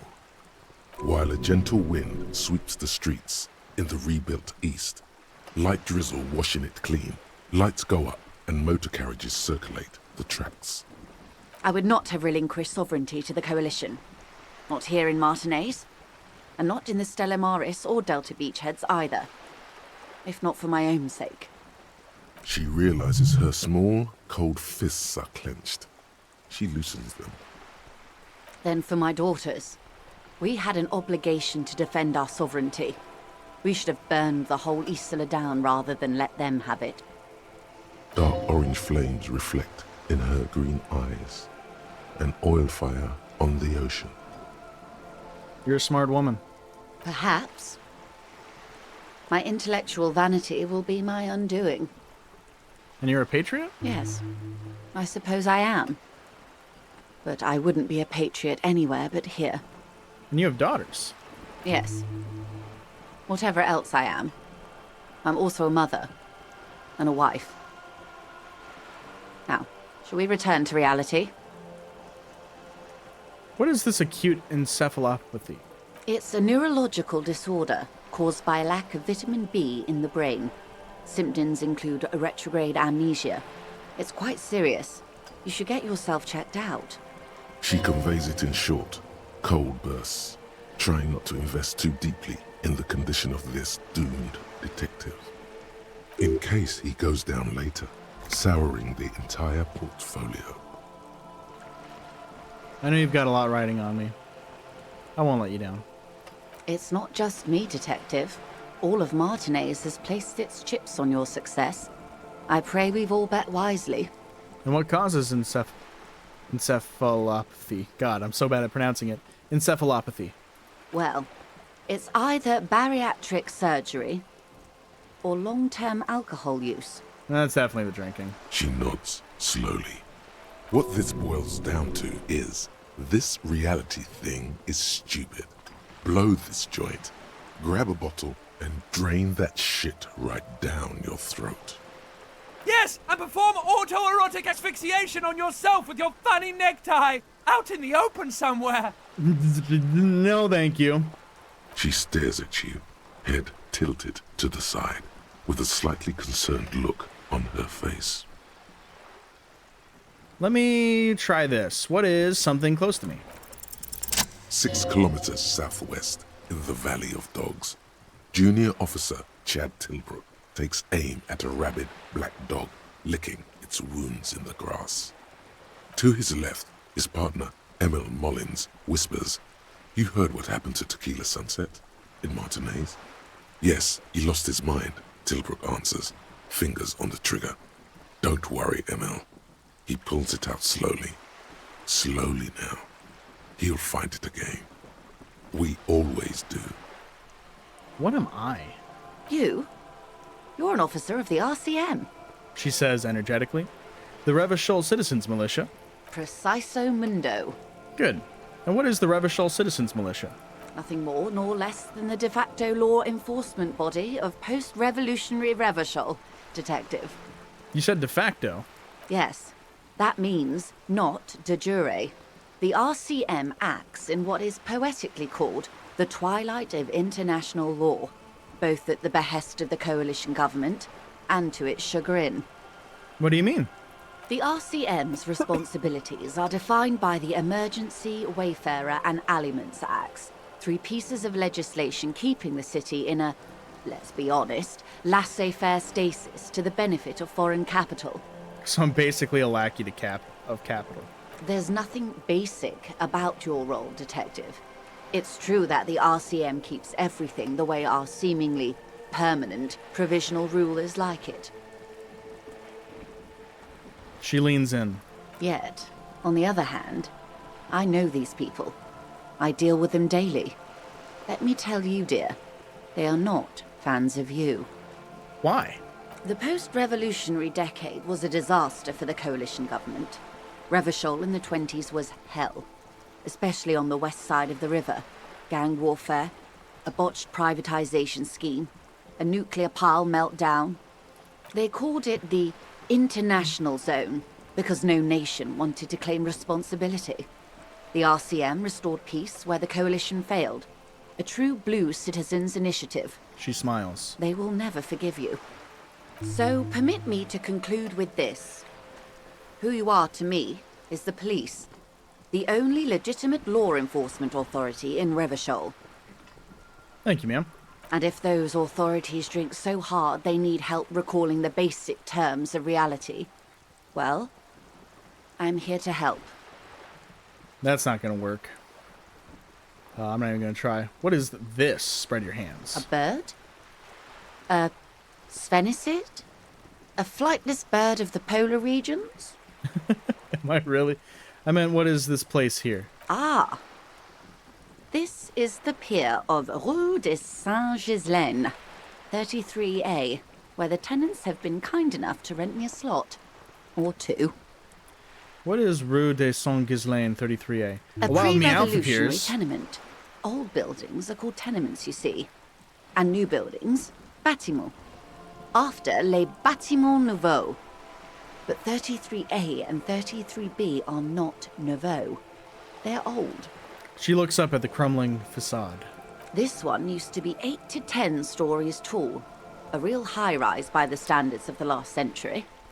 Built to mirror the skyscrapers across the bay in the Delta. That was before the war, of course. And who lived in them? Mostly the urban middle class, I believe. This was once primo real estate, before the cannons lopped 4 or 5 stories off. Splat, splat. From a dilapidated balcony, Cindy the Skull gives Joyce the evil eye, her red paintbrush held to her throat. You could be wrong, but from here it appears as if she's running the brush across her throat in a soaring motion. Wonderful. What is that? Point to Cindy the Skull. The girl in the old lady rags? Yes. Looks like a sullen and rebellious member of a teen infraculture. Infraculture? Yes. You and I belong to the supraculture. We're common, the herd. The music on the radio, the food in the chain restaurant, those are all too popular for the girl in the old lady rags. She prefers a fantasy world, an infraculture with its own dress code rigged. and vernacular. Didn't catch the It is an illusion, meowth. I'm afraid. There is no refuge from the supraculture.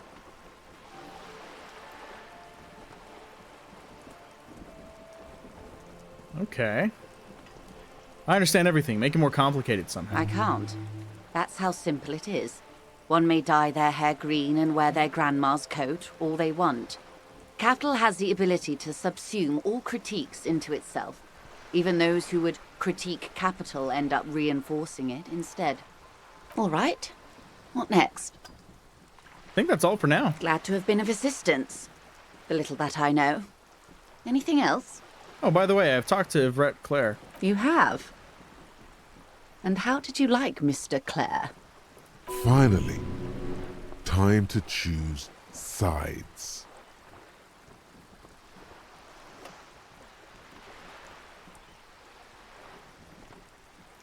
I can do business with him. For a socialist, he's reasonable. Or how did you like him?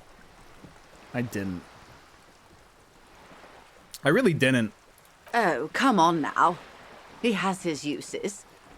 How else would he have stayed in power all these years? Or wait, actually... She answers her own question. Corruption. That's how he's done it. Fantastic, worm-like corruption. Reaching into the bowels of the earth. She looks at the ground and nods. Of course. I don't expect you to share anything he told you with me. I'm not a worm myself. There's a pause. But if you felt like passing some information, how could I stop you? Are we not human? Are we not curious to hear another person's take? It's only natural. We would only be she smiles. Gossiping. Tell her she'll like you for it. Yes, your disgusting necktie agrees completely. Let's gossip.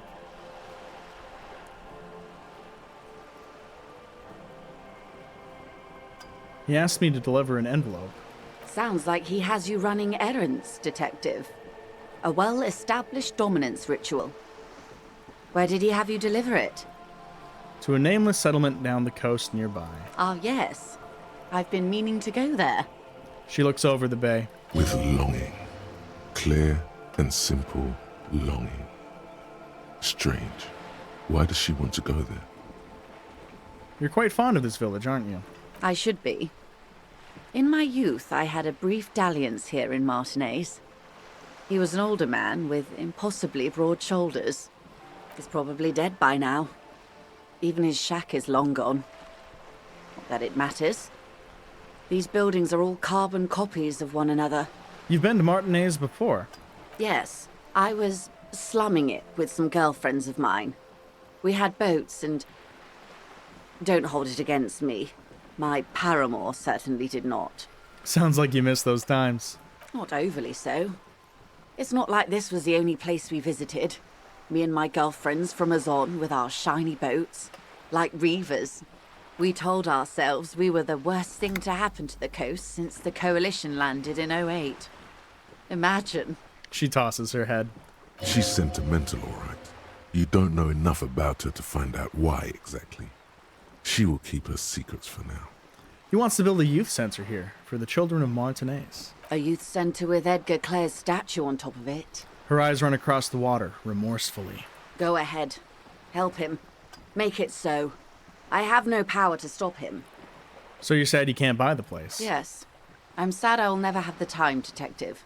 I've always wanted a dilapidating fishing village. She is more defensive about it than usual. Full of ghosts and ancient memories. Has this errand yielded you any information? He asked me to open a door. A referral, you mean? I take it this was for someone in the RCM. Don't answer that. No, I mean like a real door. Oh my. A real door? It had to be done. I got information. It was useful to the case. That's good to hear, Detective. Police work is rarely pretty, but it sounds like you did what you had to do. Let's see. The Union's militant wing organized lynching. Everett says Wild Pine sent mercenaries down to the Union and now one's dead. Everett asked the Union's militant wing to fully cooperate with the investigation. He didn't seem worried about the whole conflict that's developing. And he didn't. I wouldn't have taken Everett for a saber rattler. Was he surrounded by Union men he wanted to impress? We were alone, and he seems very sure of his ability to keep things in control. Or he wants you and me to believe he's calm and in control. He's a politician. He was manipulating me, I know that. I'll think it over, Detective. Thank you for relaying this information to me. This gave her pause. She's pensive, suddenly. Hard to say about what. They organized the... Actually, I'll do number 2. The company did not send mercenaries after the Union. I told you in great detail about the mistakes my side made. And of course, I accept them completely. I just hope you don't share Everart's view on things. After all, as he said, one's dead now. The Pines certainly hasn't killed any of theirs. Look who's defensive suddenly.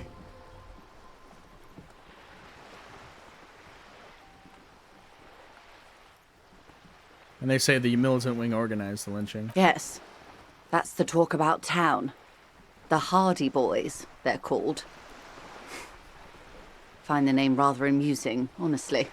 And he asked them to fully cooperate. How benevolent. Hopefully they'll help you sort this whole business out, if they haven't already. I have reason to believe the lynching was a cover-up. Oh my. Very interesting. So the militant wing is protecting one of their own. It looks like you may untie this knot yet. Her eyes smile and a tingle runs down your spine. There's something in you that really likes the way she's looking at you just now. That's all I gotta say. What you've said is quite enough. You've given me a lot to consider, and may have helped me prevent this conflict from escalating. I'll turn up the heat on the borscht. Did you now? What sort of borscht is he making? The cook makes it to keep the strikers drunk. The strike brew. That's a classic. And by turn up the heat, I presume you mean put more alcohol in it? No, you misunderstand. I turned the knob like this. Beyond curious. I will choose to interpret that as you turning the alcohol in the strike brew down. For the sake of our professional relationship. And because Man, I I've don't leveled up like twice the idea doing of them this. any more drunk than they already are. What else? So let me find my gun. Oh. That's so helpful of him. So very, very helpful. And how is that going? Do you have any leads on that gun? He said it's almost ready to be found soon. Did he now? Well, then it should be any day now. Unless, of course, he's lying to you. Anyway, was there anything else you've heard? Let's ask. Weird. Oh no. One of the positive things to come from the revolution is the unhindered exchange of information, you see, even when it comes to trade secrets. Which isn't to suggest our talks constitute corporate espionage. Even if they did, it would be fine. But they don't, since you logged the money as a donation, and this is clearly just gossip between friends. All right. Of course, Detective. Should something come up later, down the road, don't be afraid to drop by for a chat. Until then, is there anything I can help you with? Spoke with the lorryman on the roundabout. Word has travelled, yes, but nothing of real substance has surfaced yet, I gather. Wild Pines has eyes on the intersection, but not ears. Tell me about Wild Pines. What do you do? What we do? I'm afraid I don't speak for Wild Pines as a whole. It's a giant undertaking. So what do they do? The Pines' core competency is logistics. Container shipping, freight, that sort of thing. See those airships there, blinking? Those are the shipping side of things. And that is the terminal. Another subdivision deals with energy, oil and gas exploration, offshore platforms. How much money have they got? I'm not at liberty to discuss the company balance sheet, but I can tell you that last year, the company booked more than 20 billion real in revenue. Jesus Christ. A billion? What exactly is a billion? It's a number, officer. A big one. What's it made of? It's made of 1,000 millions. A million is made of 1,000 thousands. Wow. 20 billion is a large number, but the conglomerate employs 72,000 people. They all need to be paid. Then there are capital improvements, interest payments. A wave hits the sloop. She grasps the mainstay for balance. A conglomerate the size of the Wild Pines is like a shark. If it stops moving, it will die. Then what becomes of those 72,000 families? It's a tremendous responsibility. And where does it get at all these billions? They started as an exploration and cargo fleet conducting trade between the Samaran and Insulindian Isolas 250 years ago, when pine ships explored the South Seminese and charted Lomantang on behalf of the suzerain. Centuries of care, deliberation, and madness have gone into this endeavor.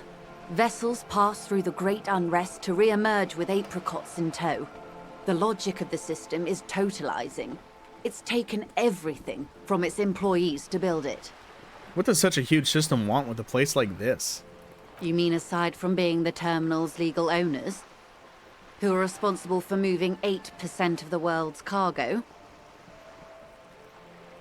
8%? There are no minor cogs in the system. Each terminal must be accounted for, lest the entire system break.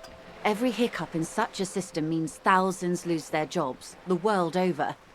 I'm here to assure that doesn't happen. With your help, hopefully, says her warm tone. Thank you.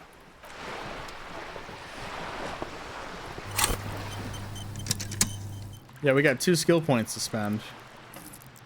We fucking out here. On that note, I should unlock one of these. Confirm. That way I can internalize that.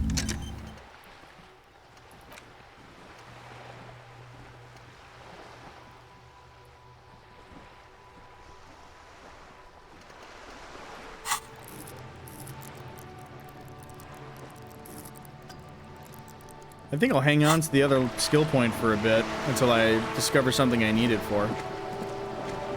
That was a good way to pass some in-game time. Got some levels, learned some more about the world. Because I sure as shit know very little. It's so cool how it's designed to be like reminiscent of real life, but it's like clearly very different enough. Like they've done a lot of work on this very interesting world that they've created.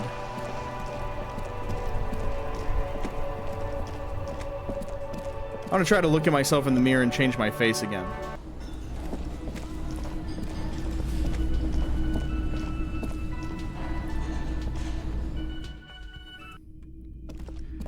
Still need the detective for that.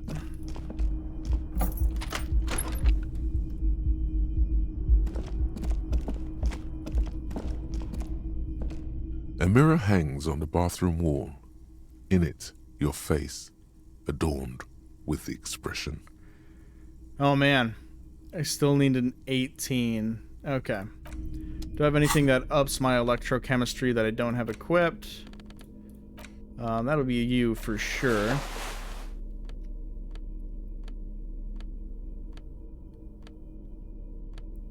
And you already give me electrochemistry, so that doesn't matter.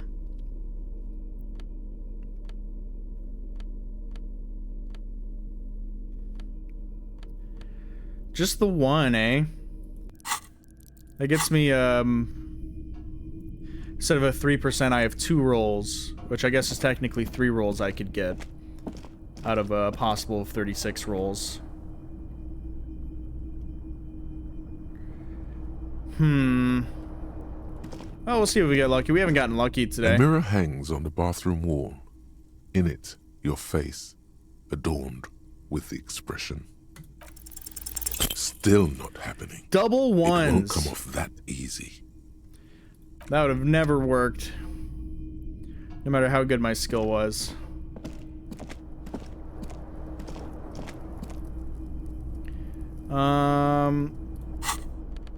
If I hold this, I'm not able to interact with that. Okay.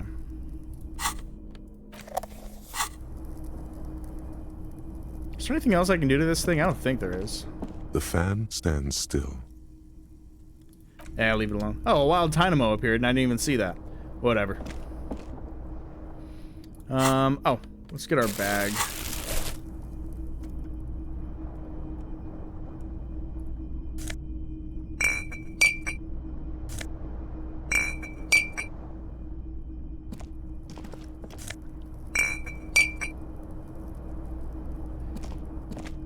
Get a little more money.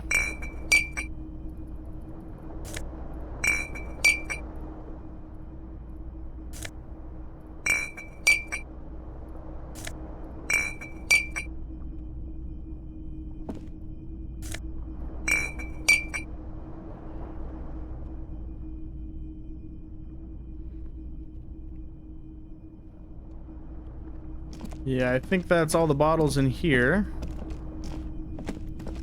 Any out and about around here? Nah.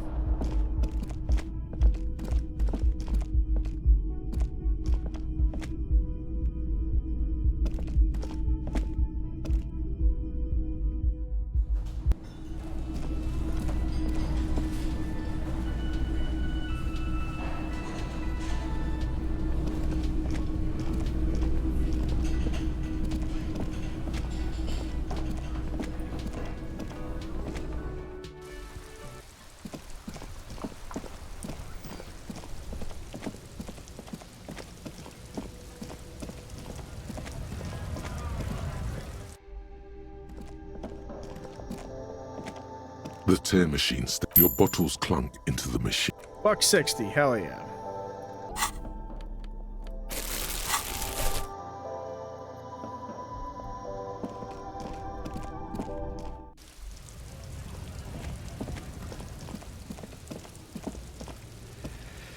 Okay.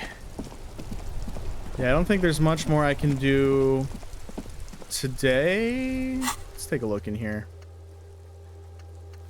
Try to find music. Maybe there's something with the music in that guy's pawn shop that I could buy.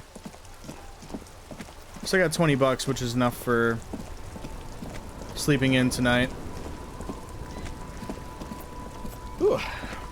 Keep having to sneeze. Stupid allergies. Oh. Scribble between the thighs of a page 3 girl. L'origine du disco.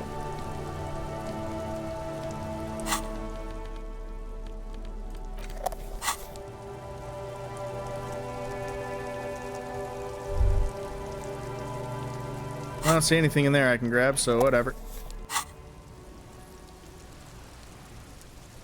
Or perhaps a flashlight will do. No, that is literally nothing. Okay. That's fine.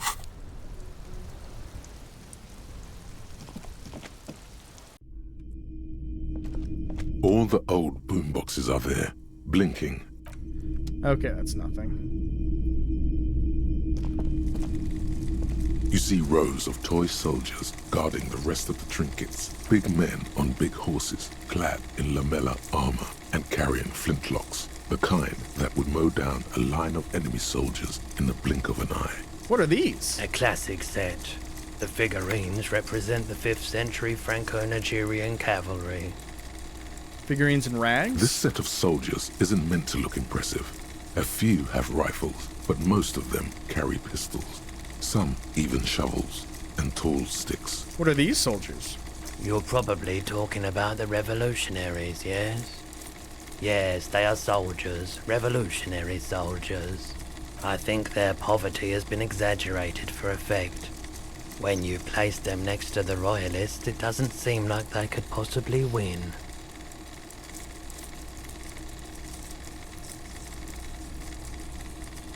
It's meant to give people hope. Even we can do it. Maybe.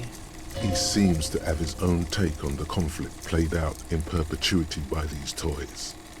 Might be interesting to find out what it is. And blue uniforms. They're not all blue. These figurines also wear gold coats and caps, complemented by orange trousers. They are variously posed, wielding swords and rifles with bayonets.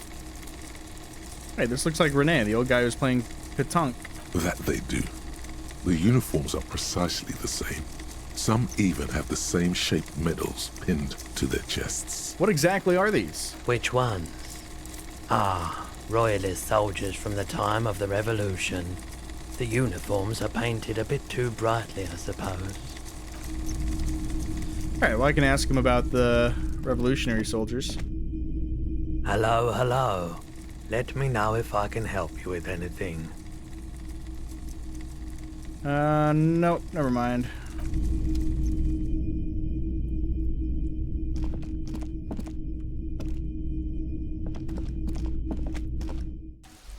Whatevs.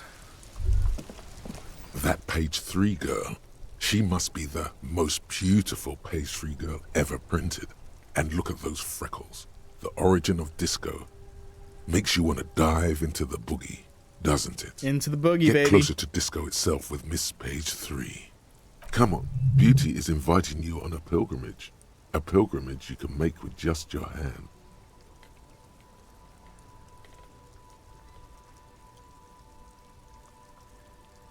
Hold on, this is what happens when you two get together? Yes. Oh. Sure is.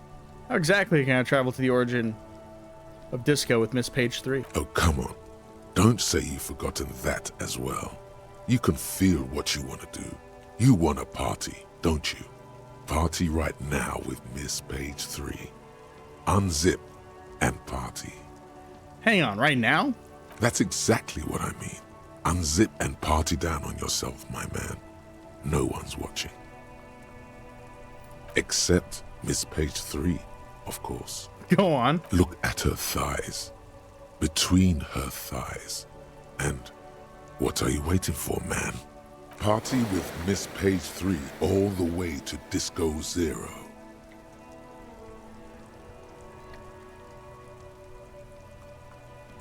No. Fuck. But it's the origin of all disco, buddy. Why We're not doing that. We're not whacking off in public, homie. Come on, Bratan! You're so close to disco! Take it out and jack it! There's more to that freckled woman than you're suggesting, and there's more to disco, too. And to me. And more than that, you're sad. There's an absence inside of you.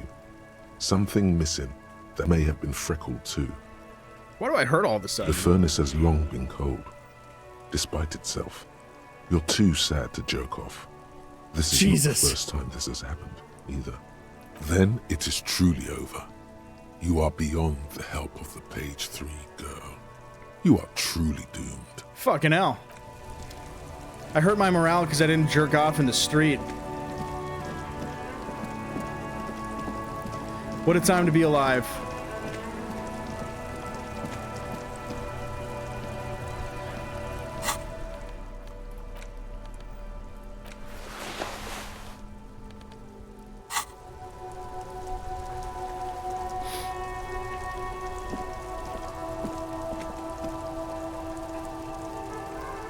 Alright, well, time to make him tell me about that lady. Stuck in the rain in a traffic jam, man. What's on your mind? Changed my mind about your friend, the lady What? driver. But I told you she's my friend. Please don't make me give her up, detective. Get someone else. There's a ton of drivers here. It's on, dude. I thought you were a different kind of cop. Something breaks in him as he stares into your eyes. The realization that you've used his friendliness and goodwill for your own ends. Where is the lady driver? Here. He takes a keyring from his pocket and looks at it before giving it to you in silence. Her lorry's still here. Down past the statue of Philippe. The cabin is green. You can get in there with these. That's all I know.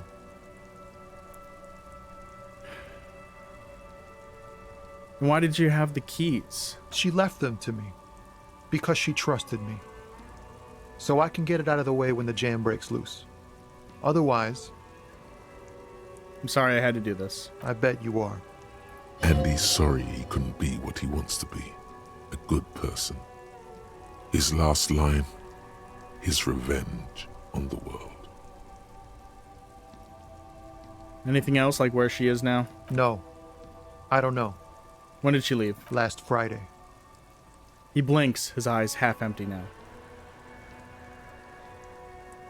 Thank you. We'll go to the cabin then.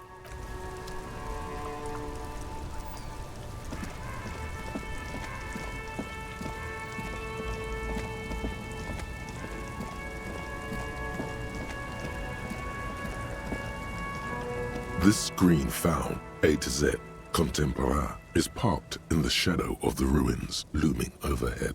It's seen better days. This is the one the man pointed to. His friend's lorry. Unlock the door. You push the key into the lock and turn. It makes a cracking sound. Then the door pops back a few centimeters. You can just open it. The smell of cigarettes and perfume welcomes you.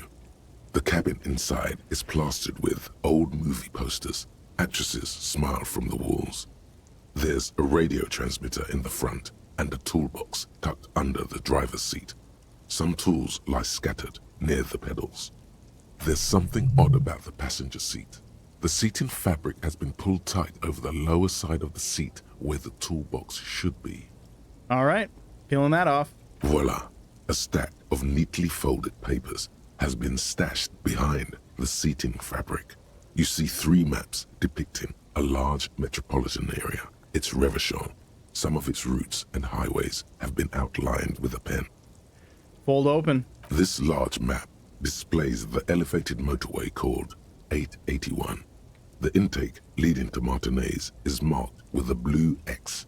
There's another X on the off-ramp at a place called the Old South. Toll booths at the intakes are marked with a circle. It looks like there are scant few ways of getting onto the elevated motorway that runs over Jamrock, and this person knows them all. There, hundreds of thousands of motor carriages roar on the 881, high above the massive brown and red roofs that is Jamrock. The commuters don't even look down. The world ceases to exist outside the windshield. And where does that road lead? To Couronne, through the middle-income neighborhoods there, by the river, and then to Stella Maris and La Delta for work, while the men and women of Jamrock scuttle to their fates below the road. Second map. This municipal map from the 30s displays a complex system of storm sewers underneath a sub-district called the Pox, old military hospital, right adjacent to the 41st precinct. No storm will ever drown Revachol, the great solution to the riddle of history. Wind rips through the empty hallways of the once great military hospital, now just a ruin under an overgrown park. Beneath the hospital, great sewer tunnels hum and vibrate with life of their own. And what's that sound? The rattle of motor carriages and lorries driving through long-forgotten tunnels, lit by gaslights. Third map. The final map displays a labyrinth of service tunnels left over from the construction of Motorway 881. A few routes have been marked with a pen, where the tunnels and sewers surface near the eminent domain and a traffic island in central Jamrock by the lake. What does it all mean? The cluttered cabin of the abandoned lorry offers no reply. If only Lieutenant Kitsuragi were here to help you piece together the evidence. You stuff the maps back under the seat cover. Better not to leave traces of you being here yet. The movie stars look silently by. Toolbox. A metallic drawer slides out from the seat. It's empty, except for a folded newspaper. What's it say? It's an issue of Périphérique from last Wednesday. A piece of paper falls out from its pages. It looks like up the an note. article ripped out from a radio enthusiast magazine. Complex mathematical equations explain the basics of something called the ULAN frequency system. Push back in, Pull baby. the toolbox slides back into its nest. The rest is as it was. Posters, a radio, dust on the windows. Check the pedals. You wedge yourself under the steering wheel to get a better look. Seems like the few tools lying around here, a hammer, a pair of pliers, a rusty wrench, have been casually thrown there by the disorganized driver. But one odd detail does catch your eye. A piece of sandpaper has been glued to the throttle. We found our mysterious 8th person. Sandpaper adds extra grip, Sandpaper would also rub the pattern from the right driver's right boot sole. matching one of the footprints found from the crime scene, which means that the missing lady driver was present at the lynching. Missing 8th Hardy. Looks like it, yes. And she was running the drug trade. What a handful. You've identified the missing 8th person at the lynching. Do you think that Hardy and his boys had anything to do with the drug trade?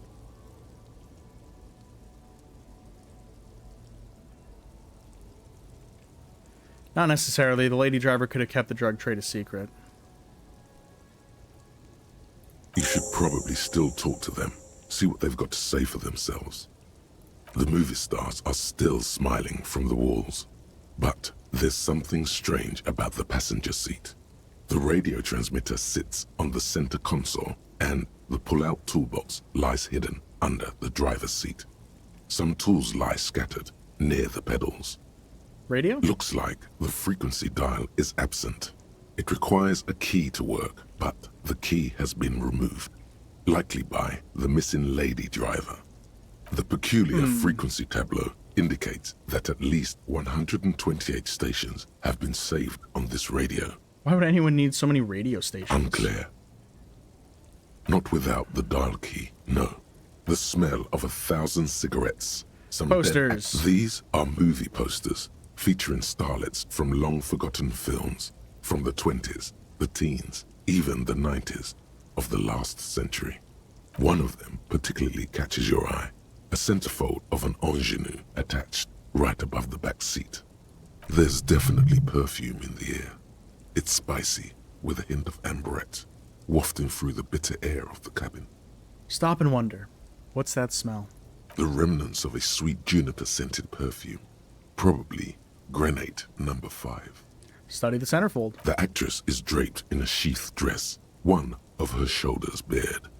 The faded remains of an autograph run across the poster. She's looking past the camera. A feeling of tenderness washes over you. A longing even, perhaps. And gentle tragedy. Wait, doesn't she resemble someone you know? But you can't put your finger on whom exactly. Enough. The actresses and the rare actor all smile you a warm goodbye. You close the rusty old lorry door. Your job here is done. Not quite. We'll have to come back with Kim.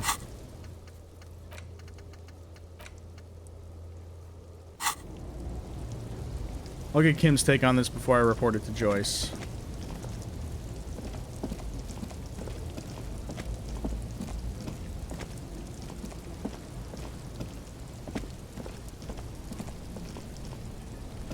That man is no longer friendly. You do what you have to do, though, huh?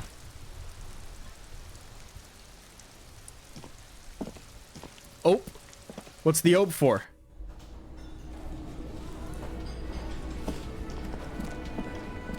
And I'll wait for Kim to interrogate them about the drugs.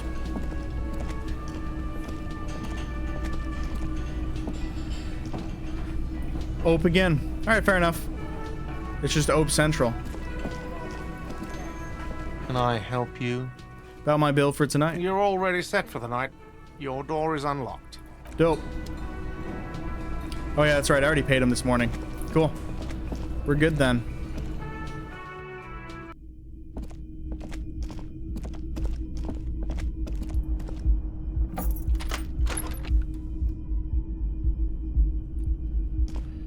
All right. I can't the bed sleep. is still cold. think I have anything I can investigate in my items. I guess I could look at it. Take the legal documents out of the envelope. A 12 to 40 month construction period and the zoning plan in the addendum. Zoning plan. The youth center cuts into the ocean like the bow of some great modern ship. Apparently, it's going to cover most, if not all, of the street and the square between the existing houses. It's 3 stories tall. Okay. So I think it's safe to say that means my intellect is not currently being boosted by the cigarette. Well, let's have a drag, huh?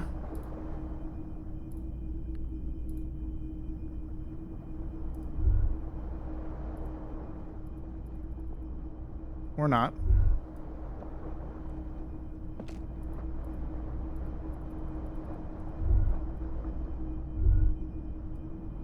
Huh. I thought it was... Because my logic should be boosted by 1.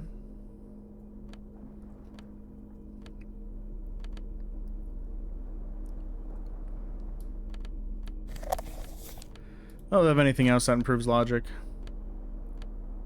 I already have glasses that... Oh no, never mind. Throw those on.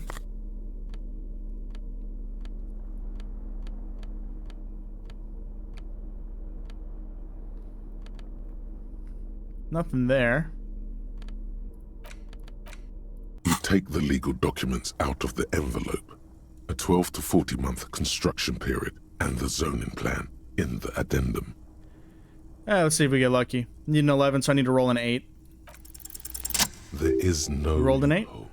The simple truth is, the current residents are going to lose their street access, and for the next 12 to 40 months, their lives will be dominated by constant construction noise right next door.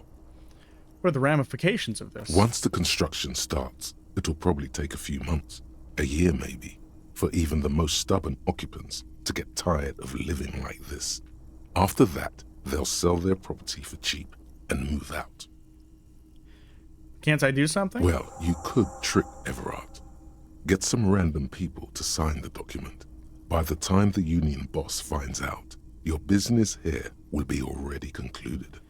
Interesting. So I could... Random people. Alright.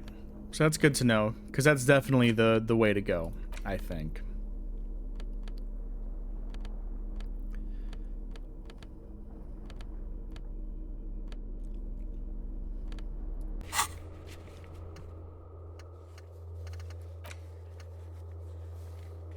Yeah, because that's just going to ruin their fucking lives.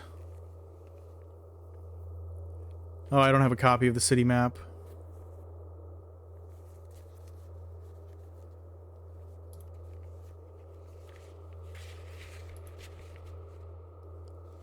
I already got that.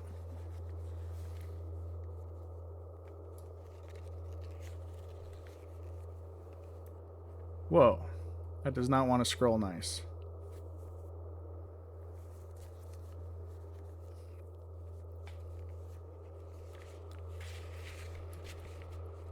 Okay, well, at least it tells me, I didn't even know I had a list. Those on white are available to try right now, huh? So you're telling me I'm able to try the horseback monument. I already took care of the set of tracks.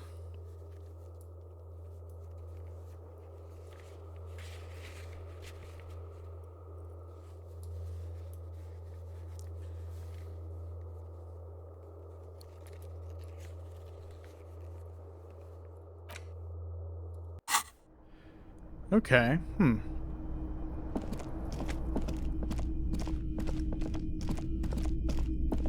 Well, let's see, what is it? 1051.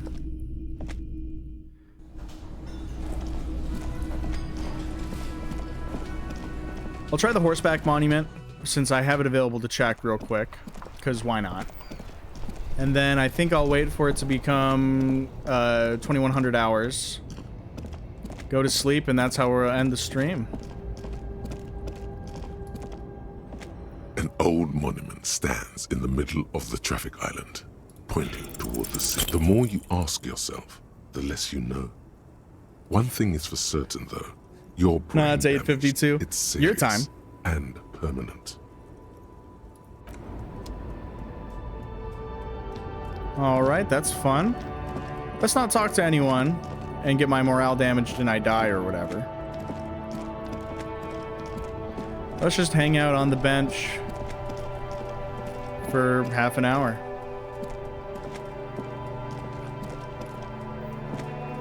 You sit on the wind. Time passes. The sun draws ever closer to the horizon.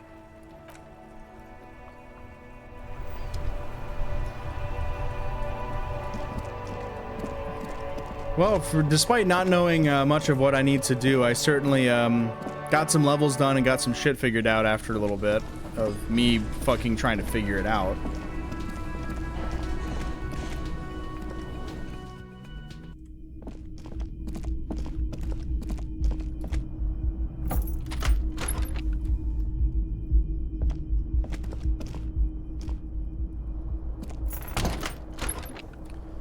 So I guess we'll just wait for 8 in-game minutes to pass, because I don't fucking know what else to do.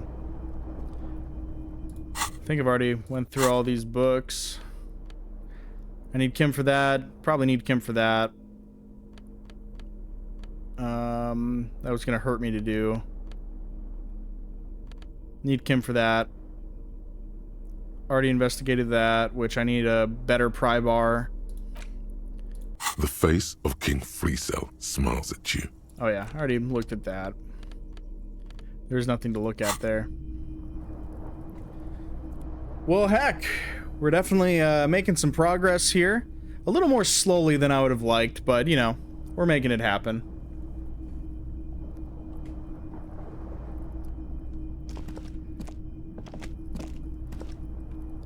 I do have a skill point. And how are my thoughts doing? 31%.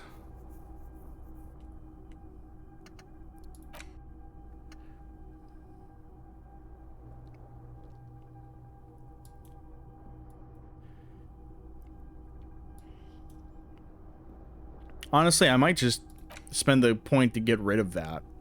Then I can see what something else does. But I'm pretty far from a level up. I might just hang on to what I got here and level it up as needed when I'm dealing with those fuckwits downstairs. So we'll just spin in place for a bit.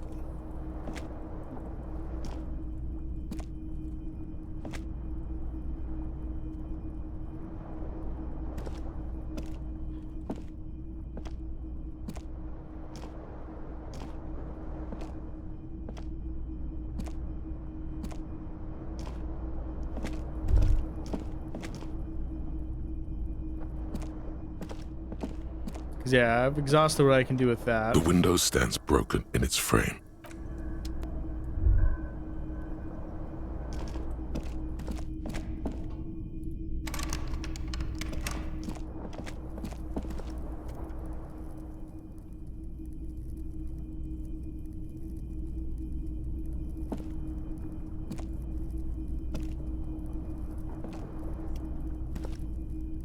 I love doing stupid shit like this.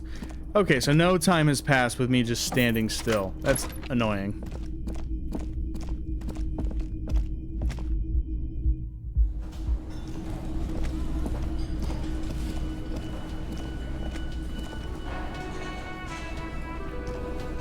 Can I help you? I need a drink. Pour me one. Do I have a shaker in my hand? Is this a shaker? He sounds irritated. No, there's nothing there. Am I wearing a little bow tie? Am I wearing a bow tie and doing this? He shakes the imaginary shaker furiously. Am I smiling? Do you see me smiling and shaking my little shaker? No. Do you know why? Why? Because I'm not a bartender. I'm a cafeteria manager. Is there anything else you wanted? Play it calm. This man needs to understand you need a drink to help the community deal with police stuff.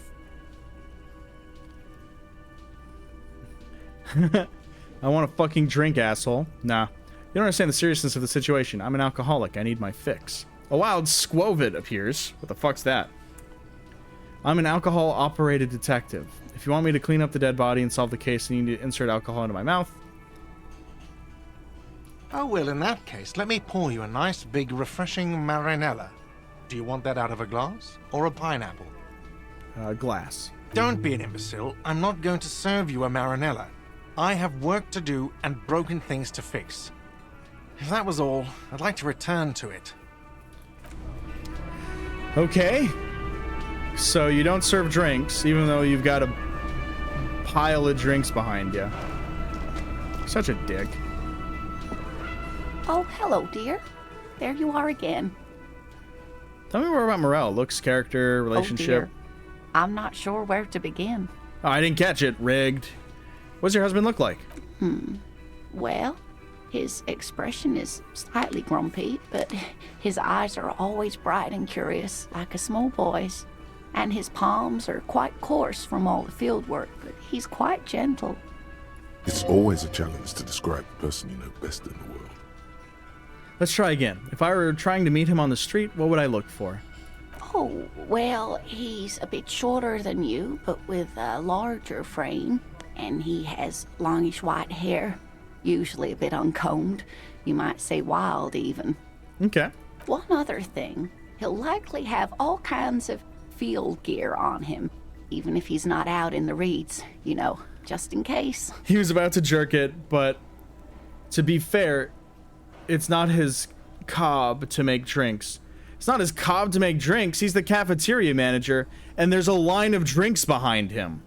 At the very least, you know what he could do? The same thing he's done to the person sitting on the fucking stool there, and poured me a fucking drink or given me a bottle to drink. How long have you been married? We'll be celebrating our 16th anniversary this autumn.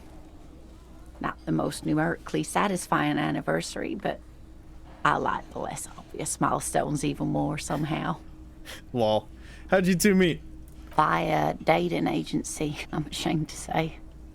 I was looking to get back into the scene after recovering from my accident, and he'd just divorced. We hit it off, and, well, here we are. She smiles wistfully. She's skipping over some important parts. Perhaps you'll find out more later.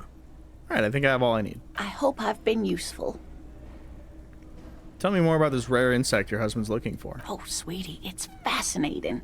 She But catches herself. I shouldn't bore you with entomological minutiae. I want to hear about it. Well, it's a phasmid, technically, but... Oh, yeah. His boss didn't pay for the Here comes bartender the expansion. Interesting. I mean, he's the cafeteria manager. He's the manager, basically, of the restaurant, I'm guessing. Which it appears they serve alcohol based on the state of the bar. So, you know, should do his fucking job. Where other phasmids imitate sticks or leaves, this one's a living reed. It disguises itself among the reeds here on the Insulindian coast. Hence, it's named the Insulindian phasmid. Perhaps you'll end up co-discovering it with us, officer. She looks you in the eye and nods thoughtfully. Does it have cool powers? Yes, it can blend in almost perfectly. I wasn't among the expecting a real reeds. answer. It's how it stayed hidden all these years. Centuries, even. Is it dangerous? Not at all. Why else would it hide itself so carefully? And what makes you think it's around here? Well, some teenagers making out in the reeds saw one. They didn't know what it was, of course, but there was a brief article in a local newspaper about their encounter with a ghost insect that looks like the reeds. Gary sent us the clipping. Huh. Interesting. Maybe the phasmid made the teenagers make out. Probably not. Of course, most phasmid sightings turn out to be false alarms, but their description matched the Insulindian phasmid perfectly, and they didn't even know what they were looking at. Huh. Enthusiasm has wiped the worry from her face. Her eyes sparkle behind her glasses. You seem real excited about this cryptid. I suppose I have something of a personal connection to the Insulindian phasmid. All scientists have their little hobby horses. So what's so special about it? Oh dear. I'm afraid I'm not explaining this very well. It is very special. The woman's face flushes with embarrassment. Morel can explain it all much better. I wish you could hear him describe it. Then you'd understand, I'm sure. That's all for now? Cool. Alright, well, I think I'll end the day, because I'm not going to talk to that smoker guy without Kim, because I can't fucking do anything without him, apparently. Which is fair. He actually knows how to be a policeman. I'm just all vibes, dude. Last time I slept, we got into a crazy cutscene. So, what I'm going to do here is just save, and we're going to call it. But hey, thank you very much for hanging out. For those of you who did, I hope you had a good time watching. I had a good time hanging out and playing. It's a good game. I know I was a little frustrated for a little bit trying to figure out what the fuck to do, but I'm glad we found something. But anyways, I hope you have a good rest of your day or a good night, wherever you're at. Night for me, day for others, evening for some. But I hope you have a good rest of the day. Yeah, 99, dude. And as always, take it easy.